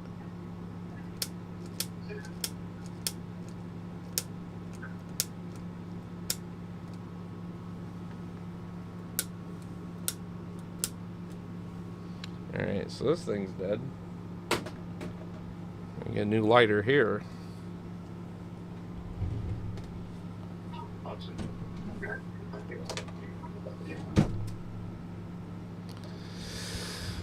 All right, we're sweating 8 minutes and 55 seconds, boys. We need a knockout or a submission on either party to resume one of my parlays because we did not expect this one to go. I told you today, Kevin. I don't. It doesn't matter to me who wins and how in terms of like either fighter. It's just a finish. Like you said, betting on Kevin alone doesn't pay jack shit, but I'm not betting on Kevin by a decision, and his knockout prop was so dog fuck, I said, I guess I'm just taking distance no because it makes the most sense for the money. He's on my 12-man parlay, so you know Yeah. the God parlay. He's on that, but to make money parlay, I have got him by knockout. I think he's live for it still, but his shots are fading in the second round now. He does some good body work, though. I think that could accumulate. There you go. He just caught Silva on the chin there with that right hand, and he just barely missed a fucking left hook to follow it. I'm going to tell you what, 30 seconds in front, I can see Silver wilting Yeah. slowly, brother. Yeah, I do too. I like that he's working the body work in, though. Still doesn't mean that he's not losing some zap off his shot, but he's still throwing them hard. And the power. There's that right hand, left hand, but see, Silva's game. Silva just ate that and smiled and started nodding. So, like, again, Danny Silva, very tough. What I've noticed lately with really good boxing in the UFC, a lot of people are using body shots now. From JDM, Ilya Taporia, these little shots are coming in. You know how calf kick sort of came in Yeah. for a stage. Body shots are coming in, man. Like, Hey, just a minute. I got a phone call coming through. Hey, I got a phone call coming through. Just a minute.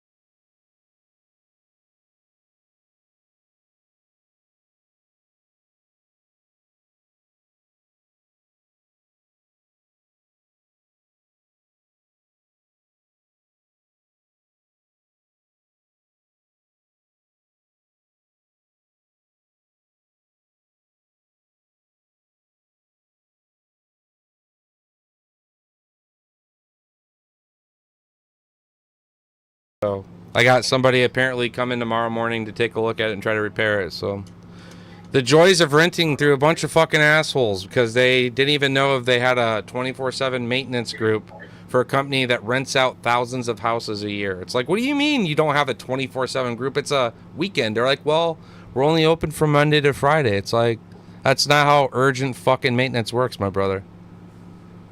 So while you're doing that, the 2 rounds up, Kevin. Yeah, Kevin's winning. I just want the finish, dude. I really thought he'd for sure get it on. He might finish in this 3rd round. Let's do it. The power it seems a little bit overwhelming for Silver Man. Silva's game, though. He's eating all of it.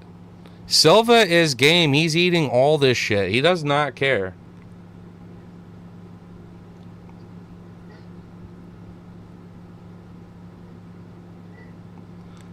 I just got called by the thermostat guy. Blue Bay didn't send me shit. Looks like he's looking to come in the morning around 8:30 or so.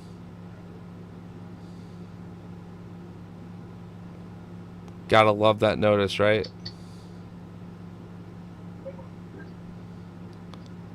I gotta get a bunch of pictures of the water heater between fights and send it to him so he can figure out how to repair it if he can.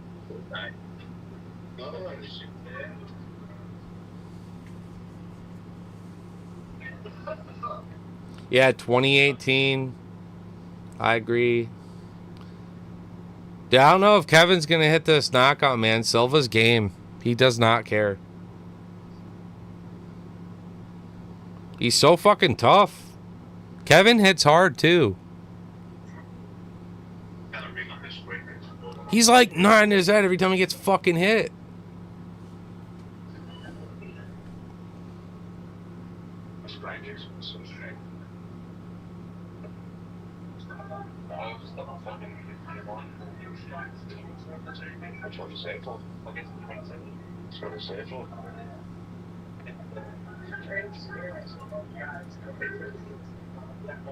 All right, well.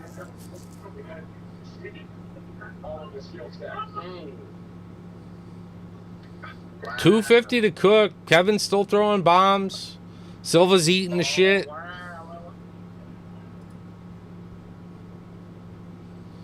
Right hand gets through this time for Kevin. Now Kevin's sending them, baby. Now we're getting home. Silva planting his feet, throwing back. I'm telling you, Silva's tougher than shit, bro. He's game. Silva's game. He can't throw it, but he can eat it just fine. Fuck. How could I believe that Kevin was going to do it? This guy does not care. And he's still throwing back on Kevin. You got to respect Silva here, being a dog.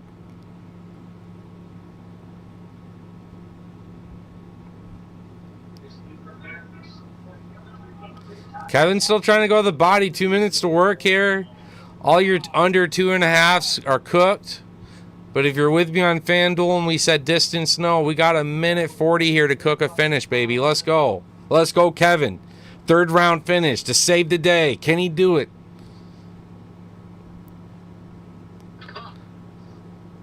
Left hook, right hook. Silva eats him. Does not give a fuck.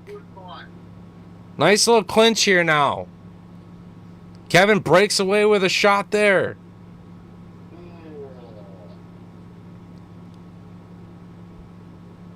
God damn.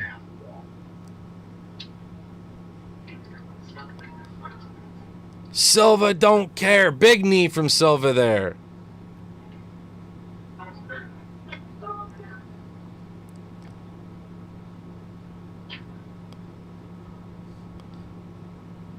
Wild spinning back fist with a minute to go. What the fuck's going on? Let's go. Silva's just tapped his fucking chin, said right here. I'm telling you, he's immune to damage. Shifting his head hard. He's got good head movement. But Kevin still eats the shit out of him. Silva eating one to throw one. Like, he just does not care, man. Holy fucking shit. Am I the only one surprised with Silva eating this shit? Encouraging that he gets hit more? The fuck is going on? Kevin, send it, dog. He cannot knock him out. It's impossible. Who's going to knock out Silva?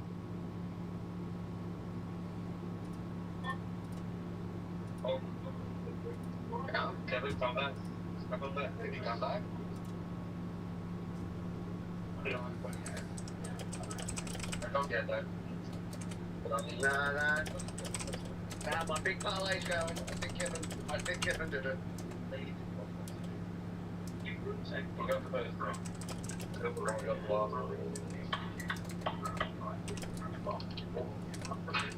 Where's a blankie?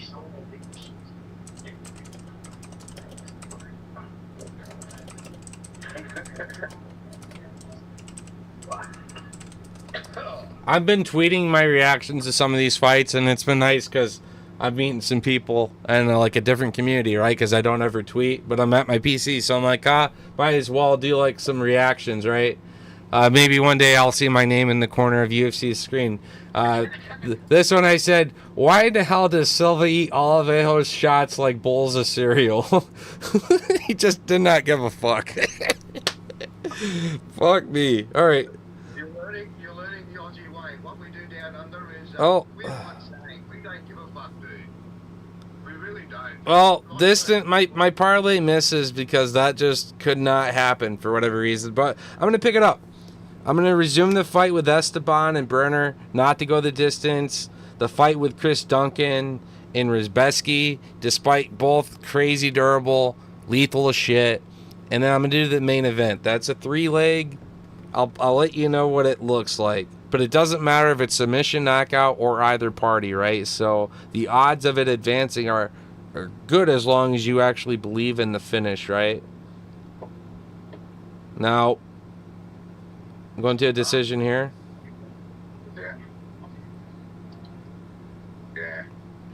Yeah.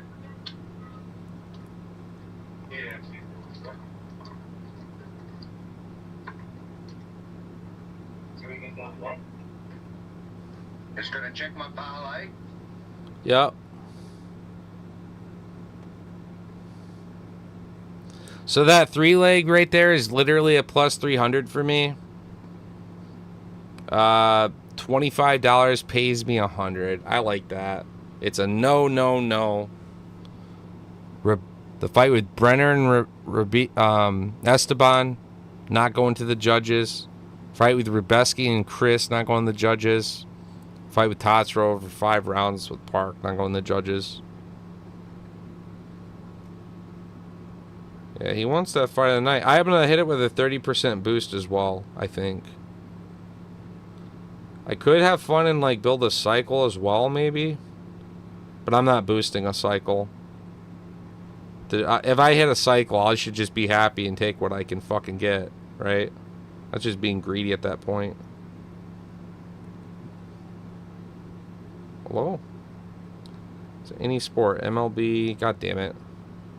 It's like MLB or soccer.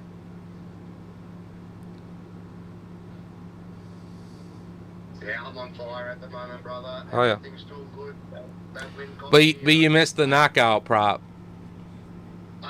the knockout one, I only had him in for one parlay for knockout. Yeah, I had him in same. For one parlay for Same. I only had one parlay that said that fight distance no. Otherwise, I avoided it on the others, yeah. It wasn't like my one earlier with Klein, where I was like, this one for sure ain't going to the fucking judges. So I've got I invested $150. Yeah. Right, and I split everything here, there. I'm talking about Aljamain Sterling. There he is. Yeah. At the Apex. Yeah. But yeah, I've got 10 left. And my big fucking, the big one, the one that makes you the legend. I'm still on fire. I'm still ticking all greens. You should be ticking all green too. No. No, because I had picked Klein. Nick Klein. Yeah. Nick Klein. Yeah. Which again, I loved him in the first round. He showed up good, but. Brother, this is our fight. This is the Magnet fight. This is the fucking fight. This is the one that we've been spruiking, we've been posting, we've been covering our boy. Right, against Capoeira, fucking fly around ring. Magni's, I'm going to say this now, Magni is going to grind him He's going to clinch. He's going to slow all that shit down, right? He's going to slow down that movement. He's going to do what he does best, throw in those elbows, heaps of dirty boxing, maybe a submission here.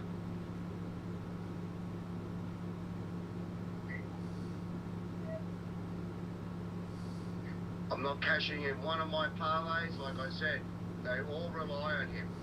Out of 10 parlays. Yeah, when you said that, I was kind of surprised because I'm like, yeah, I do believe in Magny also, but I don't have him parlayed, unfortunately. Like, I don't believe. Yeah. Out of 10 parlays, I lose 8.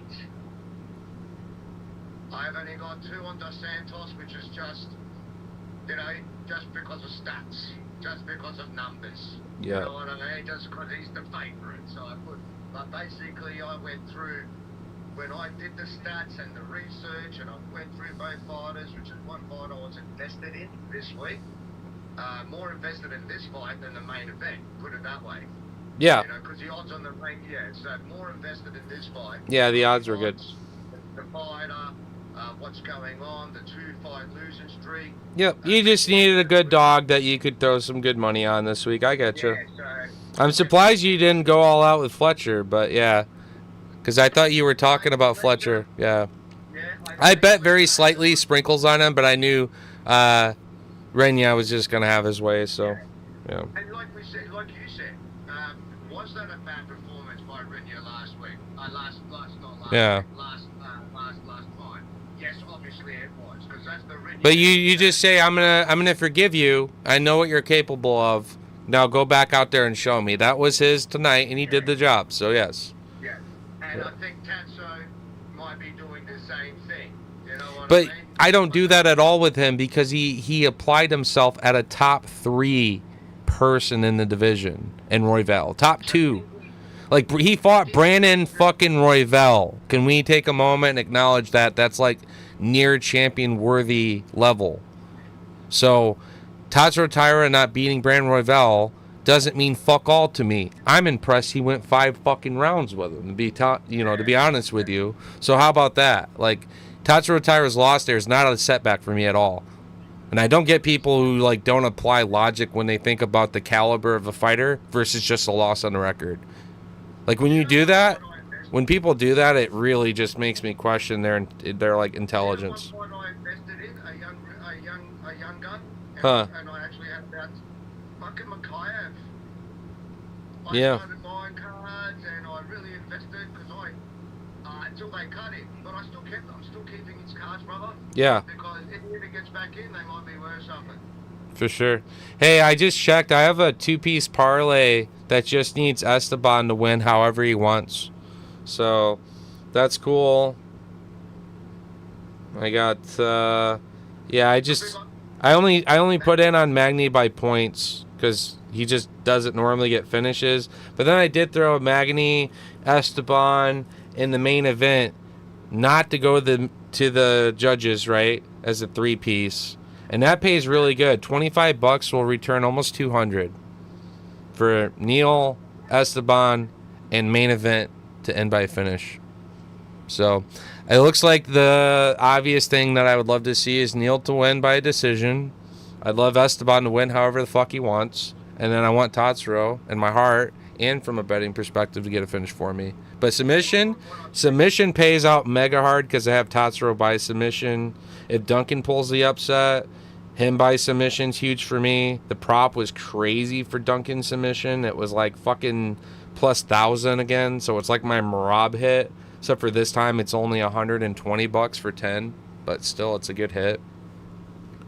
Just a little sprinkle. Yeah. What I do know is the long shot run from the last 2 weeks. You know, the first week, Johnson week, and then Solikov week. Yeah. All of those 2 weeks, because they were the big ones, and there was many other long shots on those cards, like 5. Yeah. 6, you know. It looks like that might have turned normal for some reason. I hate to say that, but because what we saw in the last 2 weeks, betting-wise, right, was nearly unheard of. I even know MMA Jesus fucking DM'd me and said, I thought you said you can never ever get 3 long shots in a row. hypothetically. Remember I said that on our pod? Yeah. Yep. And I DM back and I said, yeah, dude, you usually don't. And he goes, we're up to 5. And I said, I rest my case. It's an unusual event. You don't, but 2 weeks in a row.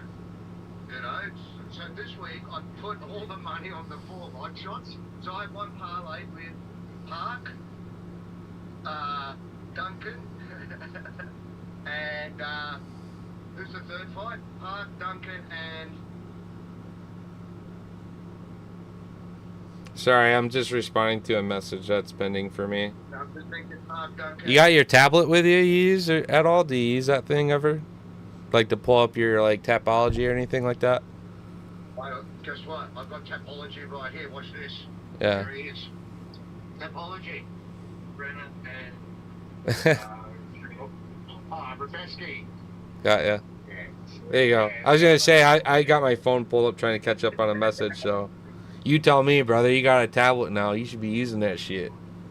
Yeah, I've got Tapology right there. And I don't know how you do it. You've got like a whole heap of computer screens. Yeah, I just have 3 screens here. I got my phone and I got my tablet that I'm streaming from here. So, we're surrounded, dog. We're surrounded. Well, I've got 1, 2, and I've got Trinity. I've got 3 screens going too. Right. Yeah. Technically, I have 5, right? So I have these 2. Then I got 2 more over there. Actually, sorry, 3 more. So I'm surrounded by like 8 screens in my office, bro. But it's because I got work and my baby. I tell you what, your setup's very impressive, man. I love it. Yeah, I appreciate it. Yeah, I think it showcases I do stuff for, living with computers a bit. It's fun. Well, because you do computers, right? For a Yeah, living. yeah. It's my trait, man. Nice to know. Yeah. So I was trying to tell you what you needed for OBS to do streaming.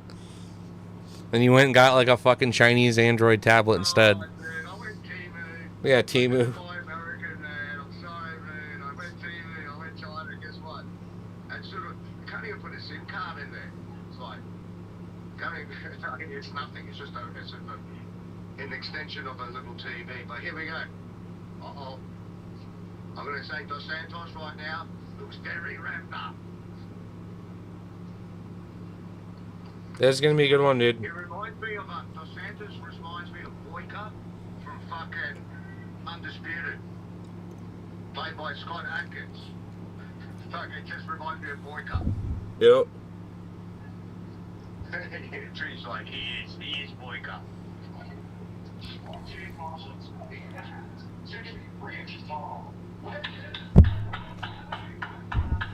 7-inch reach, brother. 7 inches. You could touch him from the other side of the cage. Dude, in the Apex, it's overpowered, too. He's going to be a sniper. Magny is going to look like Sean Woodson out there. All right. Let's go, Neil. Let's go, Magny. Let's go. Dude, real talk, I'd love to go to Apex Card if there weren't so much for like the buffet and just fuck up all the food, chill out, have some cards signed, be like closer to the Octagon, watch. Hey, when they redo the Apex, I might go fuck with it. If the tickets are reasonably priced, though. Let's go, Neil. Hey, just for you, I sprinkled on Neil by a finish, but I really think he gets it done with a decision.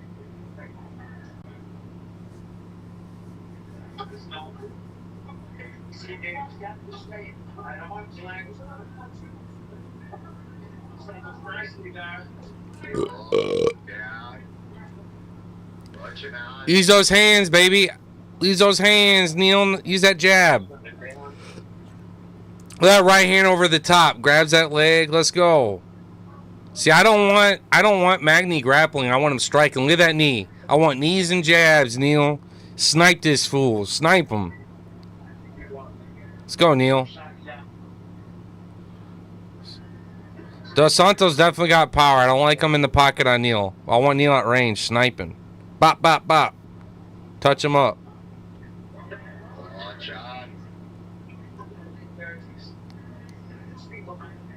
When he blitzes, he takes his hands down. Magnet, you do that. Yep.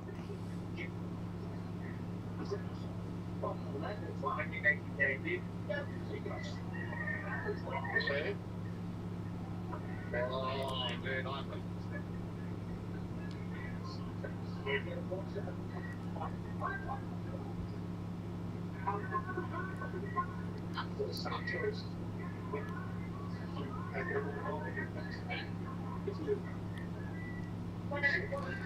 See, Dos Santos wants to initiate in the grappling, and I like Neil's striking better than anything, but he's good in the clinch with his knee.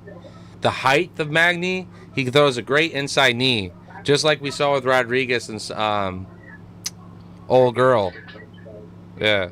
Magny's good in the clinch for sure. Here we go. Santos strong.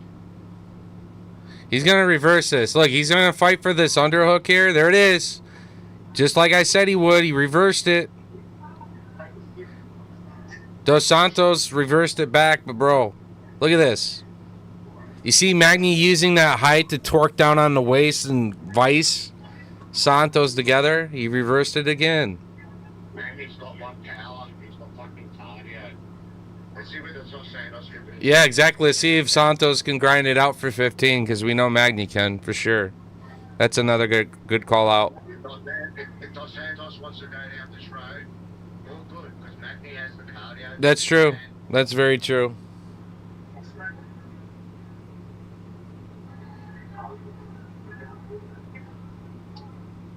So Dos Santos is the one not flying around the ring using his capoeira. He's the one fucking putting Magny on. He's trying to fucking stop that 7-inch reach. Let's see whether that game plan's working, because Magny's been here a million times. He's literally going for the takedown.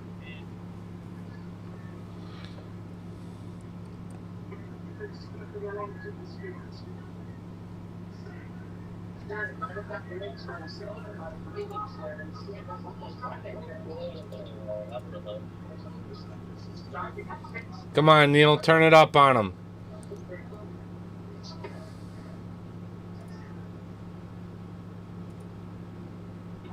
Oh, well, we know the game plan of Dos Santos.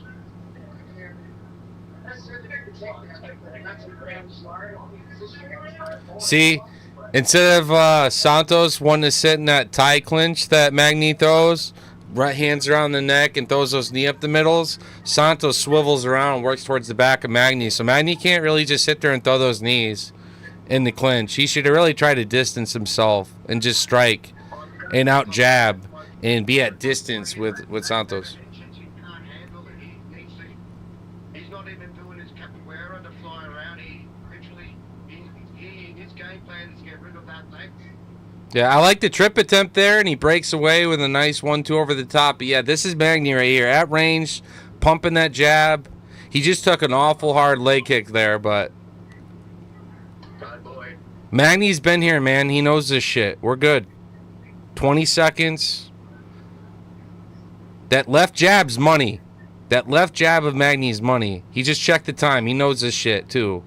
Crafty vet. Hey.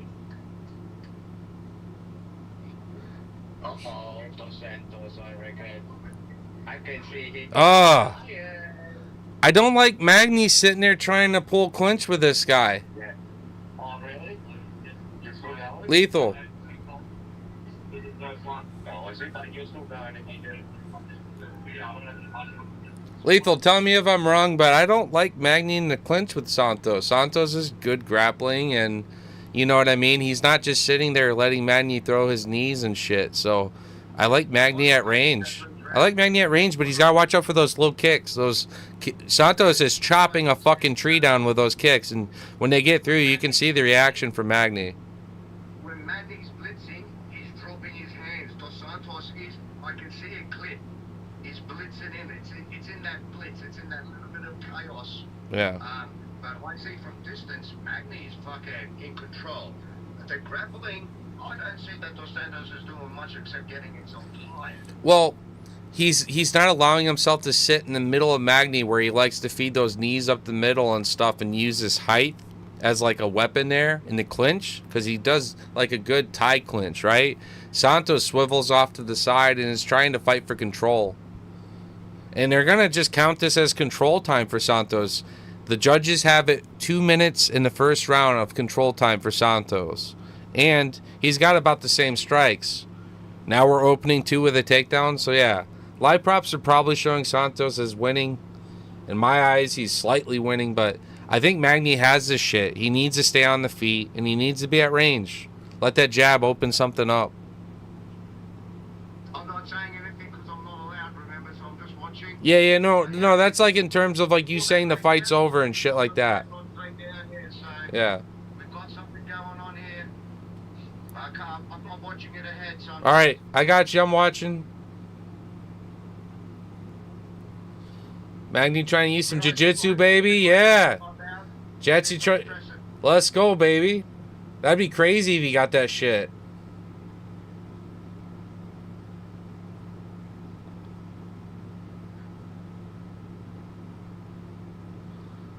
Santos throwing a hammer fist backwards as he's just kind of sitting across Magny. Would attempted a nice little triangle setup. Going for a knee bar potentially here. I don't like Magny on the ground here with Santos, to be fair. I want Magny on the feet striking. This is just... Yeah, absolutely. Yeah. I never He could hit a heel hook here, it looks like, if he wants it. I never thought this fight he was going to come in. I thought he was going to try and fucking outstrike him. I never thought he was going to come and try and out-grapple him. All right, good. I'm happy that they're changing this position and Magny can at least pull guard now. I didn't like the fucking north and south position there. Get up, Magny, get up. Push off those hips or get up. Come on, bro. Why did he get up? Let's go. That's the thing I hate is the control time that Magny starts to like lose to from the grappling. Come on, boy. Yeah.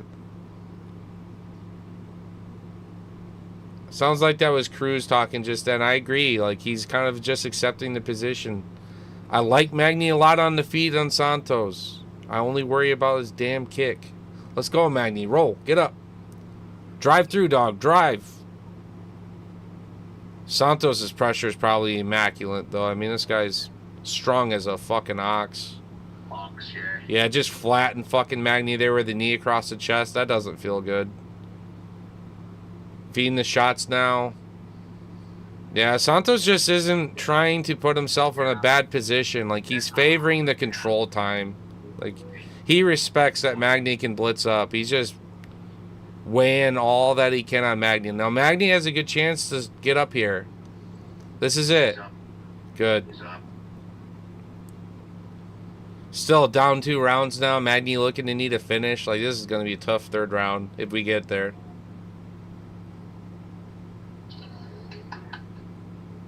I need Magny to get away from the grappling with Santos now that he's up and fucking break away and start swinging. Am I right? Oh, shit. Got his fucking takedown, yeah. Damn. I'm surprised he got that trip. Nice little hammer. Nice little hammer fist. Nice fucking hammer fist. Working off side. Oh, man. Thought he almost had a Kimura there. Huge fucking knees. Oh, shit. Santos trying to fucking gator roll after eating a fucking knee.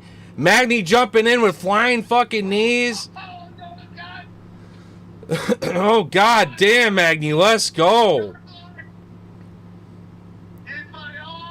Bro, let's fucking go. Let him go. Let him go. Let him go. Bro, let's go. Get under that fucking chin and start raining those shots. Come on, Magny. Swing on him. Magny's breaking him down. Swinging. 30 seconds left. Pepper and Santos. Left, right. Keep going. Magny's butchered him. Magny's butchered him. Magny, yeah. Yeah. Let's fucking go. Let's fucking go, Magni!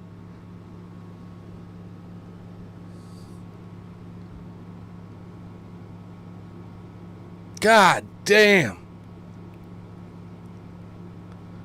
Right as the fucking Instagram stream ended. That's hilarious. Let's fucking go. Let's fucking go, Magni. Fucking knees were beautiful. He did like a gator roll here.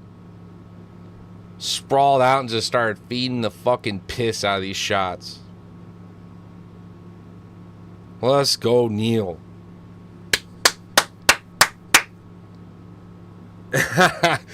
Yeah, I love that POV. Let's go.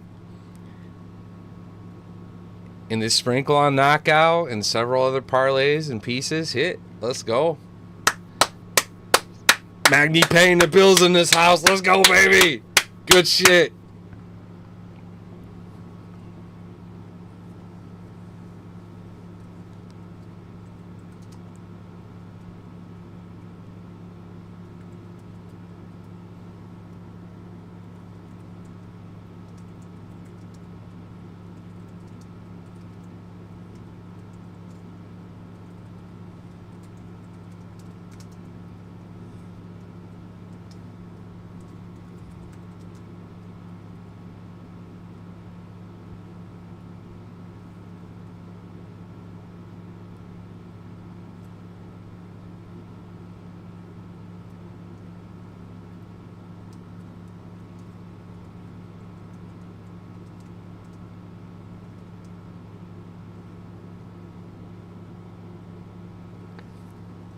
Let's fucking go.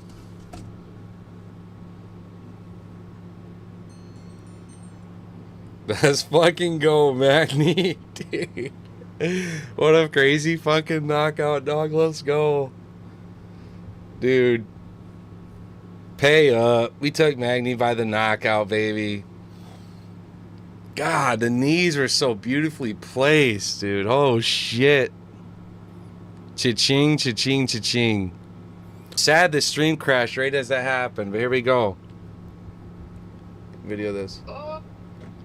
Here we fucking go, baby. Let's go.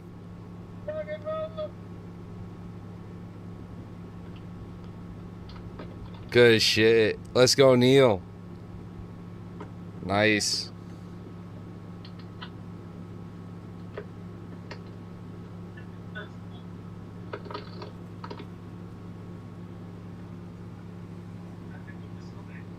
Spanish call this fuck thing. I'm just trying to. I'm recharging my phone through my couch, and I've never done it before. So, what the fuck? Oh, I wanted that. Wow. Crazy. Hey. Wow. You should fucking. Did you record that reaction? Oh, I have it recorded on my stream. It failed on IG because the IG stream literally just ended at that time. Because it does end by a time frame. But, like, I have it all recorded from the stream, so I'm good there. That means, brother, not only did our boy win, I'm live fucking for the rest of the night. I'm walking out with something today because I put all my eggs in that thing. Yeah, no, same. I had a good amount of bets on him that were, like, separate. I ended up doing the knockout at the end. I sprinkled on that. I found he was in one of my parlays that I didn't think he was in. And then I had him just straight up. So I had him 3 ways there that just paid out for me. So it was cool. That's amazing.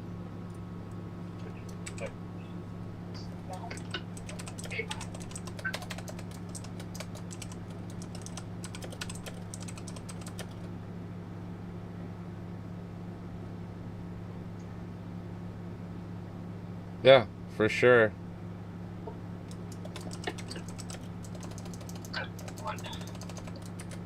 That's better. Fuck. Wow. Sorry, I promised I wasn't going to say anything, but I could have held my memories right because there was a problem, Houston. A magnet. He did it. Yeah. He did it. That's amazing. Yeah, I know. Good for him. I'm making a post right now, so that's what I'm doing real quick. For, at least on Twitter. Since I can just use my computer. I took a screenshot of the most wins in UFC history, being in the top 5 for that. So, it's pretty cool. Oh, looks like Lethal crashed on me again. Just checking my parlays. Oh, I got you. Yeah, it freezes up when you did that. I wasn't sure if I was losing you. So I should have just cashed out. I had Neil Magny at plus 1,000 prop for a knockout, which totally just hit. Yep.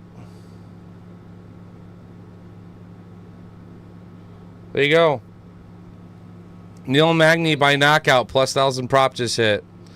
$5 turned into about 60 almost for me. Total return 55. So that's pretty cool. Then parlay advances. Yeah, and then 2 parlays advance. Hell yeah. Right. I've got a tablet now, so I can I'll go 4 screens. So I can check my bets without cutting out, brother. Yep. I really need Esteban next. It looks like I got 2 parlays with Esteban, and then the final fight not to go the distance. And if Tatsuro Taira ends up getting the submission, then it fucking dunks mega hard.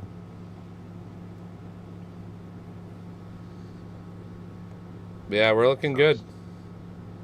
We're doing good here. I got Duncan sprinkled at 950 submission as a nice upset. $10 will pay me 115. Same thing for Burner submission plus 700. $10 pays me 80. Burner for knockout upset plus 1,400. $5 pays me 80. But yeah, Ribovic and Tatsuro Taira, send me home. Let's do it. Couldn't happen to a better person for Magny. I know that was a beautiful, like, I don't know, man. That's typical Neil Magny fashion. Handle some adversity, come back in that fight, be able to sustain himself over 15 and 25 minutes. Not that we get to see that much from him these days anymore, but dude, Neil is that guy. Like, he will capitalize when you start to get reckless, flustered, tired, withered, hurt. He steps in and takes over, and he's done it a few times. I love watching Neil come back. Not only is he a great underdog going into the fight, he's one of my favorite fighters to bet on live prop as a dog. In my case, I already had a good amount sprinkled by the finishes.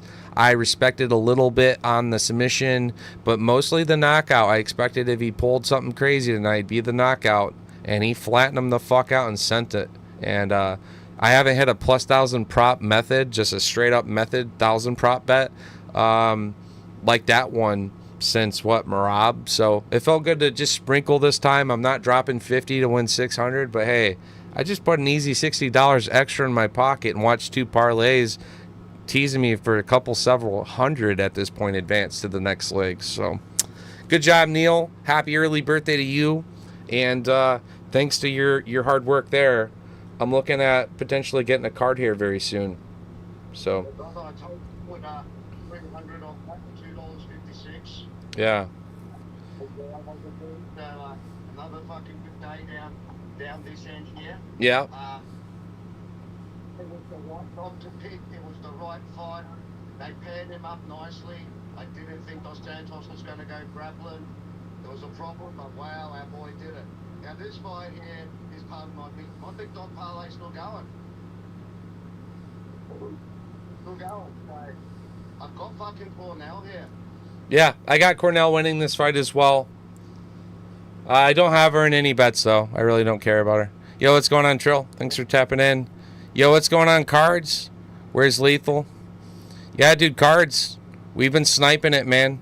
We've been ripping through this entire fucking card, calling methods, calling finishes. We did, the only one I missed was, I took Klein being the first dog on the card, and he showed up great in the first, faded in the second, but I even was looking at the live prop as it was about to happen, and dude was about to reset on the feet. I said, uh-oh, Klein's losing that grappling, that fatigue. Boom. Took that big shot to the body, that big leg. set it all up. That big kick. So my boy Trudy, he I took the fight by finish though, so I didn't lose. You see what I'm saying though? Like, yeah, I got my pick wrong in the underdog, but my bet actually cashed, so I'm happy. I'm still looking for that big legend status, brother. I still need that fucking whole 12-man part. I want to finish that thing. Yeah. Finish that. I typically miss it by a few. You know, I sweat them a lot, but typically it's like, man, I missed that 1 or 2 pick. I get a lot of teases, but man, it's been a minute since I've only missed just one fight though. That was my Salikov. That was my Michael Johnson for the week. Yeah. That was a lot of our Davey Grant, Michael Johnson for the week because I took Neil by the plus 1,000 knockout prop on top of just having him straight up as a dog and fuck. Hammered the shit out of that. Yeah, had under 2.5 is good. Yeah.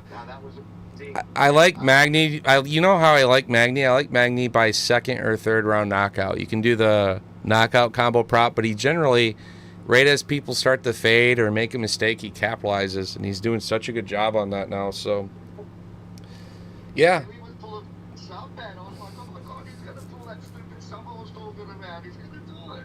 Now I can cash out one of my parlays early, but the shit's smacking. I just need Esteban, and I need the fight with Tatsuro Taira not to go to the judges. But yeah, we are doing good. We're doing good. This is going to be my one problem. So, with that fight, I've got 6 parlays left. Mm-hmm. I'm on fire. They're all ticking green. My big dog parlay is still there. The legend parlay, I've got a few others.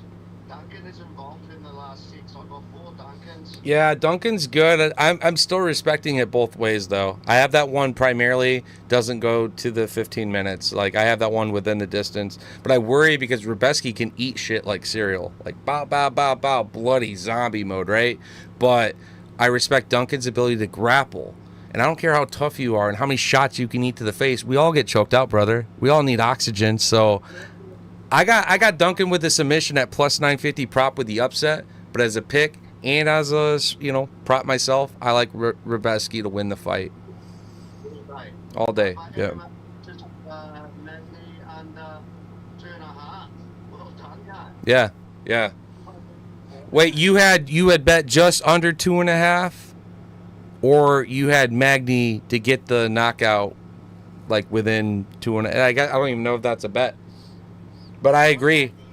I like the bet under 2.5 in that because Santos could come out hot too, but Magny, as he starts to fade, pulls a Mike Malott and bow, back into the fight we are, baby. So I'm just happy he got the win. Obviously, we're super biased over here.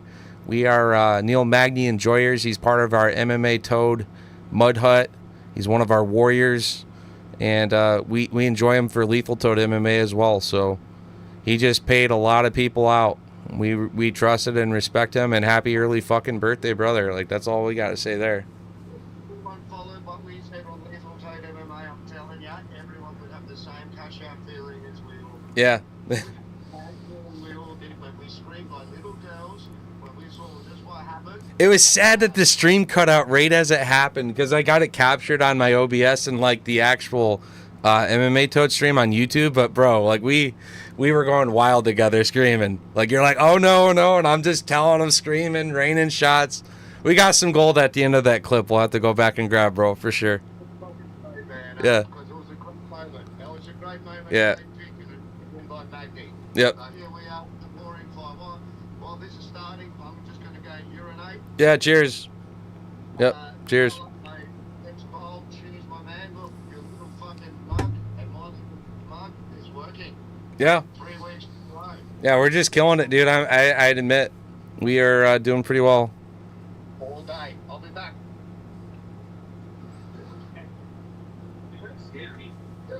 Yo, what's good, teacher? What's good? Shout out to you guys in the fam. Hope you guys are enjoying your weekend. What's going on, Pete? Hit him with that flex. Let's go. We're out here cooking this card, son. One pick wrong, and we've hit bets on practically every fight almost, so I'm enjoying it. Yo, what's going on, Bizarre? If I said that right? Bizarbe? Anyways, thanks for tapping in. I'm really indifferent about this next fight, but if I have to pick, I like Nora slightly more. Rosa's got more experience, but she's also a bit, more inconsistent record. Struggled under higher levels of adversity. And from what I've seen in some of the tape, Nora kind of comes out and gets after it a bit. She also looked very surprised she had made weight. Seemed like maybe she thought she was a little heavy. She didn't look depleted. So I want to say Nora should be good in this fight.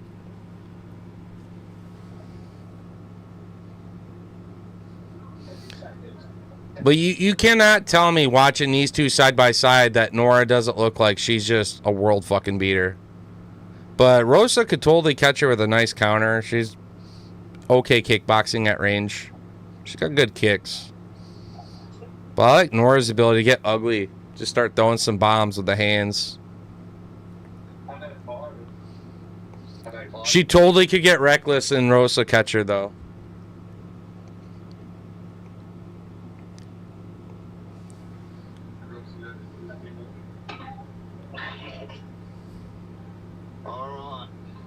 I didn't look at a finish prop on this, but I almost was thinking like Nora by a knockout just because she's so reckless. And women's MMA typically pays good for the finishes. Now Rosa just caught her with a nice two-piece nugget.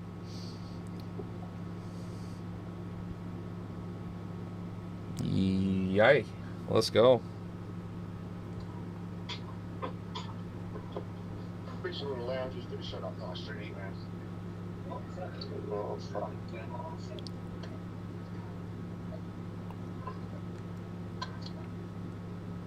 And then they put the rest of it in it, so you can have one product to the other. I've got both my big companies.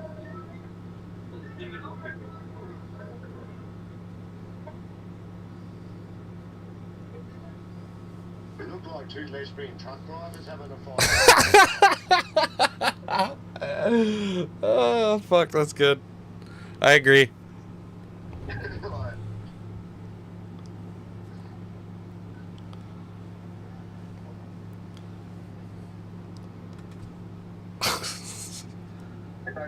They're both Brazilian, am I right? Yeah, yes. No. One's from France, sorry. Nora does seem like, I don't know. She definitely gives me more like, with all the tribal shit on and shit. I wonder what her true ethnicity is. Like, I don't know. This fight's boring, so... Yeah, I know, I agree. I still want to know who wins and why, but yeah, I'm just kind of chilling here. God fucking him. Magny, no, you're like, I don't know, they're better fucking the rest of the fight. She's got 50 grand coming. Huh? The best of the night. Neil Magny so far. Yeah. About 50, unless someone else is going to deliver. I mean, just the knockout prop alone, even if the rest of the parlays fade, it was a plus 1,000 prop. Like, I mean, good fucking game. You know what I mean? The bookies need to, like, respect it a little bit, and that's why I wanted to hit it. But I actually did also bet on Magny by decision, because I truly think that's how he gets a lot of it done. He's not normally a finisher, man. He's catching these guys that are coming at him, emptying their tanks, and being like, oh, you're on E, and just kicks it into gear and beats the shit out of these guys. And I love watching it. I love watching Magny go through the adversity in a fight to overcome it and win in the end. It's beautiful. Revival coming, brother. The old men are coming back. They're coming back to kick some fucking ass. 3 weeks in a row. The old man has come back and said, fuck you. It's so true. It's so true. I love it. Nora, god damn, she just at the end of that punch had a lot of power on it. But Rosa's looking good. They're still each other in the truck.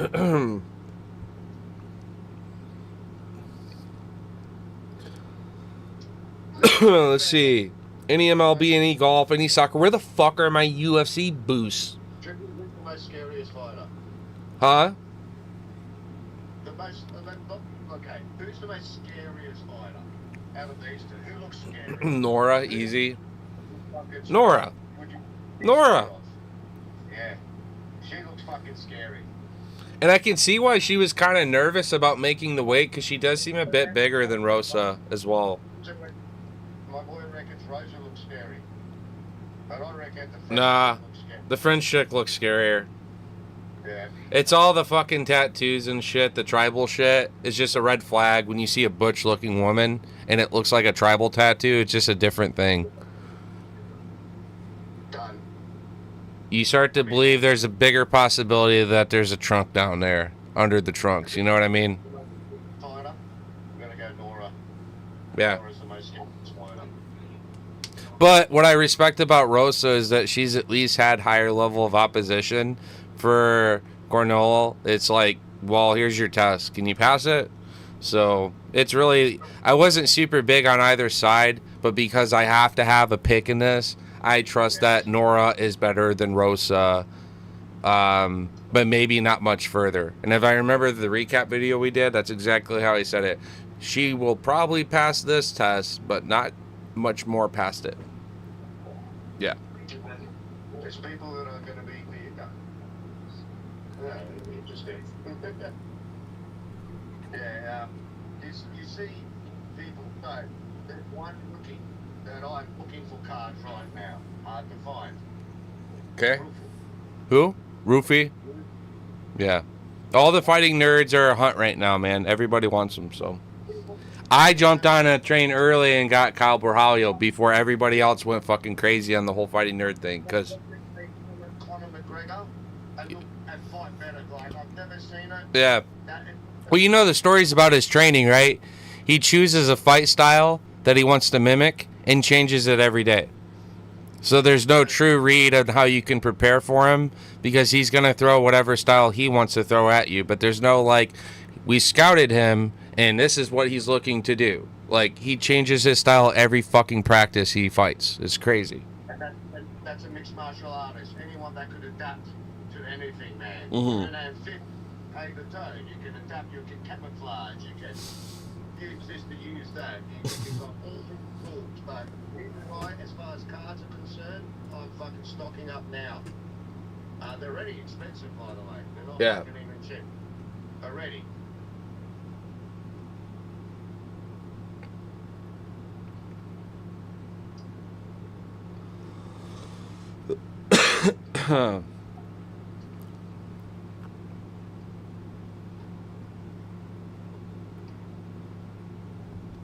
Tired, like, Hey, I'm you're gonna making show you a hot shot. my cards. No, on top. Did I show you my 3 patties? Hmm? Did I show you my 3 new patties? Yeah. You didn't look up? They're fucking beautiful, bro. Yeah. Yeah, so got it. My patty, I had to get a cabinet for it, man. And like, I bought. Where do you buy your cabinets from? What website or locally? eBay, bro. There's a dude on eBay. He's really good. Can you link me? Because I eventually need to get cabinets for my shit that I would like to use for displaying. Cabinet, or just like the fucking. Like, we'll shoot the shit and we'll go around your office because you have these nice glass displays. I would like something that would be efficient in terms of having multiple slots and rows so that in a smaller amount of space I can shelf more cards, if that's fair. When I went to cabinets, brother, because I had the tables and eventually I stole my missus cabinet and then I bought another one. Yeah. And shelves, and I just shelves and cabinets. Because if you can't do, and you know what, I did a post on it, man. People might think I'm a joke, man, but I have all my autos on the wall. They're all in one cases. They're all sealed. They're all beautiful. Yeah, they're nice. It's beautiful. Yeah. On the wall. And actually, when you walk into the room, and I don't have it in any order, I just fucking placed hundreds of them, right? Yeah. So when you walk in, you can literally sit back and go through the history of the UFC on a Yeah. wall. It's stupid as you think it sounds, you know what I mean? So like No. the whole wall, I mean, I've seen it. It's nice the way you have it set up. you know. Yo, what's going on again? Bazaar. Just catching up on a few people. Joining in real quick. Sorry. Yep. But those down there, Oh, man. Rosa's got a nice little submission. That's getting tight. That's getting tight. Cornell could get choked here in this head and arm. Did you want that resolution? I'll put it back on. Oh, did you? I put $10. Oh, did you put it? Oh, yeah. Okay, cool. I don't have any bets. It's just whether or not I get a pick right or not here.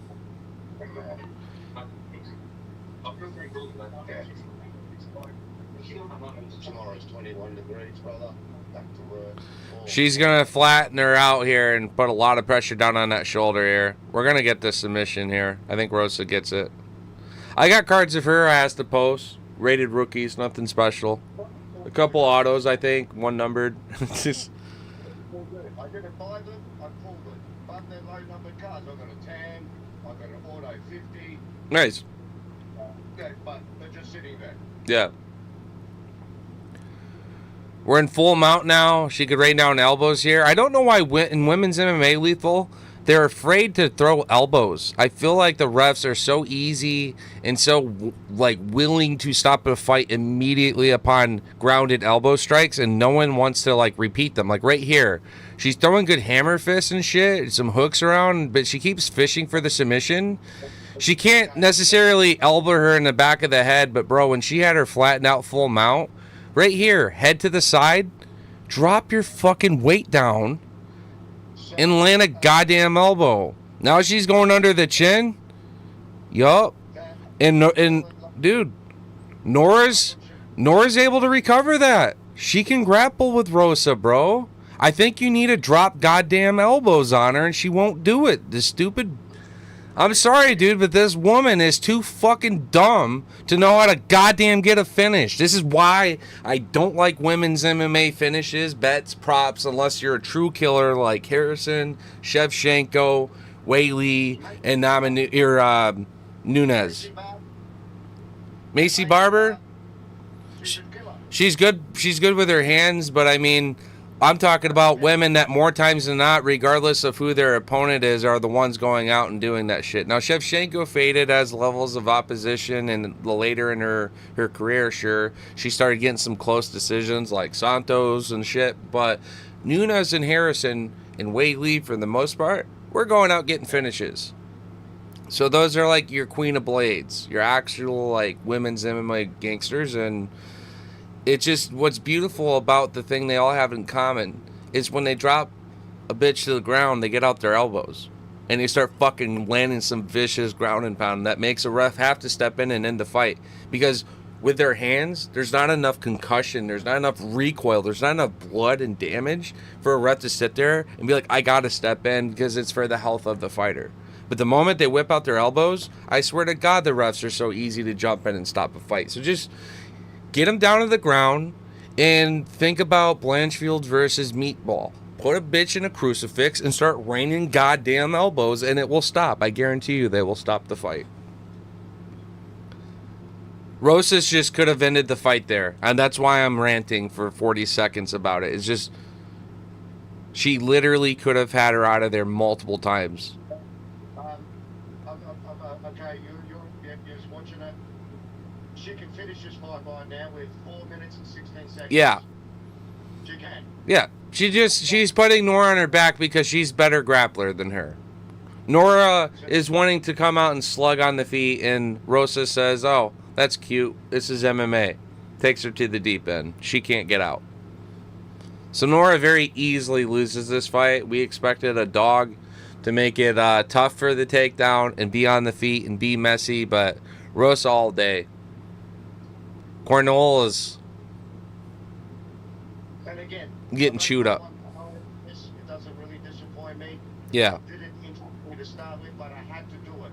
Yeah. But I have lost my legend parlay, brother. And that's why you leave that one out. That's why you leave that one out. I've lost my legend parlay today. There's always one fighter that we think that we failed. Today's another failure on this end for the legend. But money-wise, You did good. all fucking good. Yeah. Being elect, this week I failed again. I'll do it next week. I will fucking get it, man. I will fucking get it before I die.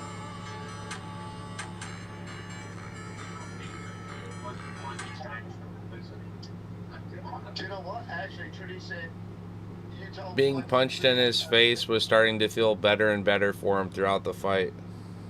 I thought Norma Cornell at one stage, like I got Hung Sun Park mixed up with fucking Iron Turtle. I thought Norma Cornell was Norma Dumont because of the fucking tats, and they're both fucking French. So I literally fucking. And I went, oh dude, first I got the Iron Turtle wrong, and then I got fucking, it's not Norma Dumont, it's Norma Bennell. So I got the two fucking mixed up again. Well, that a bit of 52-year-old senility, brother, but yeah. Got my parlay with you, brother. I said I fucked up the main event. Should we not pick in the main one for you? Have you got Tyra? You got Mark too. Oh, you continue? I would have changed that to Tyra, brother.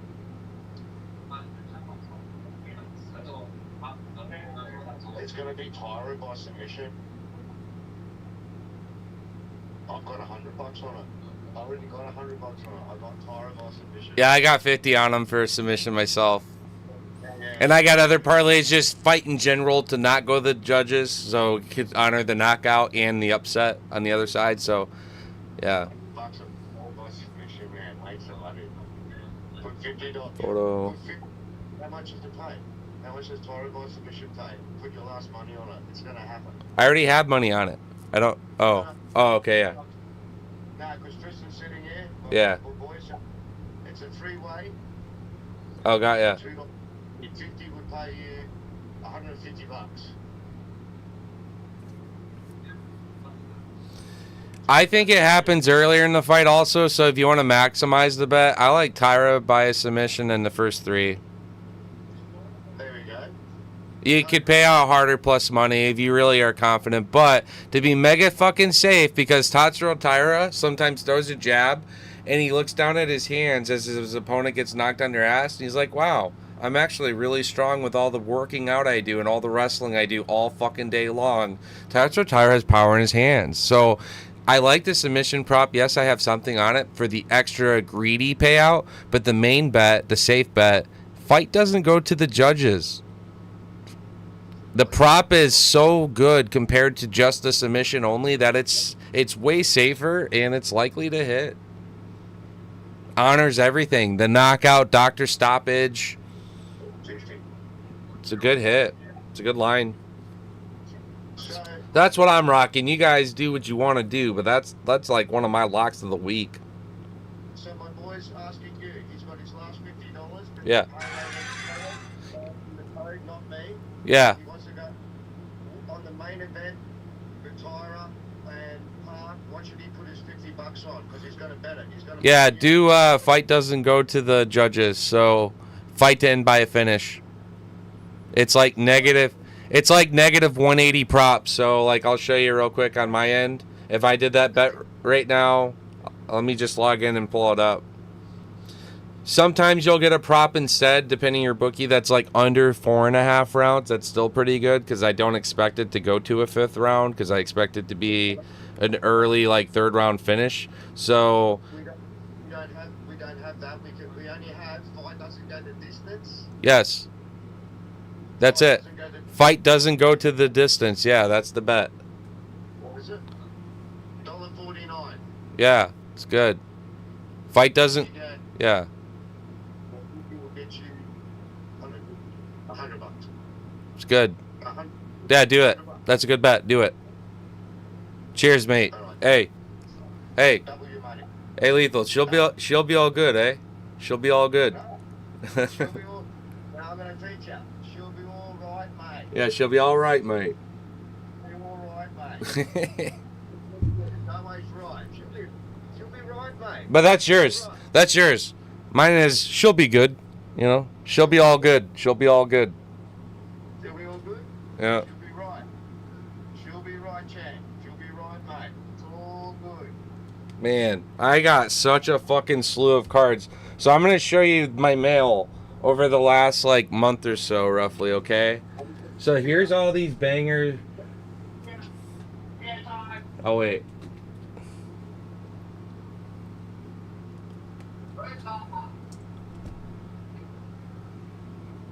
She got her ass beat so bad. Look at that face. Shut up. You see fucking Nora, why the judges, she's like, come on. Yeah. You got your ass beat, lady. Yo, what's going on? BMF Picks. What's going on, Mohammed? So, again, Lethal, I wanted to show you this real quick. So, imagine I got all these cards right here. I got a stack 3 times as big as that one that I don't want to touch or else it may spill. I got all those case hits I put over there. This whole stack I showed you of Diego's are numbered gangster ass hits and case hits.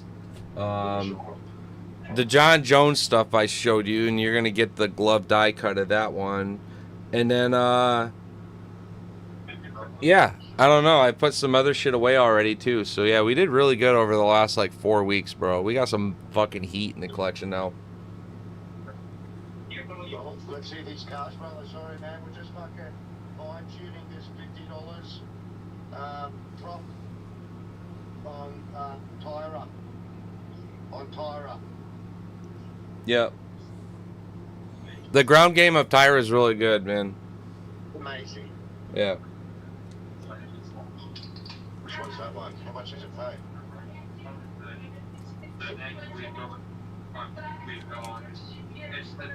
Yep. Yeah. I got 2 parlays on Esteban.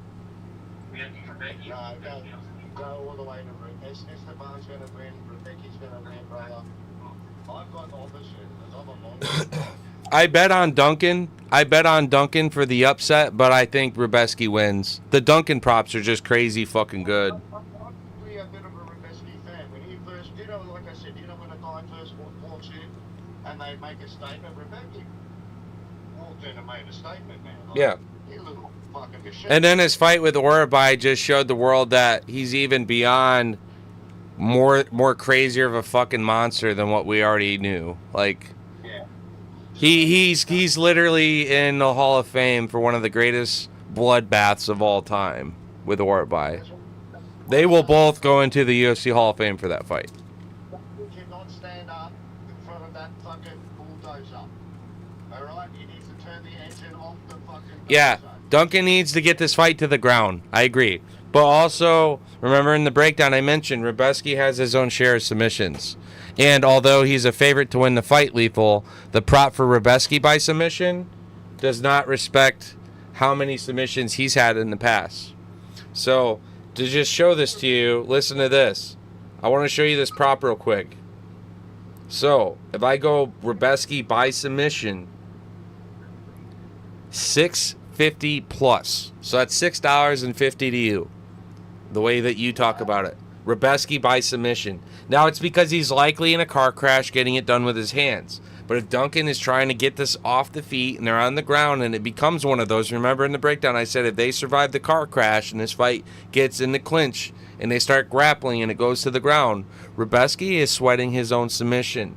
So at plus 650 Rubeski submission and at plus 950 Duncan submission, as long as these boys hit a submission, I'm caking extra fucking hard. I don't even care if it ends by a submission because I just want the fight within the distance. So get it done with the hands too. We're all good. Mate, look, I never even thought Rubeski by submission for some reason, man. I never went down that road, so thank you for giving me that fucking enlightenment because, but it's interesting. He's very strong. He's very big. He's very powerful. Yes. And Duncan isn't just a pure striker. He will transition the fight too. And so what I'm trying to say is I think Duncan's going to respect Rubeski. And Duncan talked about training with Dustin and leveling up. Well, that also means he's been leveling up with Gamrot. And I reckon Duncan's going to come out and actually have a grapple-heavy game plan to get Rubeski on the ground and win the fight there. Because we all know how much that guy can absorb when it comes to hitting him in the fucking head. They're Scottish. Braveheart. Yeah.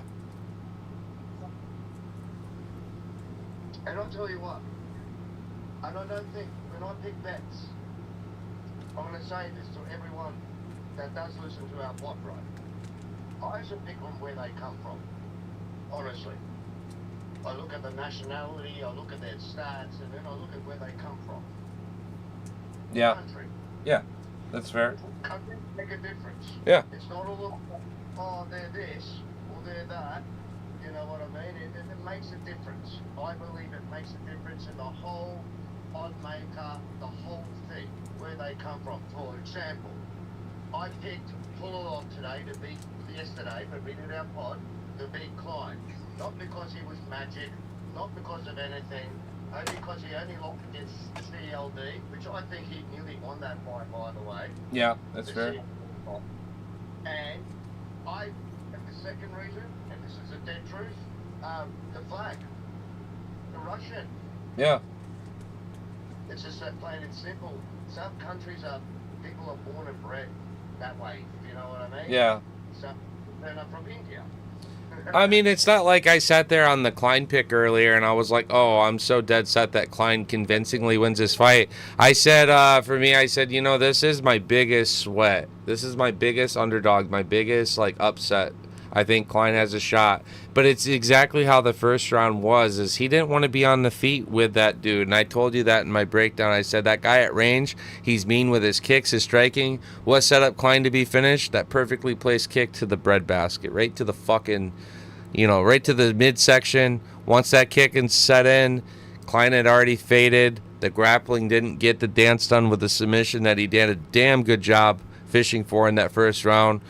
Is what it is. He came out, showed that he was a scrap, but at the end the dog did not bark, and the favorite advances. You know what I mean? It'd be one thing if Klein was the favorite and this guy came out and upset it. I'm not going to dwell on it. It was a dog that came out and at least made it interesting. And now everyone who goes by odds and doesn't look at who fighters are probably were fucking sweating really hard in that first round when Klein was beating his ass. So. Came out like that fucking Marat. I just went, wow. And the first thing that popped in my head was, I fucking pushed you, and you didn't want to decide. I do remember that. Yeah. But I've made you want to decide. Because you don't decide. You wait to the edge. I know that. For the pot, I made you decide. So I apologise for that, for putting you on the spot. But when he came out in that first fucking round, I thought, oh fuck. My boy's got it, man. My boy fucking got this. He fucking like, Toad, my boy Toad's got this. He fucking did come out.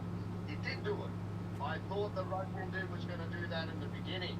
Yeah. Because that was the CLD.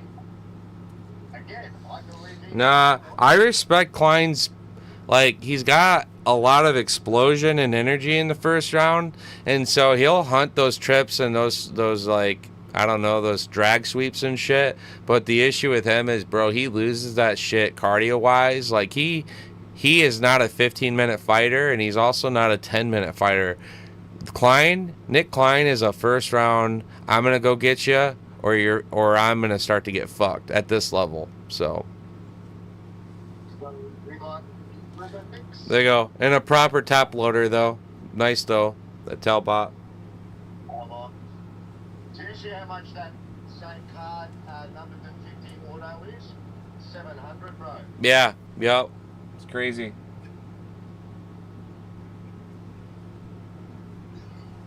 Elvis Brenner. Very interesting. Yeah, I sprinkled on him a little bit, too. He's a fucking machine. Yeah, he's tough. We'll put it this way. We have one saying in Australia, basically, that cunt's not scared. Yeah. That means he doesn't care win or lose. He's not scared. He's there to fight. Yep. He's not boycotting. He doesn't mind if he gets blood on his face. He's not scared. You know what I mean? Like, Yep. there's people that can fight and people that actually just love to fight. Elvis Brenner can do both. And he loves to fight. He doesn't mind getting hurt. He's Brazilian. He's Brazilian. Yeah. Like fucking, see, country. Again, you go to countries. Yeah. When I see Brazilian fighters on a card fighting an Indian fighter or Brazilians, whether they win, lose, or draw, the Bronx is a pure. Watch this exchange on the feet, Lethal. Watch this exchange on the feet. How fast paced this is. The clinch is going to be crazy here. Yeah. Like, these guys will literally just throw each other from one end to the other and then light each other up with a big combination off this clinch. It's going to be fucking sick. Ribovic is great. I need him on top. I really need him to win this fight.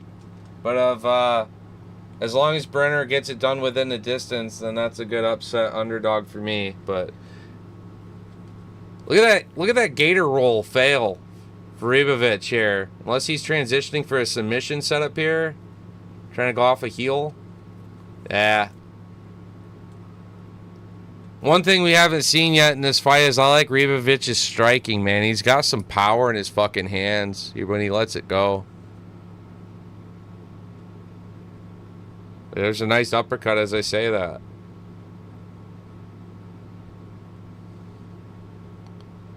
Boom, boom, boom. Very solid connection there. Left hook there from Ribovic. Let's go, baby. Big punches.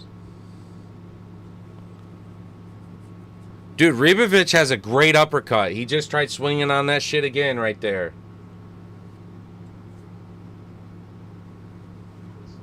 Dude, Ribovic is sweet, tight in the pocket with his uppercut. I got Ribovic hitting the first round fucking uppercut knockout. I got 3 minutes cooking this fight. I'm calling it. Ribovic, first round uppercut knockout. Watch his tight fucking combination in the inside when they start swinging. He sets it up with the jab, and then he swings up underneath the fucking follow-up shot or the guard of Elvis. He's quick with it. Now we're mixing a kick in. I swear to God this is hitting. Elvis just went in there and got caught with a quick two-piece. That's what I was just saying before this shit happened and you cut out. I said, I like Ribovic's striking a lot more than his grappling with Brenner. He needs to let his hands go. And look at this shit. We're turning. We're burning. But watch Ribovic's fucking uppercut. Last time I'm going to say it, but I have a feeling. He's going to catch Brenner stepping in, trying to counter after a jab or something. Brenner's already swapped stance. There's a Superman punch. Dude, let's fucking go. Esteban, let's go, dog. Turn up. Turn up. There's that right hand. Let's go, Esteban. Let's go. Hit him with another right hand. That spinning back fist miss. He got dropped. He got dropped. Let's go. Oh, he barely just got kicked off there. I swear it was looking good for him. Keep swinging, bro. Oh, Brenner's getting hurt here. I don't think he's there. Watch his knockdown. Come on, bro. Follow up. Dude, he was so close to stopping this fight. Only thing I worry is, like, don't gas trying to get a finish and then you're getting cooked.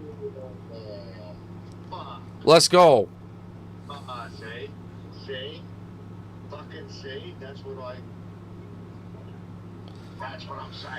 Let's go. Car crash. 1 minute to go. Brenner fucking stopping and swinging on Esteban. 1 minute to cook. Let's go. Brenner busted over the right eye. 55 seconds to work. Esteban still sneaking kicks in. Watch this. He's cutting off Brenner right now. Get ready for the next flurry. He's got some gas back in the tank. Big left hand sets up a nice shot to the body. Right hand follow through by Esteban. Brenner's still eating, firing back. Trying to find opportunities. Kick up the middle. Doesn't get home. Esteban working on the inside of that leg. Brenner returns the same. 30 seconds. We reset. Brenner just gestures. Step in knee timed by Esteban. 20 to cook. Let's see if he's got to follow up. That right hand's getting home. Brenner's just eating the shit. 10 seconds to cook first round. Let's see if he hits this uppercut like I predicted. It doesn't. Doesn't.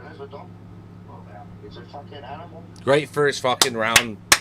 Great first round by Esteban. Let's go, baby. We all do. We all do. We all do. Ain't no, yeah. You can sprinkle on Brenner by finish and get some payback, but if you got a parlay piece, it's probably Esteban on this card. He's above that, man. I know it didn't go his way. What was it, Manuel Torres at Noche? But he's a good fighter. It's Brenner's heart that kills me. That scares me. Yeah, sure. And that's why he's a dog. Yeah, that's why I sprinkle on him to be killed or be killed. He ain't trying to go to the judges. He's going to try to just eat it to give it. Kill this fight that Brenner is a dude. Hey, real quick. Brenner live prop underdog right now going into the second round plus 550. So that's $5.50. Elvis Brenner going into the second round. I know Esteban's winning, but that's a good prop. I think that's a good prop. If I had the coin, I'd put a few bucks on that. Just $5 for me. Pays at like 32. It counters the offset a little bit, but I expect Esteban to hit these two parlays for me, and those two parlays hit, brother. That's like fucking 3 units for me. They're secure parlays. They're not big, but I mean they do certainly pay. We already hit a whole fucking unit thanks to Magny. You got your, I was about to say, you got your Neil Magny money, right? Oh yeah, that was a big payout. Yeah. Neil Magny was the one that, when there's a draw, I don't care about the rest of the day. That was Yeah. that was the punt. That was what we put all on the show. But I have Magny on a couple parlays that I set up at the end too. I had him by the knockout. I had him just as an underdog, so it respected the money line. But yeah, when I was looking at the plus 1,000 prop, I'm like, fuck yeah, I'll take that with Magny. Let's do it.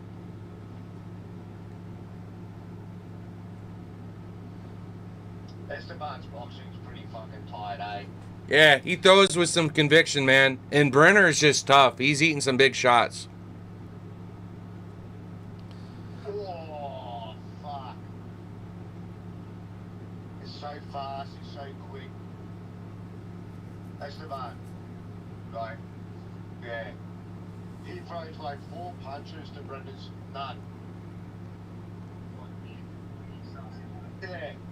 Joshua Van goes a lot to the body, which is Brendan's doing right now. It's sort of like that, eh? Fucking, he goes up the top, down the bottom, up the top, down the bottom. 3 minutes to cook, 3:30 to cook. We're just in a bit of a car crash here. Both men exchanging. Like I said, Brenner's just tough, making it a fight. Oh, that was an inch away. Caught you on, yeah, because his hands are fucking down. Oh, yeah. Some blood's being drawn here.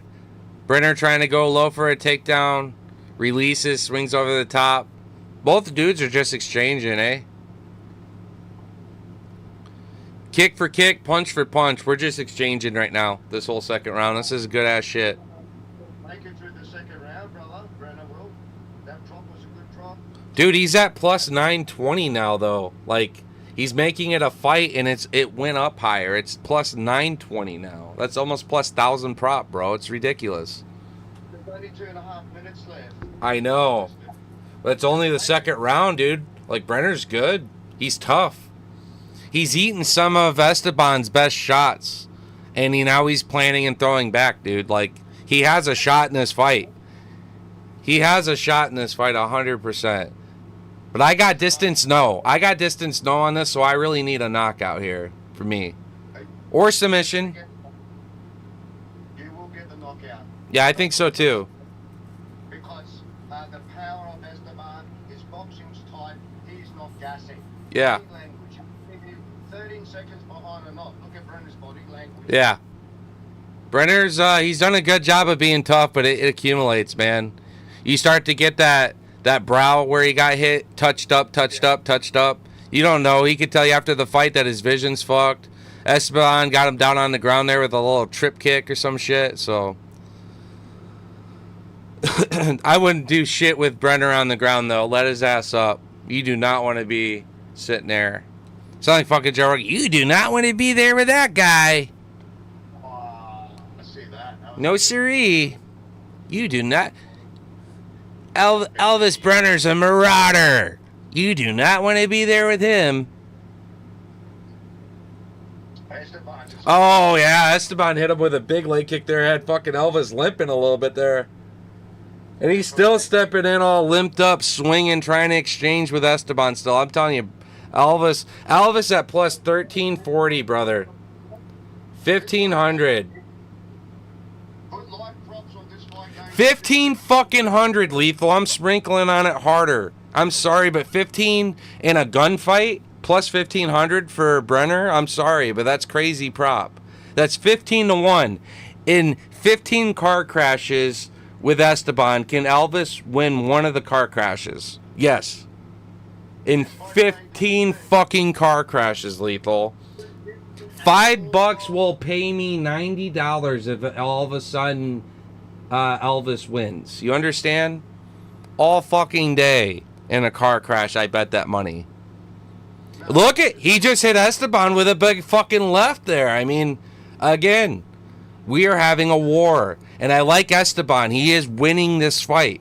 But Elvis is a fucking warrior, bro. We're here. Mentally, if I was Esteban, I'm sitting back going, for the last 2 rounds, I'll just sit back and get this cut, the best of my best. And he's still standing there. Yeah, And hey. guess what? Did it look really fucking close right at the end of that round. It was like, Brother. what the fuck's going on here? Brother, I'm going to tell you something right now, lethal. This is fight of the night right here. This is fight of the fucking night right here. We're not talking about a dominant one-way ass beating. Elvis is great and is fighting back, and they're standing and trading on each other over and over and over and over. And I know we still got Duncan and Rubeski.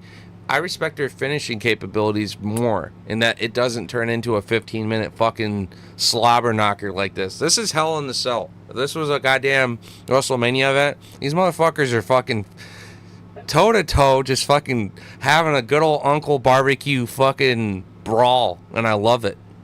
And it's all thanks because Elvis has a chin from the equator, and Brenner is like a German fucking soldier just swinging bombs, so it's sick.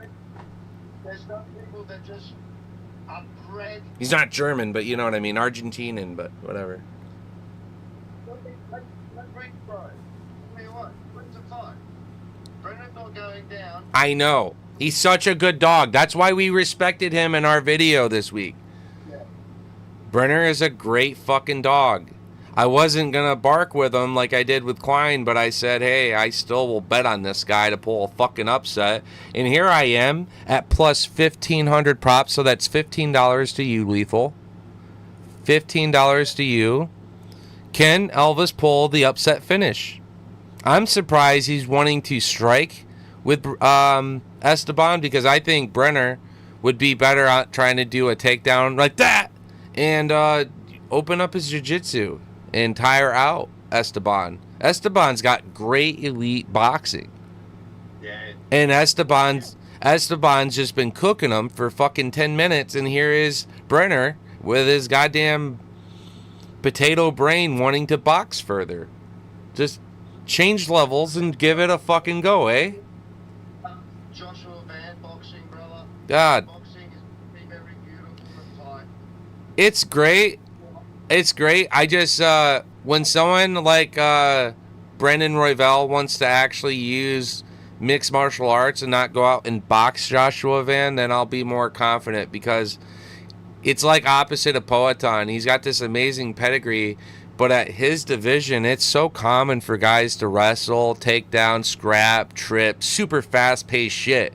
And Joshua Van is a small flyweight, so I don't see him at the top of the division just having a fucking I'm Mayweather boxer. No, he's going to get thrown to the fucking ground, choked by someone like Tatsuro, Tyra, Urseg, Pantoja, Royval when he decides to grapple, not just box.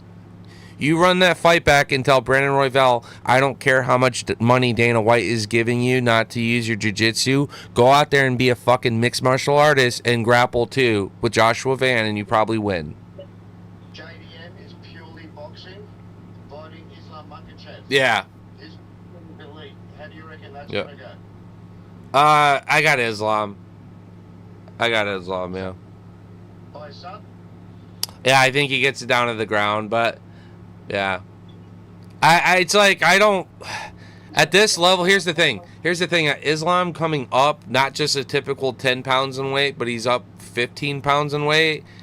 And the fact that a featherweight moved up and gave him some problems, I'm not overly convinced that Islam just runs through JDM. We could see that Islam is the smaller, maybe not quite weaker, but now he's having equal equal competition with larger physiques that can sprawl out and counter his grappling dominance that he puts on lightweights, and all of a sudden all we have is Islam's Muay Thai, and I like JDM's hands a whole lot fucking more than that.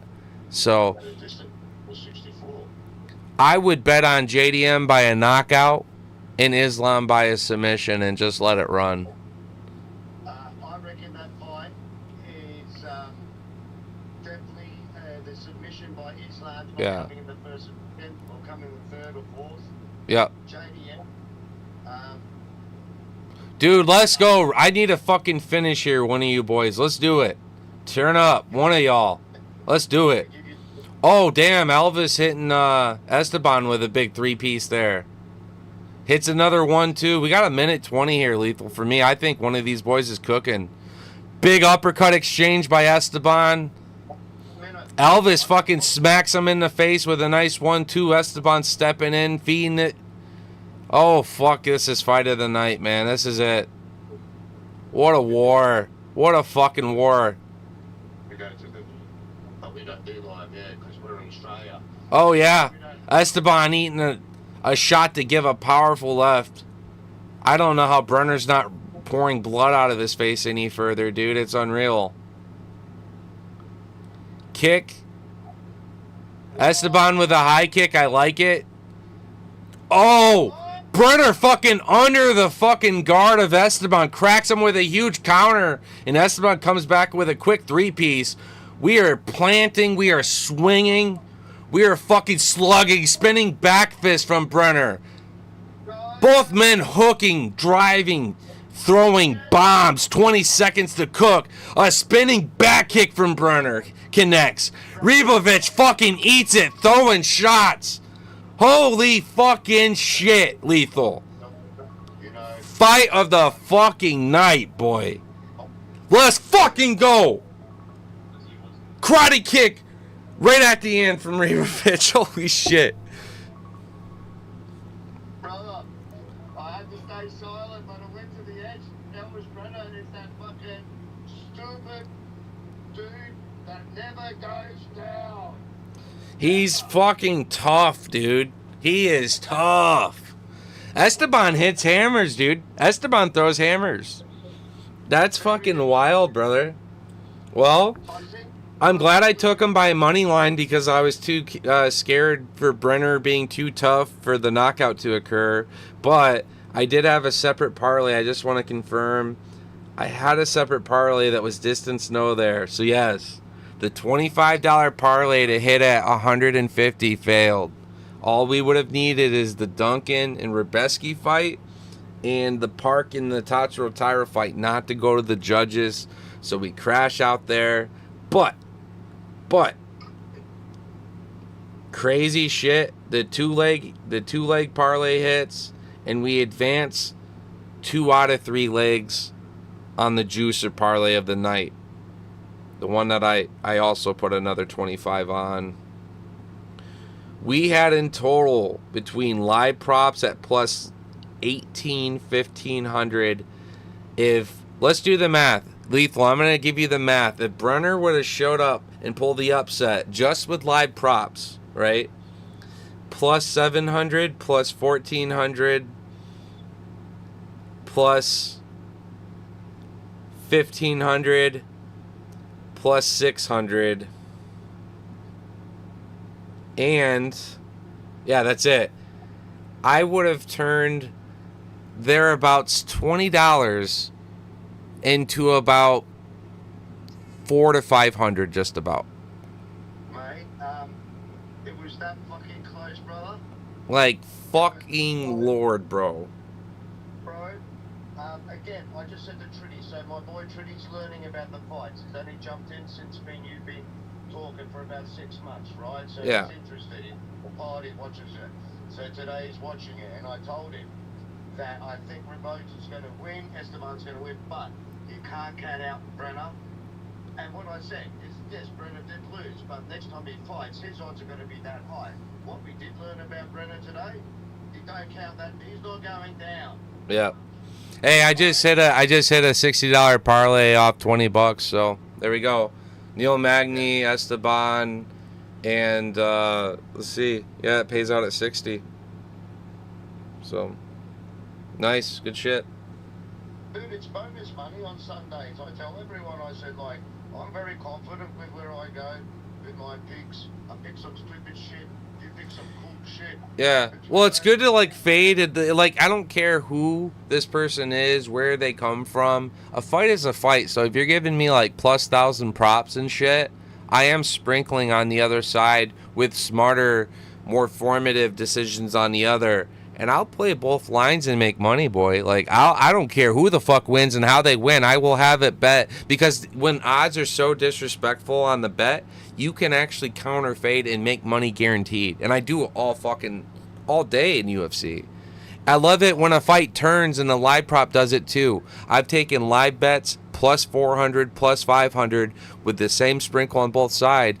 Well, hey, when you pay 5-1, I can afford to bet on both and make money. So, cheers, bro. Cheers. I do I literally do this though, and I do, not specifically, but I look at camps. Jackson Wing, Alpha Male, AKK, countries, trained in Dagestan, working at American top team there, or working with customers with Chimaev web. I sort of follow their route just to see where they're at. Yeah. Where they're going. That's You know fair. what I mean? I did a lot with Shemaev because he was being a dipshit with Darren Till. So I said, I want to see what this guy actually looks like when he's training with a real fucking disciplined team. Like, imagine Hamzat Shemaev had he trained with Islam and Khabib in that camp all this time. Yeah. He would be a fucking double champ right now. Finished. It was done. He would have went up and challenged Poatan and tapped the fucking piss out of him on the ground. I believe Islam Hamzat Chimaev can beat anyone up to a heavyweight. I really do. Not Tom Aspinall, but yeah, I agree otherwise. Tom Aspinall sends Hamzat to a fucking mountain range with one uppercut. From Tom Aspinall. That's why I love collecting my boy. Anybody out there, you got a Tom Aspinall banger, come send it to your boy Toad. Only the best. Only the best. So I sold a immaculate 2021 5/5 matte relic auto Uh-huh. on cut. Tom Aspinall, right? Yep. I sold 900 Australian, but when Tom Aspinall was doing jack shit or fuck all, which he never was, but everyone forgot about him, I bought that card for 350 Australian when he only won his third fight in the UFC. I sold it for 900 Australian. Oh, when God. He got Yeah. the belt, when he got the interim belt. Yep. I sold it for 9. Tom Aspinall was people fucking at the beginning. Now everyone wants him. Yep. Man, I got into collecting cards in 22, so you got to remember I had like an awesome rookie year to jump into like building my collections out, and I very much was paying attention to Tom Aspinall. He was one of my earliest chases. I said, well, I got to start by collecting all my favorite fighters that I love now, so then became my Volkanovski, my Gaethje, my Max Holloway, my, all these collections I started building, my Islam, my Du Bronx, my Dustin, all my lightweights basically, right? And then all of a sudden it came down to, all right, of my rookies, who should I get? And I went hard on Shavkat, and I went hard on Tom Aspinall, I went hard on Paddy Pimblett. So those were my 3 rookie chases. And I love it because those all 3 aged very well for me. All my Shavkats, all my Paddy, all my Tom Aspinall rookie investments, as how I started off, I said, bro, I'm so happy I got that card for how cheap I got that then. Like, I got a lot of 5 Paddy autos for less than $80. Now each one of those autos is above $80 because it's his rookie auto, his first ever signing to a Panini card, and he did a numbered series, and I got in on it. So, yeah. There's my PCs all Yeah. a whole lot of things.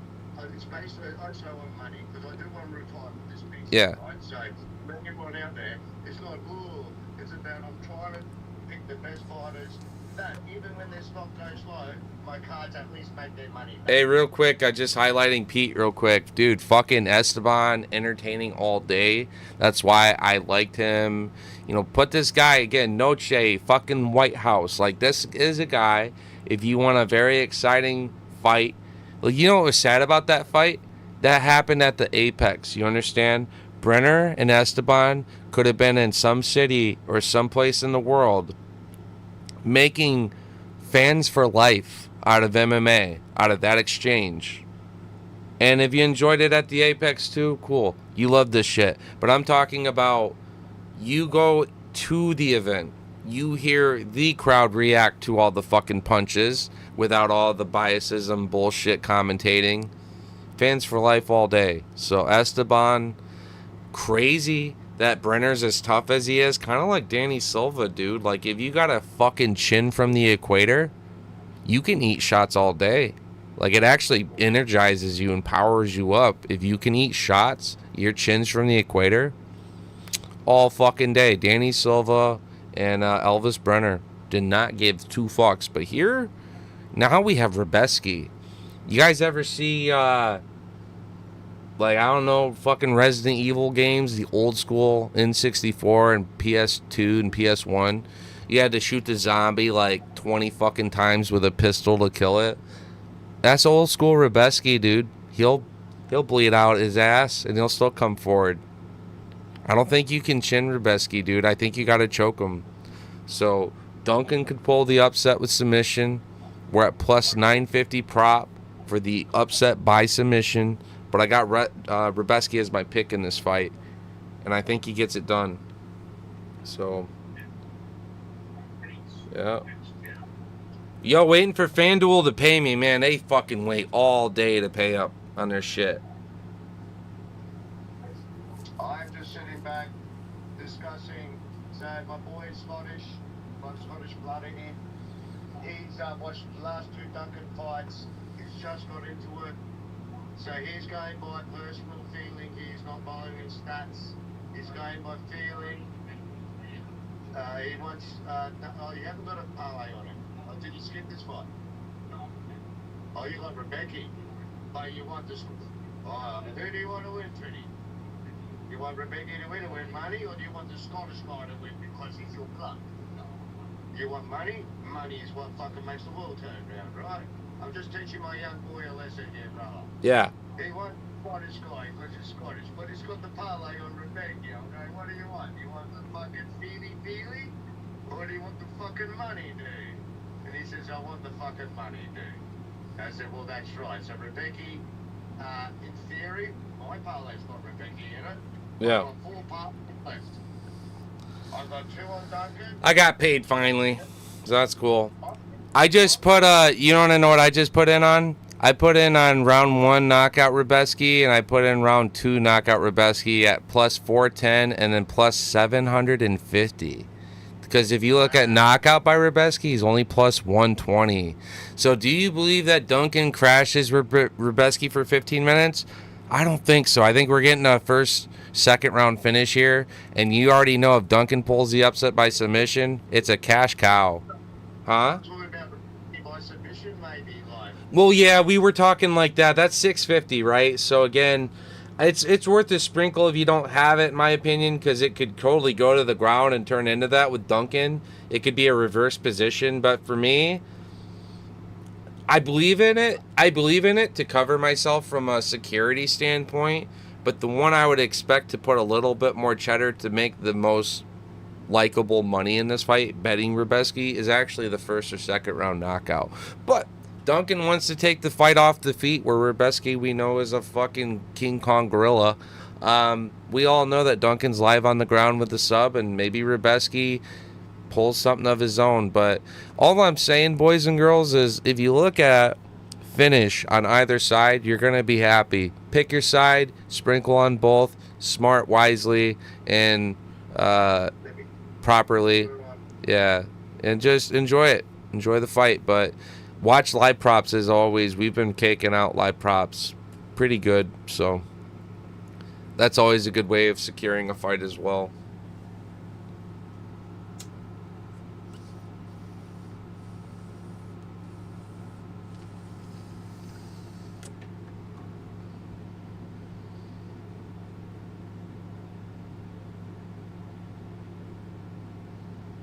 got 3 Rubeskis, 1 Duncan. And, sorry, I said I had 5 bets. So I got 3 Rubeskis on a parlay, got 1 Duncan, and I got a tie for $50 by submission in rounds 2, 3, or 4 at $8.50.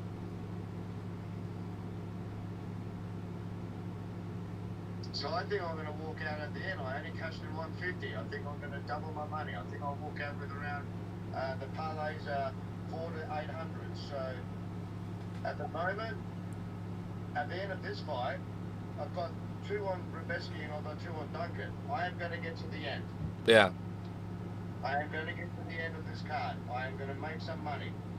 I just don't know. I've already made money a couple of times, so now I guess get to enjoy these last few fights and just go, holy fuck.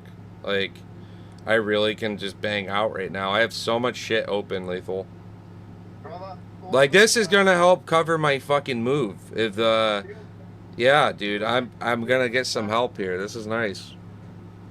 You made me money, did our shit.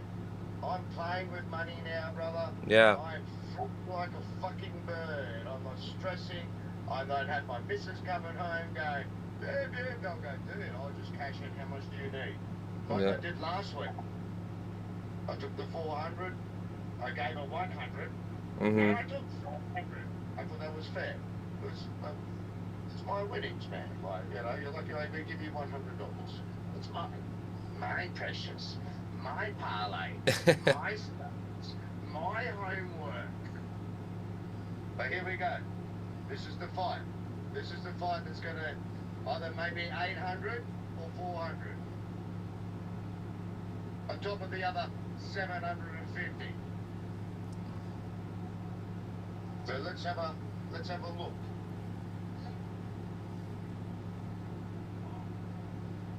God, look at Rebecca. He looks fucking intense, eh? Yeah, no, Rubeski's a fucking world beater, dude. But I respect Duncan, though. I do respect Duncan's ability to get a finish.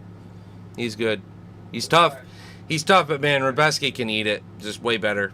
So that's what I think, is he just eats more and gives it and just folds Duncan. He eats it like a fucking bowl of cereal, mate. Oh, Duncan looks fucking... Alright, he's got his... Dude. He looks like a man named... Dude, Rubeski looks like a man that just... He looks like a fucking Geodude. Yeah. Hey, dude, hey. Jesus, we're not getting any better than that Esteban fight for Fight of the Night, bro. That was a fucking 15-minute shame at the Apex. That could have been in front of a real fucking crowd. Made fans for life out of people who just went to their first ever event, you know? Alright, here we go, baby. Banger alert. Hope you got your knockouts sprinkled on. Hope you got your submission sprinkled on. Fuck judges. Oh! Big right hand by Duncan. Rubeski doesn't even get flinched by it. And he swings his fucking gorilla arms. He eats another fucking shot. Doesn't give a fuck. Dude, Rubeski's tough. And Duncan's a gangster. Boom, boom. Duncan throwing the kick in there to the body as well. Rubeski over the top. Duncan backing away. Stumbled by Rubeski with a powerful inside shot that drops Duncan. Looked like he had slipped, but now we're planting and trading back with Rubeski, already in a bit of a gunfight. We haven't even had a full fucking minute in this first round. Step in lead knee with Duncan, gaining some respect. Rubeski looked like he had caught Duncan and dropped him again. I like Duncan on the ground, though. Don't you underestimate Duncan's ability for a submission here. And we're reset to the feet already. Both men swinging, clubbing over the top. Duncan mixing in his kicks. Rubeski's showing some red. Duncan's showing some red. Another jumping knee with Duncan, man. Stepping in with his knees and his elbows. Duncan's after a finish here for sure. So strong. Yeah. He's built like a fucking machine. Fuck. Everything that he does is hurting Duncan. Poor Duncan. Duncan, take it to the ground. Rebeski just eats it, though. I mean, look at him. I told you.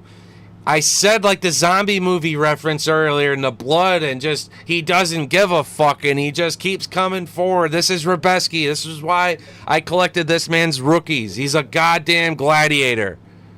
And that skull, Poor Duncan. that skull, Oh, I'm surprised any hair can sit on it, man. That thing did you see what happened? made of stone. Yeah, he got fucking rocked right there. Big shot over the top by Duncan. That's going to be a problem. For Rebeski, there's a fucking Rebeski's got a problem.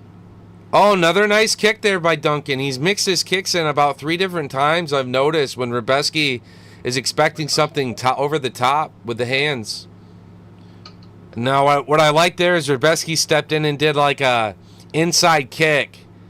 It took Duncan out of his stance and had to move away, posture away, and it allowed Rebeski to hit a quick shot. So I want to see Rebeski work on these inside kicks if he wants to have a shot. Otherwise, Duncan at range all day is doing great. Props on Duncan. Yeah. Right now. I got Duncan by a knockout. I got Duncan by a submission. I got Rebeski by a first or second round knockout.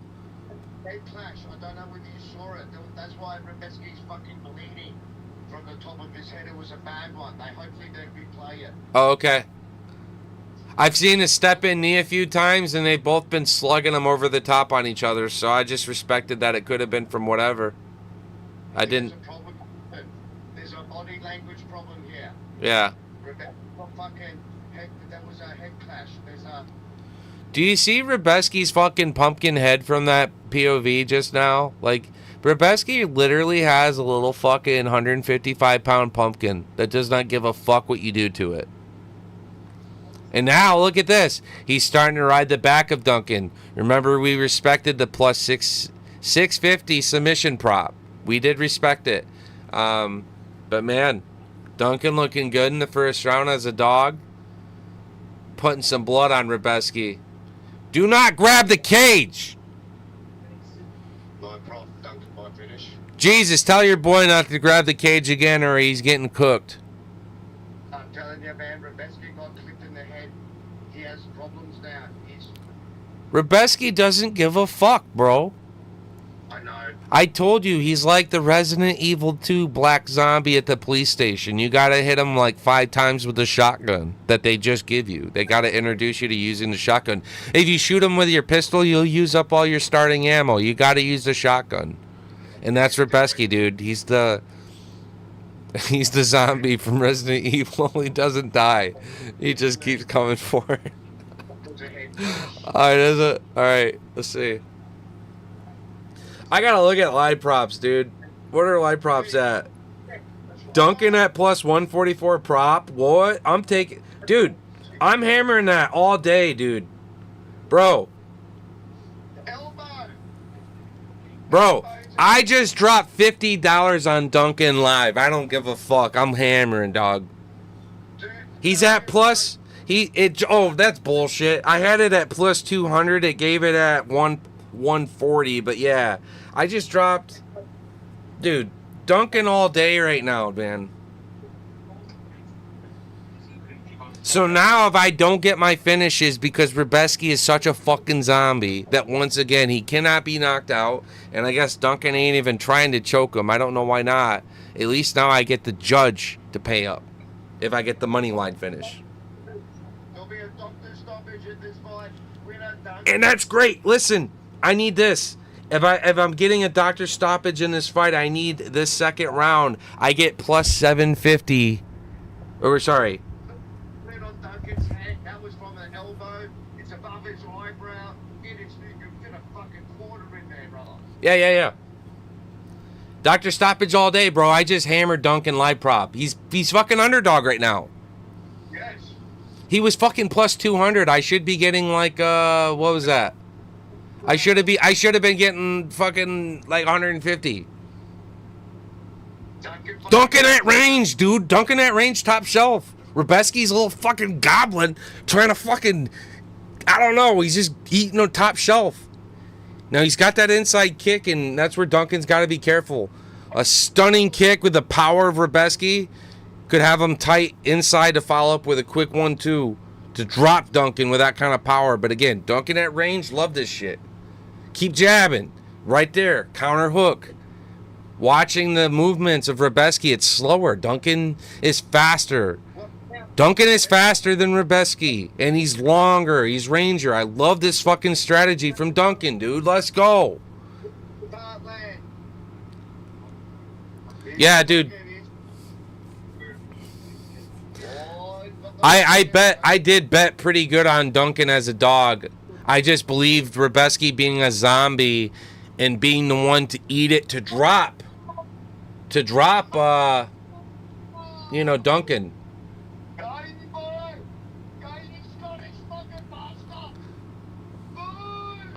Oh shit! Duncan's starting to fucking rock Rebeski.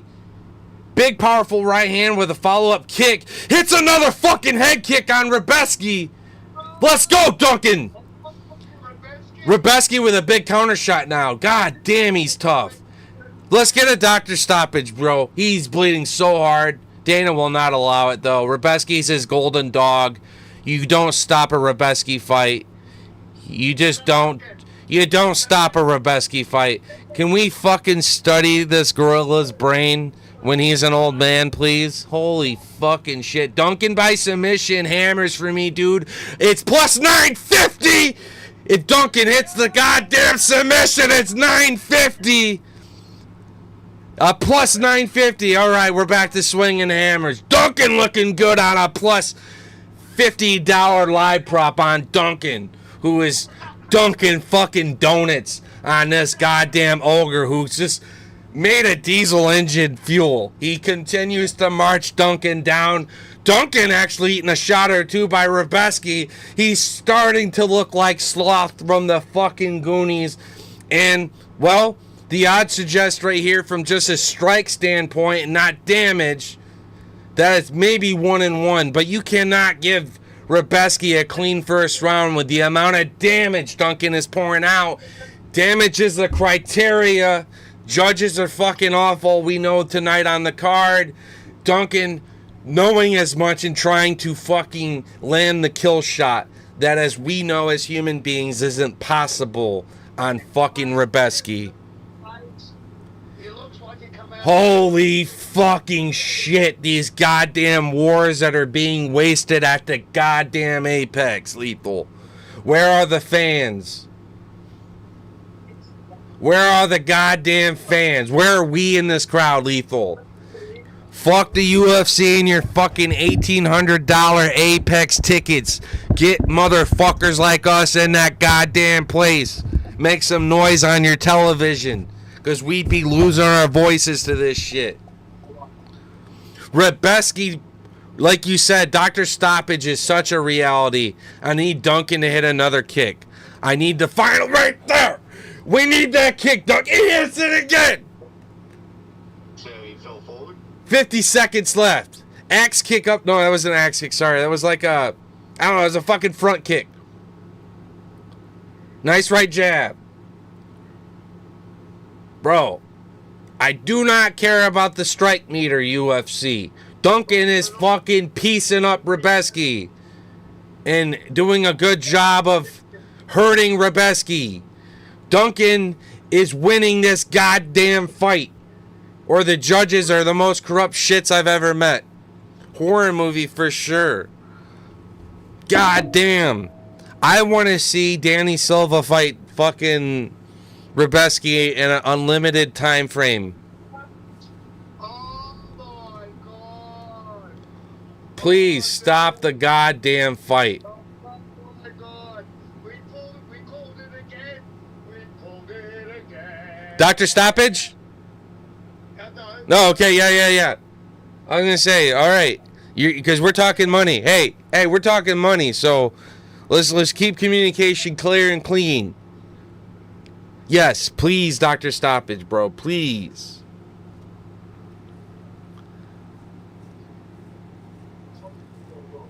Chris Duncan is allowing me to cash out and guarantee my money severely, but I'm not going to. I'm just going to wait. Now, this one's actually good. Cash out now for $92, total risk $50, or sweat the remaining $30. I sweat the $30 fucking dollars. Don't pay me just 40 of it. I want my $70 cash out on that slip. And yeah, we stayed away from distance on this one because Rebeski, remember all the shit we were all the stories about fucking House of the Dead, zombie mode, bloody ass Orabai. Look at that fucking eye. You cannot tell me they're not stopping the goddamn fight, bro. Oh my god, he cannot even see, dude. Duncan's piecing him now. Dude, if Duncan gets the sub, it's plus 950 and we're hammering a juicer fucking cash out. God.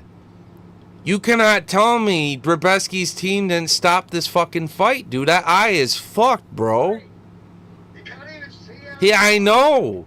And Rebeski is fucking still planting and throwing. Holy goddamn shit. How are they not stopping this guy? He's getting wobbled again. Duncan, step in knee. Two-piece combination. Step in elbow strike. Duncan landing a jab. Rebeski's eye is getting plastered. He's going to lose his eye. Duncan jabbing the fucking eye of Rebeski. The guard's going high. Duncan could literally be the first person to fucking do it. I don't know if Rebeski's ever been knocked out. I just assume it's impossible. Oh my god. He's still swinging on fucking Duncan. Duncan. Oh, another fucking head kick. Cinch that choke up, mate. Please. Choke him. Oh my god. Please, yes, Duncan. Choke his shit. He's fucked. Duncan. Duncan. We're about to cash out big. We're about to do it. Duncan, send it. Duncan, do it. Knock out her submission for the extra fucking juice. Surprise me, Duncan. Do it. Oh my fucking god. Oh my god. A powerful fucking knee. How is he alive? 250. Duncan's finally fucking bleeding too because Rebeski decided it's worth taking 20 shots to give one. And he's still sending them.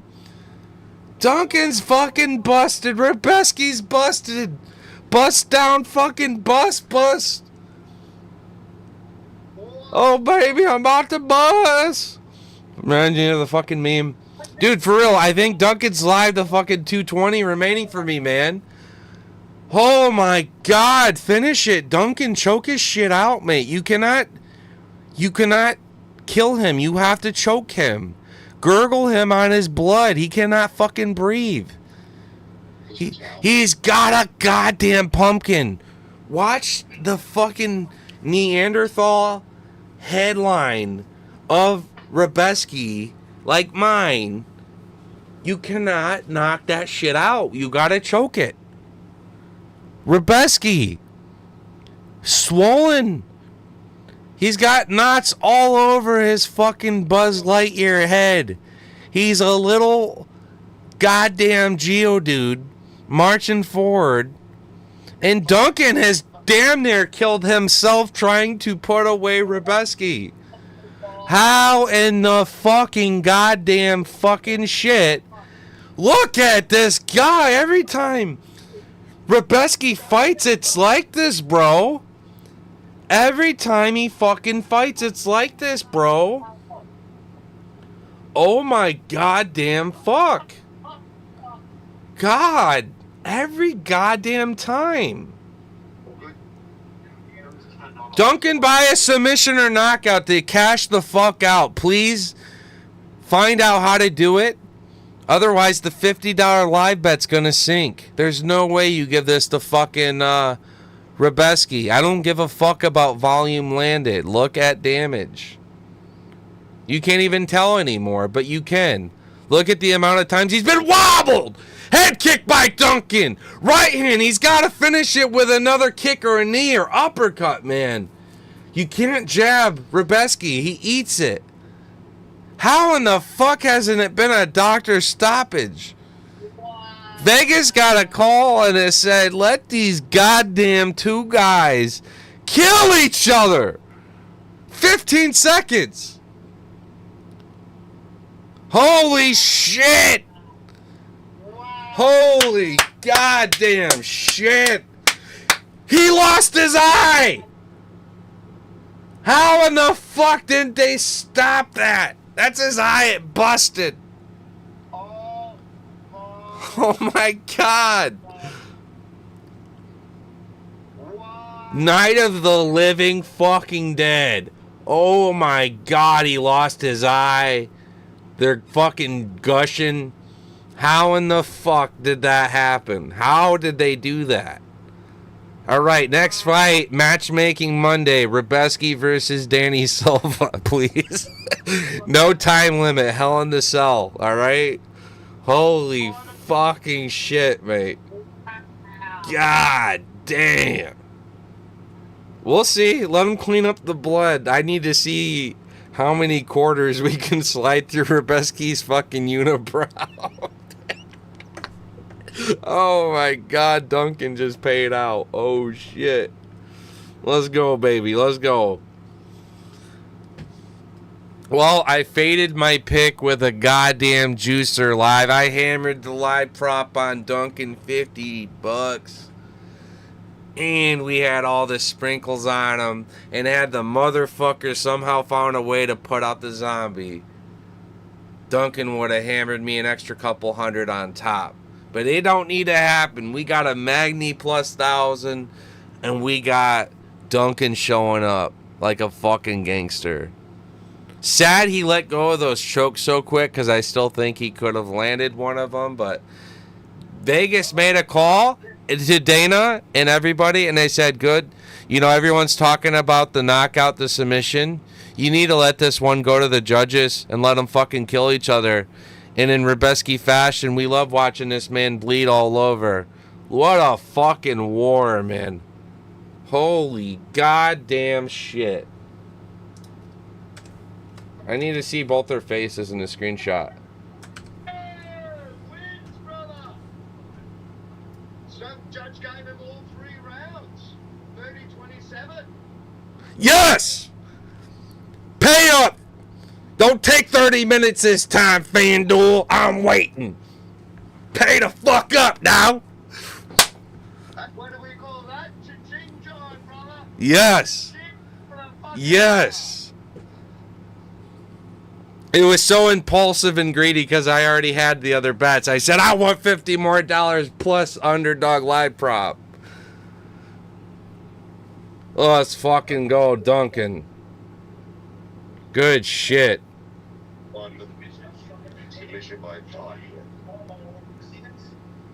I wish he was a Scouser so he could add to the Scousers don't get knocked out with that face right now, but it's cool. Good for Scotland. Bear Juice fading. We need another fucking warrior. Welcome Chris Duncan, man. This guy continues to fucking show up, dude. I love betting on Chris Duncan underdog cards all day. All fucking day. Live props, you had it wrong. He was tearing up Rebeski and you had him at plus 200, you dumb fucks. Pay up. Let's go. Hey, Jesus. Scotland MMA Jesus. Let's have a billy for him right now. Yeah. Boys, count me in. Count me the fuck in, boys. Let's go. Alright, ready? I'm gonna do this. Fucking the boy from Scotland, MMA Jesus. Oh wait. I switch. I wanna get out the flute. Since this is a Scottish hit. I gotta get out the wizard pipe. For my fucking Merlins out there. Handling Nessie. This is for Nessie. I got on a boat with all kind of sonar equipment, and I hunted Nessie. I didn't find her, but man, I could smell that tussie. Let's go. Cheers. Let's fuck this lighter. All right, cheers, boys. Turn this fan off.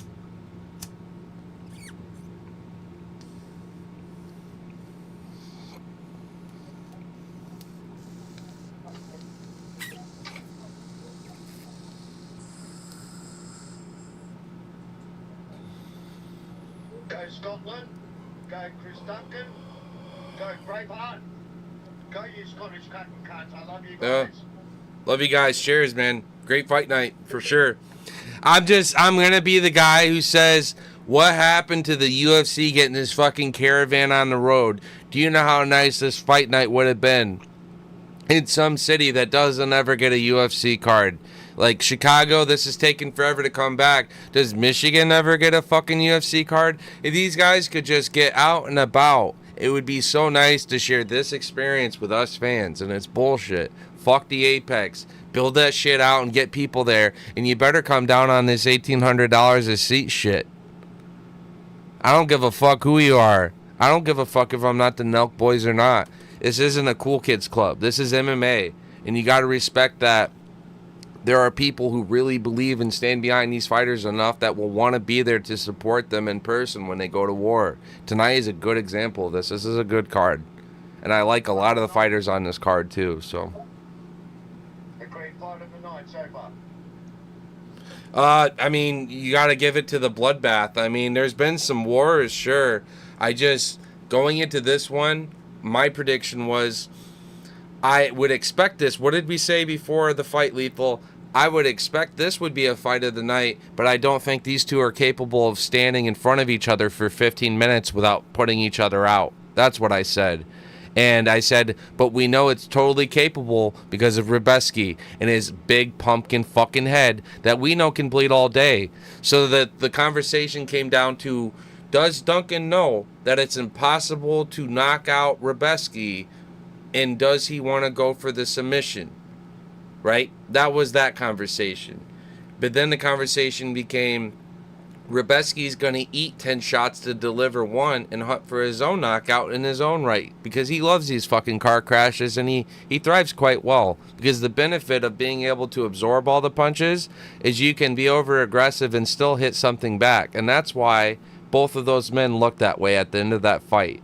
Both men, absolute fucking savages. Yup, MMA Jesus on top of it again. They do train together despite being in the same facility and divided up for this one. They know each other. They know each other are dogs. That was out of brotherhood. That was some gladiator shit. And both those men are going home with bonuses. And I do want to conduct a study on Ribeski's fucking pumpkin skull and his brain one day. So anything for you, Lethal? What do you think, dog? Let's go. Go back to your last conversation about pay-per-views and stuff. For example, it's very much cost I just doubled up. I just doubled up my already winning, so I've tripled up on the night.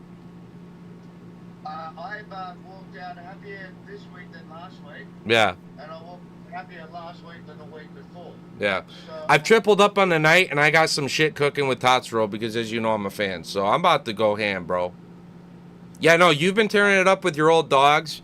I've been tearing it up with distance and methods a bit here and there, and just fading on live props, bro. Live props right there. We hammered Duncan at like nearly plus 200, and by the time it accepted, it was like only plus 140. $50 adds on top of a nice already sprinkle there, so I'm happy, man. Yeah, Ribeski ain't gonna live a long life for sure. You can watch all the other bullshit that you see on Instagram, right? You can see all these guys putting up their pics. I've even followed a few of them. None of them are won. Do you know the only pics that win? A fucking hours. Yeah. We make money. Oh, hey, start taking screenshots. And you know how I told you how to add a link? Like when you add to your image, one of those options literally just says like photo or image. If you take a screenshot of your bet slip and crop it however you want to reveal, up to you if you want to show your bets or whatever, take the reels of the fight ending by a knockout or submission and then attach the bet to it. Neil Magny's TKO, I'm attaching my knockout slip to him. I'm attaching him in my parlay to that. And I'm attaching all this shit. I think I even had money line on him. I got 3 bets I get to post to 1 reel. Okay, cool. Next. And do the same for each of your finishes, brother. I was showing off, but people aren't interested in $400, so I Yeah. don't know that I'm the best 150 for the weekend. They expect like these other guys going, you're gonna make $30,000. I can real quick, guys, what's your thoughts on, oh dude, sorry. I'm having second thoughts. I can cash out early on a parlay right now if I really want to and make an extra $100. I'm gonna check my parlays. Give me a sec. Guarantee an extra $100. Otherwise, I'm sweating too. I'm gonna go for the 200. Fuck it. Cheers. Let's make $500 tonight. And then Tatsuro Taira, if it's by a submission, ooh, we get 6x on the whole night. 6 units. 6 units is big for me. That's like $600. Got 2 parlays left. Yeah. Just check. I got Tatsuro by a submission, and I got the fight not going the distance. So respecting the TKO. Gives me $301. And I'm watching live props. Yep. The parlay. Now just to finish this parlay. Yep. Live prop to finish my night, and I need the invite submission for $275. If that happens, I walk out with. If Tatsu does that, if Tatsu wins, I get $300. Yeah. I double my money. Yeah. If he wins a submission, I walk out with 3 times my money. Hell yeah. So that was 650. Yeah. And because I cashed him for 150, if he does a submission and wins, Yep. I've got 2 parts, one for submission, one for the win. If he does both, Tatsu, I have a 650 plus the Neil Magny day. It's a very, very good day down under. Yeah, no, bro. I think we did another really good job. And to think that you and I had all the shit happen throughout the week where we never really got a chance to put it out there early, sad. But hey, we still got it together, went through the entire card, and everything that we said just about lined up. If this, if that, this. But here's what I think. And for the most part, we've been down the fucking line. Couple upsets, sure. But on at least the ones we're getting wrong, we're making fucking cash, brother. Because we respect it. And we mentioned how we respected it. So, man, cheers to Duncan there. Cheers to Neil. Cheers to these dogs that are just fucking showing up and cashing us the fuck out. Let's go, brother. Cheers, man. Great day, my man. Great day. And like I say to everyone, and even, you know, when we do it late, just because we do it late doesn't mean because we're late. People doing it early. They're calling these fights they're calling next week's fights tomorrow, right? Already on Insta. Already fucking going out there and starting their shit. Well, dude, I always say it. Weigh-ins are a big factor in MMA. 100%. And I know, like, people will take that to heart and then miss out on good movement earlier in the week when they should have been betting. But there's a balance, too. Try to withdraw some of those bets on a bad cut or something, you know what I mean? Like, anyone who thought Gore for sure was going to win, look how he missed weight. Like, I mean, it could have worked to his advantage, sure, but, like, man, he looked worried, like, nervous, embarrassed, ashamed. He wasn't depleted. He wasn't confident. I mean, he just not happy with himself. Totally opposite from the camp on the other side. It's, even though I did my post with Robert Whittaker, because I'm a big Bobby Knuckles fan, right? Yo, Hunter, yeah, just real quick. Yo, what's good, Hunter? Thanks for tapping in. Brijan, a couple of you guys tapping in. Obviously, MMA Jesus in here. We're cashing the fuck out. Dogs are cashing us out. Plus 1,000 Magny knockout. Plus Duncan live prop. Plus Duncan money line. And we sprinkled on the opportune finish that just Rebeski's not capable of because the man's from the Walking fucking Dead. So anyways, my man down here, Lethal, he's been cashing out with me. Tap the fuck in. Lock the fuck in. This fight right here, Tatsuro Taira's about to win. It's likely going to be a submission. And if you're smart, regardless if it's a knockout or an upset, regardless of how, fight not to go the distance is your safest bet here. Promise. Let's lock in. But if he and I, we're going to be going crazy because if Tatsuro gets a submission, like Lethal said, We're both on board for about 600 tonight. I just want you to know. The way it's funny enough how the math worked out. Me and you both are teasing Tatsuro submission by about 600 tonight.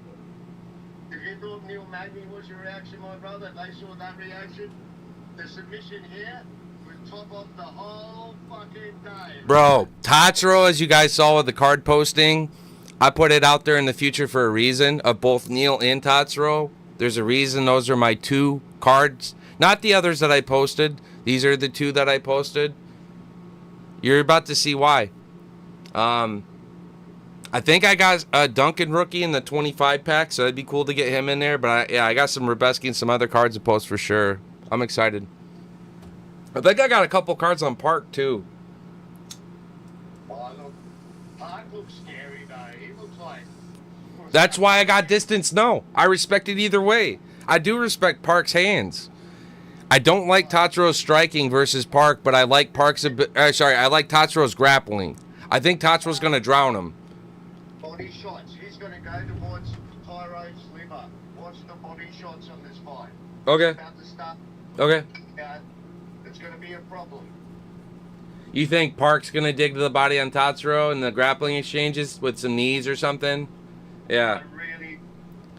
I think Tatsuro can endure it just based on what he's done with Royval and end up completing these takedowns. And I think we're going to see Park drown in the deep. I think. We want to go. We want submission by time. We want the fucking. We want Yeah. Hey. What we want. Hey, my brother. Tatsuro from Mountain. He is. I don't know the name of it. Hiroshima? Oh, Yeah, Tatsuro from Mountain. He can grapple, my brother. Actually, more of a. He's from Okinawa, which is where Mr. Miyagi came from. Hey, there you go. Yeah. There you go. That's better. I wish he would change his song up to some fucking ninja shit, though, because it's like some old fucking power of the people. And he only knows like 3 American words, and it's thank you and happy. Like, it just. I want him to level up because I think this guy's a future star. Well, what I do see right now is Park looks very big compared to Ty. Yeah, no, Park is big, but dude, Ty's stronger. Watch this. Promise. Promise you Ty's stronger. Okay. Come on, Tat. Give me that taparoo. Tatsuro Tyra. Let's go. What did I say? The one I was confident in earlier the most. Tatsuro Tyra by submission in the first 3 rounds. If you wanted to be extra greedy with some plus dollars. Oh! Oh! Wow! You're about to get there right now. Nice right hand over the top by Tatsuro Tyra. Dropping Park. Tyra's great on the ground, like I said. This is where this guy thrives. 350 to work. What we say, Tatsuro Tyra, first 3 rounds. He's going to start to advance from this, 3/4 mount here? Dude, I entrust in Tyra, baby. Get the submission. He's a monster. Uh-oh.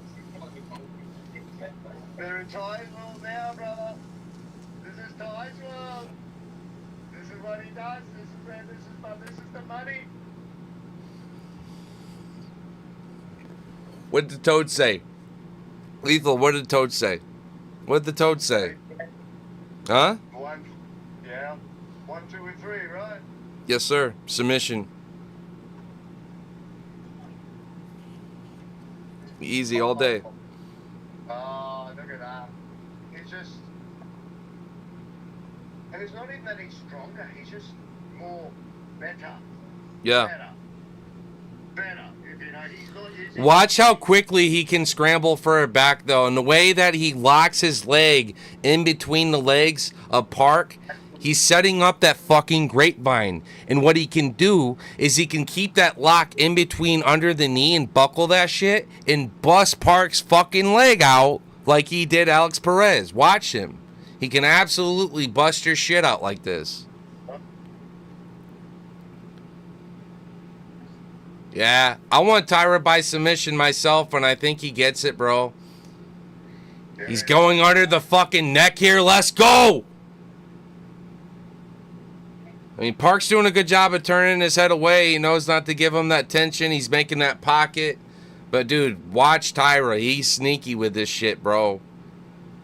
He'll start the pepper shot side to side and switch left, switch right, switch left. Look, he just did it again. He's switching left. He's making that elbow uncomfortable. Now we're peppering shots. The moment that guard drops to the body, Tyra's going to transition again, dude. Under the fucking chin there, that's still a lot of torque and pressure on the chin there from Park. That does not feel good. Told you, brother. Told you you're going to make your money back. There it is. Sinks that shit back. Sinks that shit back. You're done with 5 rounds? What are you going to do with 5 rounds? If he doesn't... Look how much stronger Tatsuro Taira is. Hunting this rare naked goddamn choke, bro. Let's go. This is just the first round, Lethal. No, that's what I'm just saying to Tristan. I said if he doesn't do it now, he's got 5 rounds. Hey, did he lock in that submission prop I told him earlier? Yeah, good shit. Good shit. Yeah, he took it. He took it. The safest bet you could have made is saying distance no. Fight doesn't go the distance. That's the safest bet. But if you wanted the biggest payout, I do believe Tatsuro submission. I got both. I got one in a parlay, and I took the submission just straight up. Mate, you can see that this is already a problem for Park. Oh, yeah. Now, Oh, yeah. there's what's going on. What did Trini say? After the fucking head punch, he went to the grappling, he looked confused. Oh, yeah. He was like, well, I didn't expect that to happen. No, 100%, bro. Big, powerful fucking hook around the guard of Park. Dude, I'm telling you, I know Tatsuro's been kind of backpacking most of this round, but when they reset and go to re-exchange and we're looking at more takedowns and trips, and Tatsuro has Park more flattened out, we're going to be very live for this submission, guys, so hang tight. Buckle in. You already fucking know. We've literally told you this entire card less than 24 hours ago. If you took the link and you watched it, we spoke every goddamn fight into existence. Exactly how it was going to happen or could happen. We listed the possibilities and we bet accordingly. And we're both banking. I missed Nathan Fletcher. Yeah. Literally. Well, sure. Literally. Everyone did, but the thing is, it's just such a small sprinkle. When it's a plus 300 prop, you don't need to nail that one. So I faded it. I had a smallest sprinkle ever whatsoever, and I was guaranteeing myself money either way. Easy. Easy work. Dave, as per usual, 3 weeks straight now, I can say that. I can say that live with you. 3 weeks straight. Cheers, man. Hey, it's been a pleasure, brother. Hey. All fucking day, mate. Yeah. I love the fucking mug, man. It looks like you are drinking elfish beer. It's like a nice dark ale, as the mug suggests here. So. All right, we're back in now. I'm at 446. Yeah, yep. I'm at 450 right now, so we're here. Again, I'm liking Tatsuro Taira a lot. He drowns these guys in the deep. Park's got to do something on the feet, get wild. But look at this takedown attempt. Tatsuro Taira scooping Park over the shoulder, and we're back in less than 30 seconds. We've already gotten another takedown, scooping the legs. Hooking up that grapevine. Park is struggling to stand up because Tatsuro is placing his legs in between them fucking knees, trapping Park down to the ground, and we're already backpacking for a rare naked with 4 minutes to fucking cook. 4:20 to be a matter of fact. And Tatsuro Taira all day. All fucking day, I told you guys. All fucking day, Tatsuro Taira.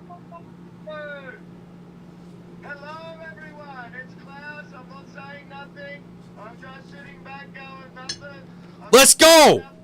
Yeah! Yes! Let's fucking go! Gets a submission. First 3 rounds, just like we talked about.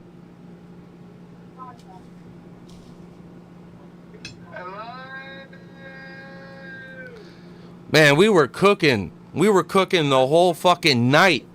And everything else comes to a conclusion. So minus one distant prop that would have given me an extra $200 for a $20 risk. No complaints here, my brother. We cashed the fuck out. We robbed the bookies. We did it again. Congratulations. Congratulations on this thing, man. Jesus in the chat. Thanks for chilling and fucking being on fire with us, brother. Like 100% all day calling the shit as we know it. You said second round knockout, though, and we told you otherwise. We told you submission, but otherwise, we appreciate it. Yeah. What a fucking banger Apex, huh? Fuck. They don't make them like that anymore. They don't make them like that. I tell you what we are the new dogs in town, cunt. We call it, if they watch the fucking pod, MMA Jesus, brother. You're fucking a true fucking, just stick buyers. Trust me. Tell everyone, watch our fucking pod. You will make money. I just, dude, Lethal, here's the thing. It's not that you and I don't have good reads. I'm not an editor. I'm not sitting around clip farming my shit all day, posting it to social media. I got a real job. I'm moving soon. And I think me and you are spot on. When time presents itself and I have more time to do more shit like that, we're going to literally say, and I'm going to clip all the things that we say exactly how it's probably going to happen with our bet slips and then with the video reel. Tag everything accordingly, and me and you, my friend, are going to find ourselves sitting at one of these events if we do it consistently that good. I can't wait, Tony. Brother, it's been a great day with you. Yeah. But, sign off. Yep. I love you guys. You going to do a recap with me tonight or no? I know it's been a long one. I think we could cut this whole thing into a recap, but I'm all good, brother. Yeah. I'm not even exhausted. He just hit me with, I'm so happy, thank you, by the way. As we've been saying. I'm sorry, I had to just mention that. At the end of the day, dude, the recap is, we called it an hour. This is my recap. Here we go. Everyone, we call it every week on our show at Legal Tone MMA. We've got 12 subscribers that actually watch it. Those 12 people might have want money for the last 3 weeks. The other 1 million people that don't subscribe and are looking at all the other bullshit. We actually do fucking not post every day and fights and picks. We sit back 1 day a week, me and you, brother. And we do our studies, and you know what I rely on? I rely on 30 years of loving the sport and loving the UFC, my knowledge in the fighters and the company itself. Seeing the direction, seeing what's going on. You know what I mean? So I throw in countries, I throw in that. I look at everything. You look at everything. That's why between me and you, we did the fucking fights cut. Yeah, 100%. It's that plain and simple. We look at it from all perspectives, but it's because we come from a place of being able to respect each fighter's purview of like how things could actually look. So we might have to, at the end of the day, draw a line and be like, yep, this is the fighter I pick. But the bookies say I can make out 7-1 payout if this happens, and we know it's damn well capable. And so me and you are going to play both sides of this coin and take advantage of those props because that's how it gets done. So Magni, I'll take you at a plus 1,000 prop at the Apex when you're a bigger sniper due to the cutoff advantage you have, and Santos will fade after the first, and you're a good 15-25 minute cardio monster. So I like, again, we said it earlier, if I was taking another Magni sprinkle on a knockout just to just pay crazy, I'd take him by a second or third round. He's gonna weather the storm. Magni isn't coming out and always winning the whole fight. He takes his share of, downloading his opponent as they're having grappling advantages over him and peppering in their own shots. But then that starts to fade real quick, and Magni, big, tall, lengthy, rangy guy, man, those fucking knees are money. Magni in the clinch with you is scary shit. Santos early in the fight, the footwork was great. He was able to circle off to the sides of Magni and say, I don't want to sit down the middle from you. But later in the fight, Magni hurt Santos and said, you don't have a choice, and you're leaning forward into my fucking knees, and comboed those knees together. And it was all she wrote. He was concussed as fuck, and Magny just started letting him rain. And that's that shit right there. And I know so many people tonight, whether you took him as a dog, you took him as a live prop, hopefully you respected his ability to come out and get it done by that knockout, because that was spectacular. Good for him. Bonus for sure tonight for him. It was a great fucking. Dude, we do it again, and we do it again, Yeah. and we do it. And people will so finally work out one day, they will fucking finally work out to listen to us and not to anyone else. It's just that fucking plain and simple. Yeah. All right? I'd be cool to get like a sponsor. Me and you could do like you know, the popular one you could see that me and you could put a resume video together on and show is probably Prize Picks, because they seem to work with content creators the most. But I wouldn't mind going through FanDuel, because I do a lot of betting through them for me, right? I don't know if there's anything global that you and I could both share together, but I'd imagine that's Prize Picks. It's got to be. Contacting me right now, right? And he's watched our show. Who? And he said, you.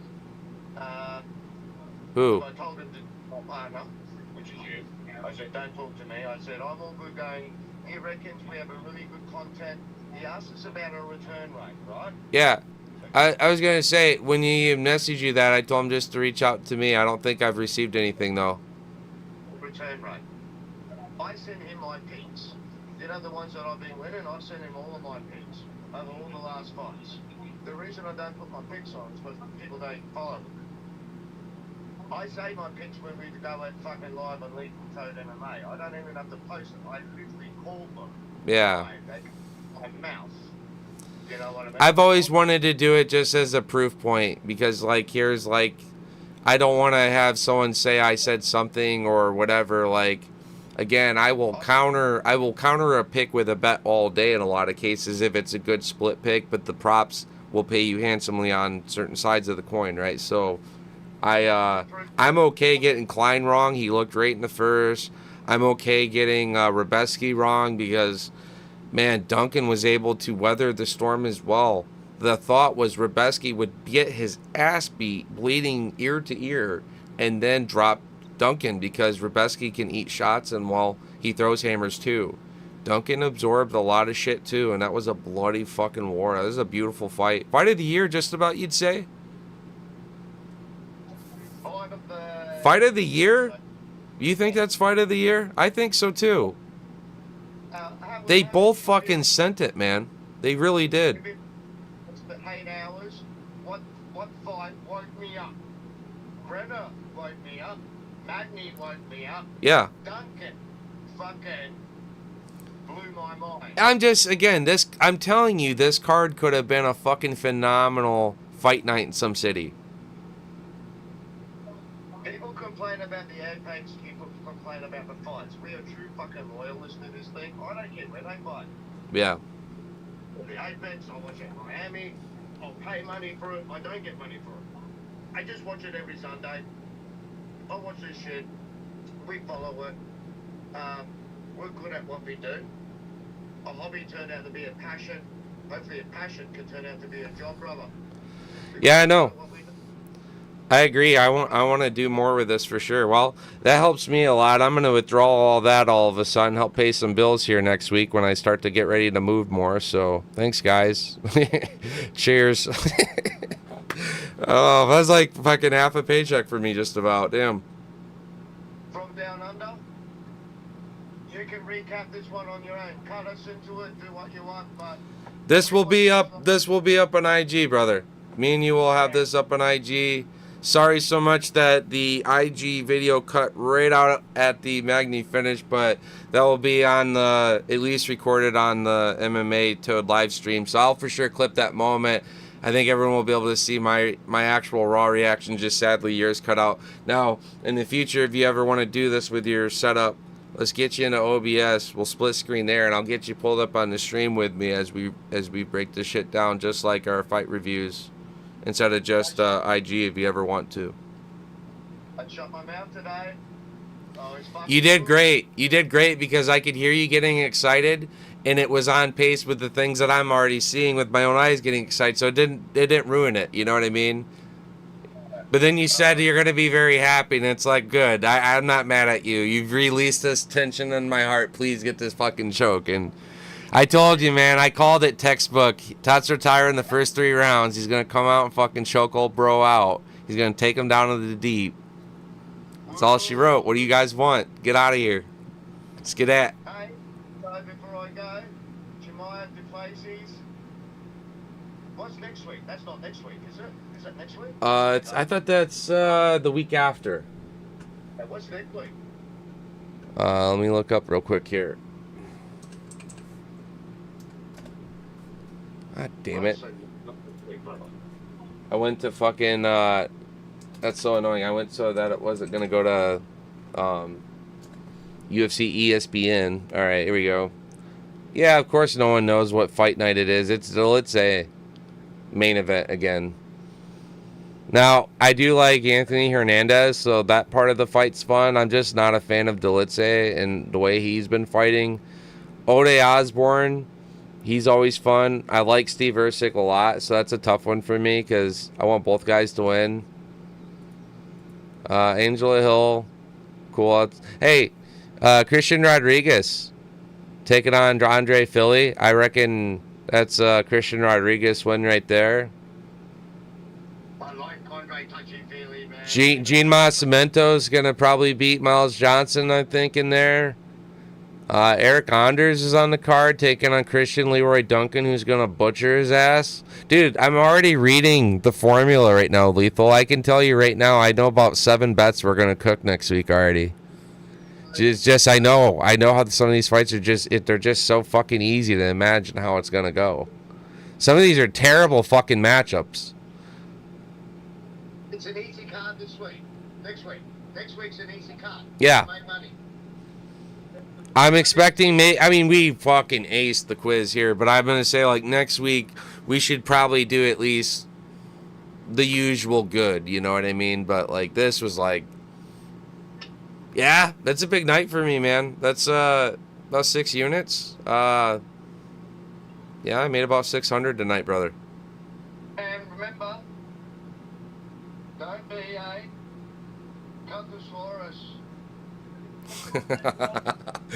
Oh, I love that sweater, dude. That's so good. Love your guts, brother. Yeah, love your guts, man. Had a great time, brother. We'll see each other. Peace. Big bye. Bye-bye. Yeah, enjoy your cards. Hey, send me your info again for your birthday gift, please. Resend yours so I can Yeah. my, Likewise. go. Yeah, likewise. All right, cheers. All right, Thanks, mate. peace. Bye, bro. Yeah. Damn. What a fucking night, huh? Hate to say I call it like that, but god damn. I'll come down eventually, guys. It's a little lack of sleep and a whole bunch of fucking dopamine going on right now. That's such a good hit. Shit.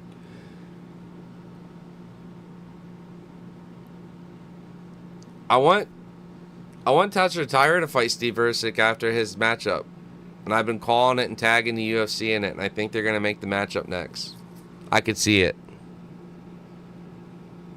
All right. Yo, what's going on, Grub? What's going on, Winning?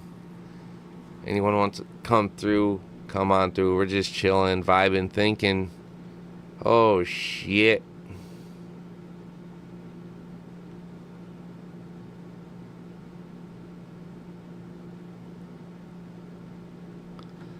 All right, let me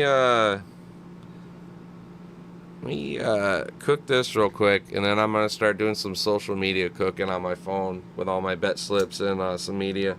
Make a reel real quick. Probably chill out. Do a bit of that maybe later too. I might take a quick bio, catch up.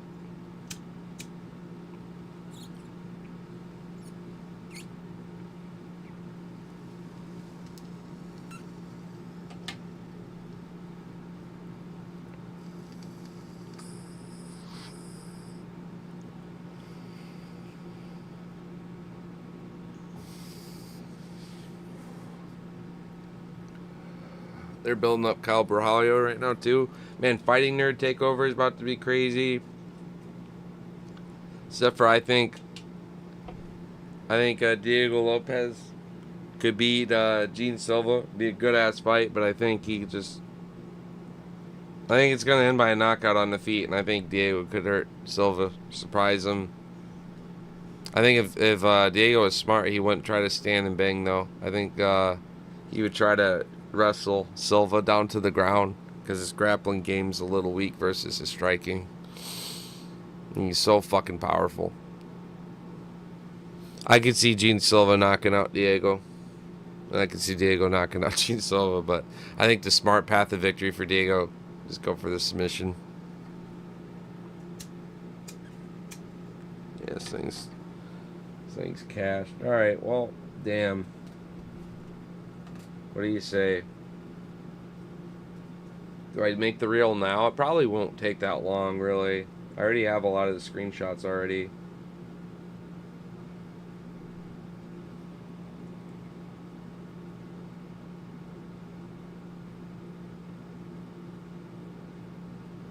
Kyle Brahalio saying he's ready for everybody right now, including Imanov, so it's good shit.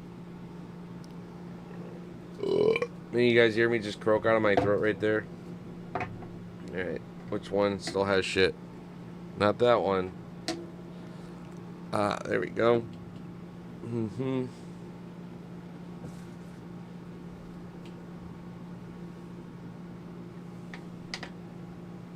I need to find my fucking lighters that aren't dead. That'd be nice.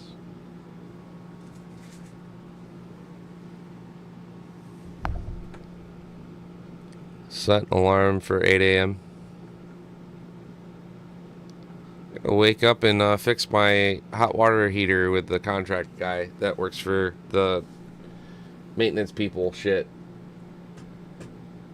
for my rental. Dude, there's no way a bunch of people didn't just cook.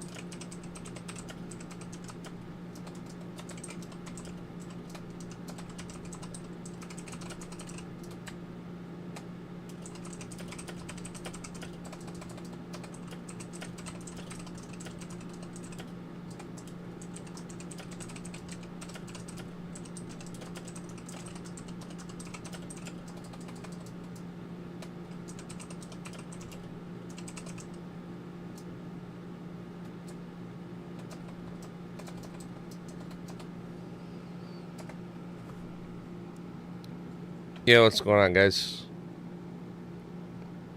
I'm eventually gonna go through and do all my reels. I just discovered I had a bunch of people who couldn't message my main mailbox because I have to accept their like first ever message.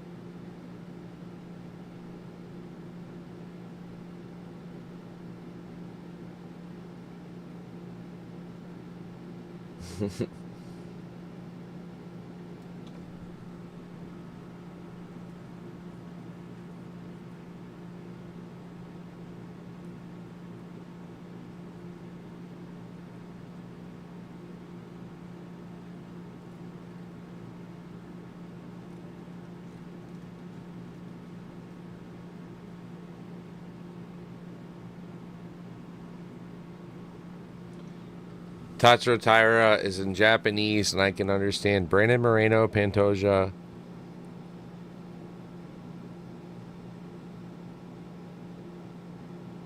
He's just talking about who he wants to fight next.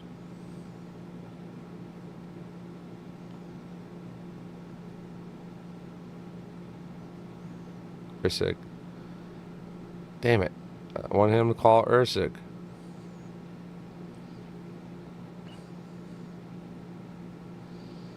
To be fair, though, El Bazi was going to be a way tougher matchup for Tatsuro. Didn't even get to happen, so good on Park for stepping in, but that's tough for him. Kind of expected. Yo, what's going on? Gapu. We cooked, dude.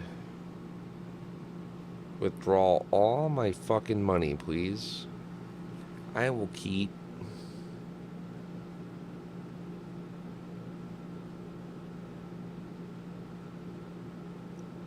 Yeah. Withdrawal.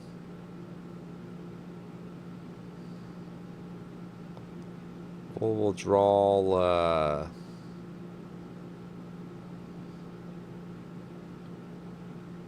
450 of it. How's that sound? Have some fun with the rest, shall we? Get ready for next week's card. Boom. Started with like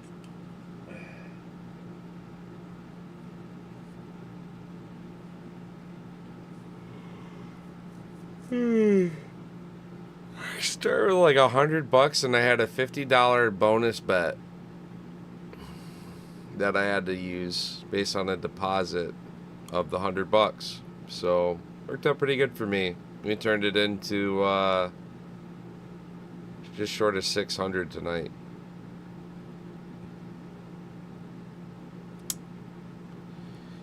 God damn, Duncan. Good on him for having that war, though. It was sick. We had a good-ass time with cards. Got a couple nice cards as well tonight. Definitely worth mentioning that. Missed a big hit that I wish I could have not been enjoying the fight so much to have had, because that one will be hard to replicate anytime soon for that price. But yeah. We'll do a fight recap soon, and I'm gonna do fight recap soon, and I'm gonna post a reel, more trading cards and more I guess highlight reels from some of the bets and stuff at the end. So dude, had a lot of fun. Thank you guys for chilling out again. Thank you, Lethal. Thank you you know, some of the repeating same faces. So love you guys. Congrats to the fighters that had a great time. Sad where the fuck am I at in the stream? Oh yeah, okay, cool. I was just happy to see the Fight Companion graphic actually update properly. You just got to use ESPN's website, not UFC's website for the Fight Companion. But somebody hanging out with me in YouTube, appreciate you. Thanks for chilling out over there. Appreciate the support of it there, of course. And various of you guys over here with IG. So cheers again, much love. We'll catch you next time. Lethal Toad out. MMA Toad out. Peace.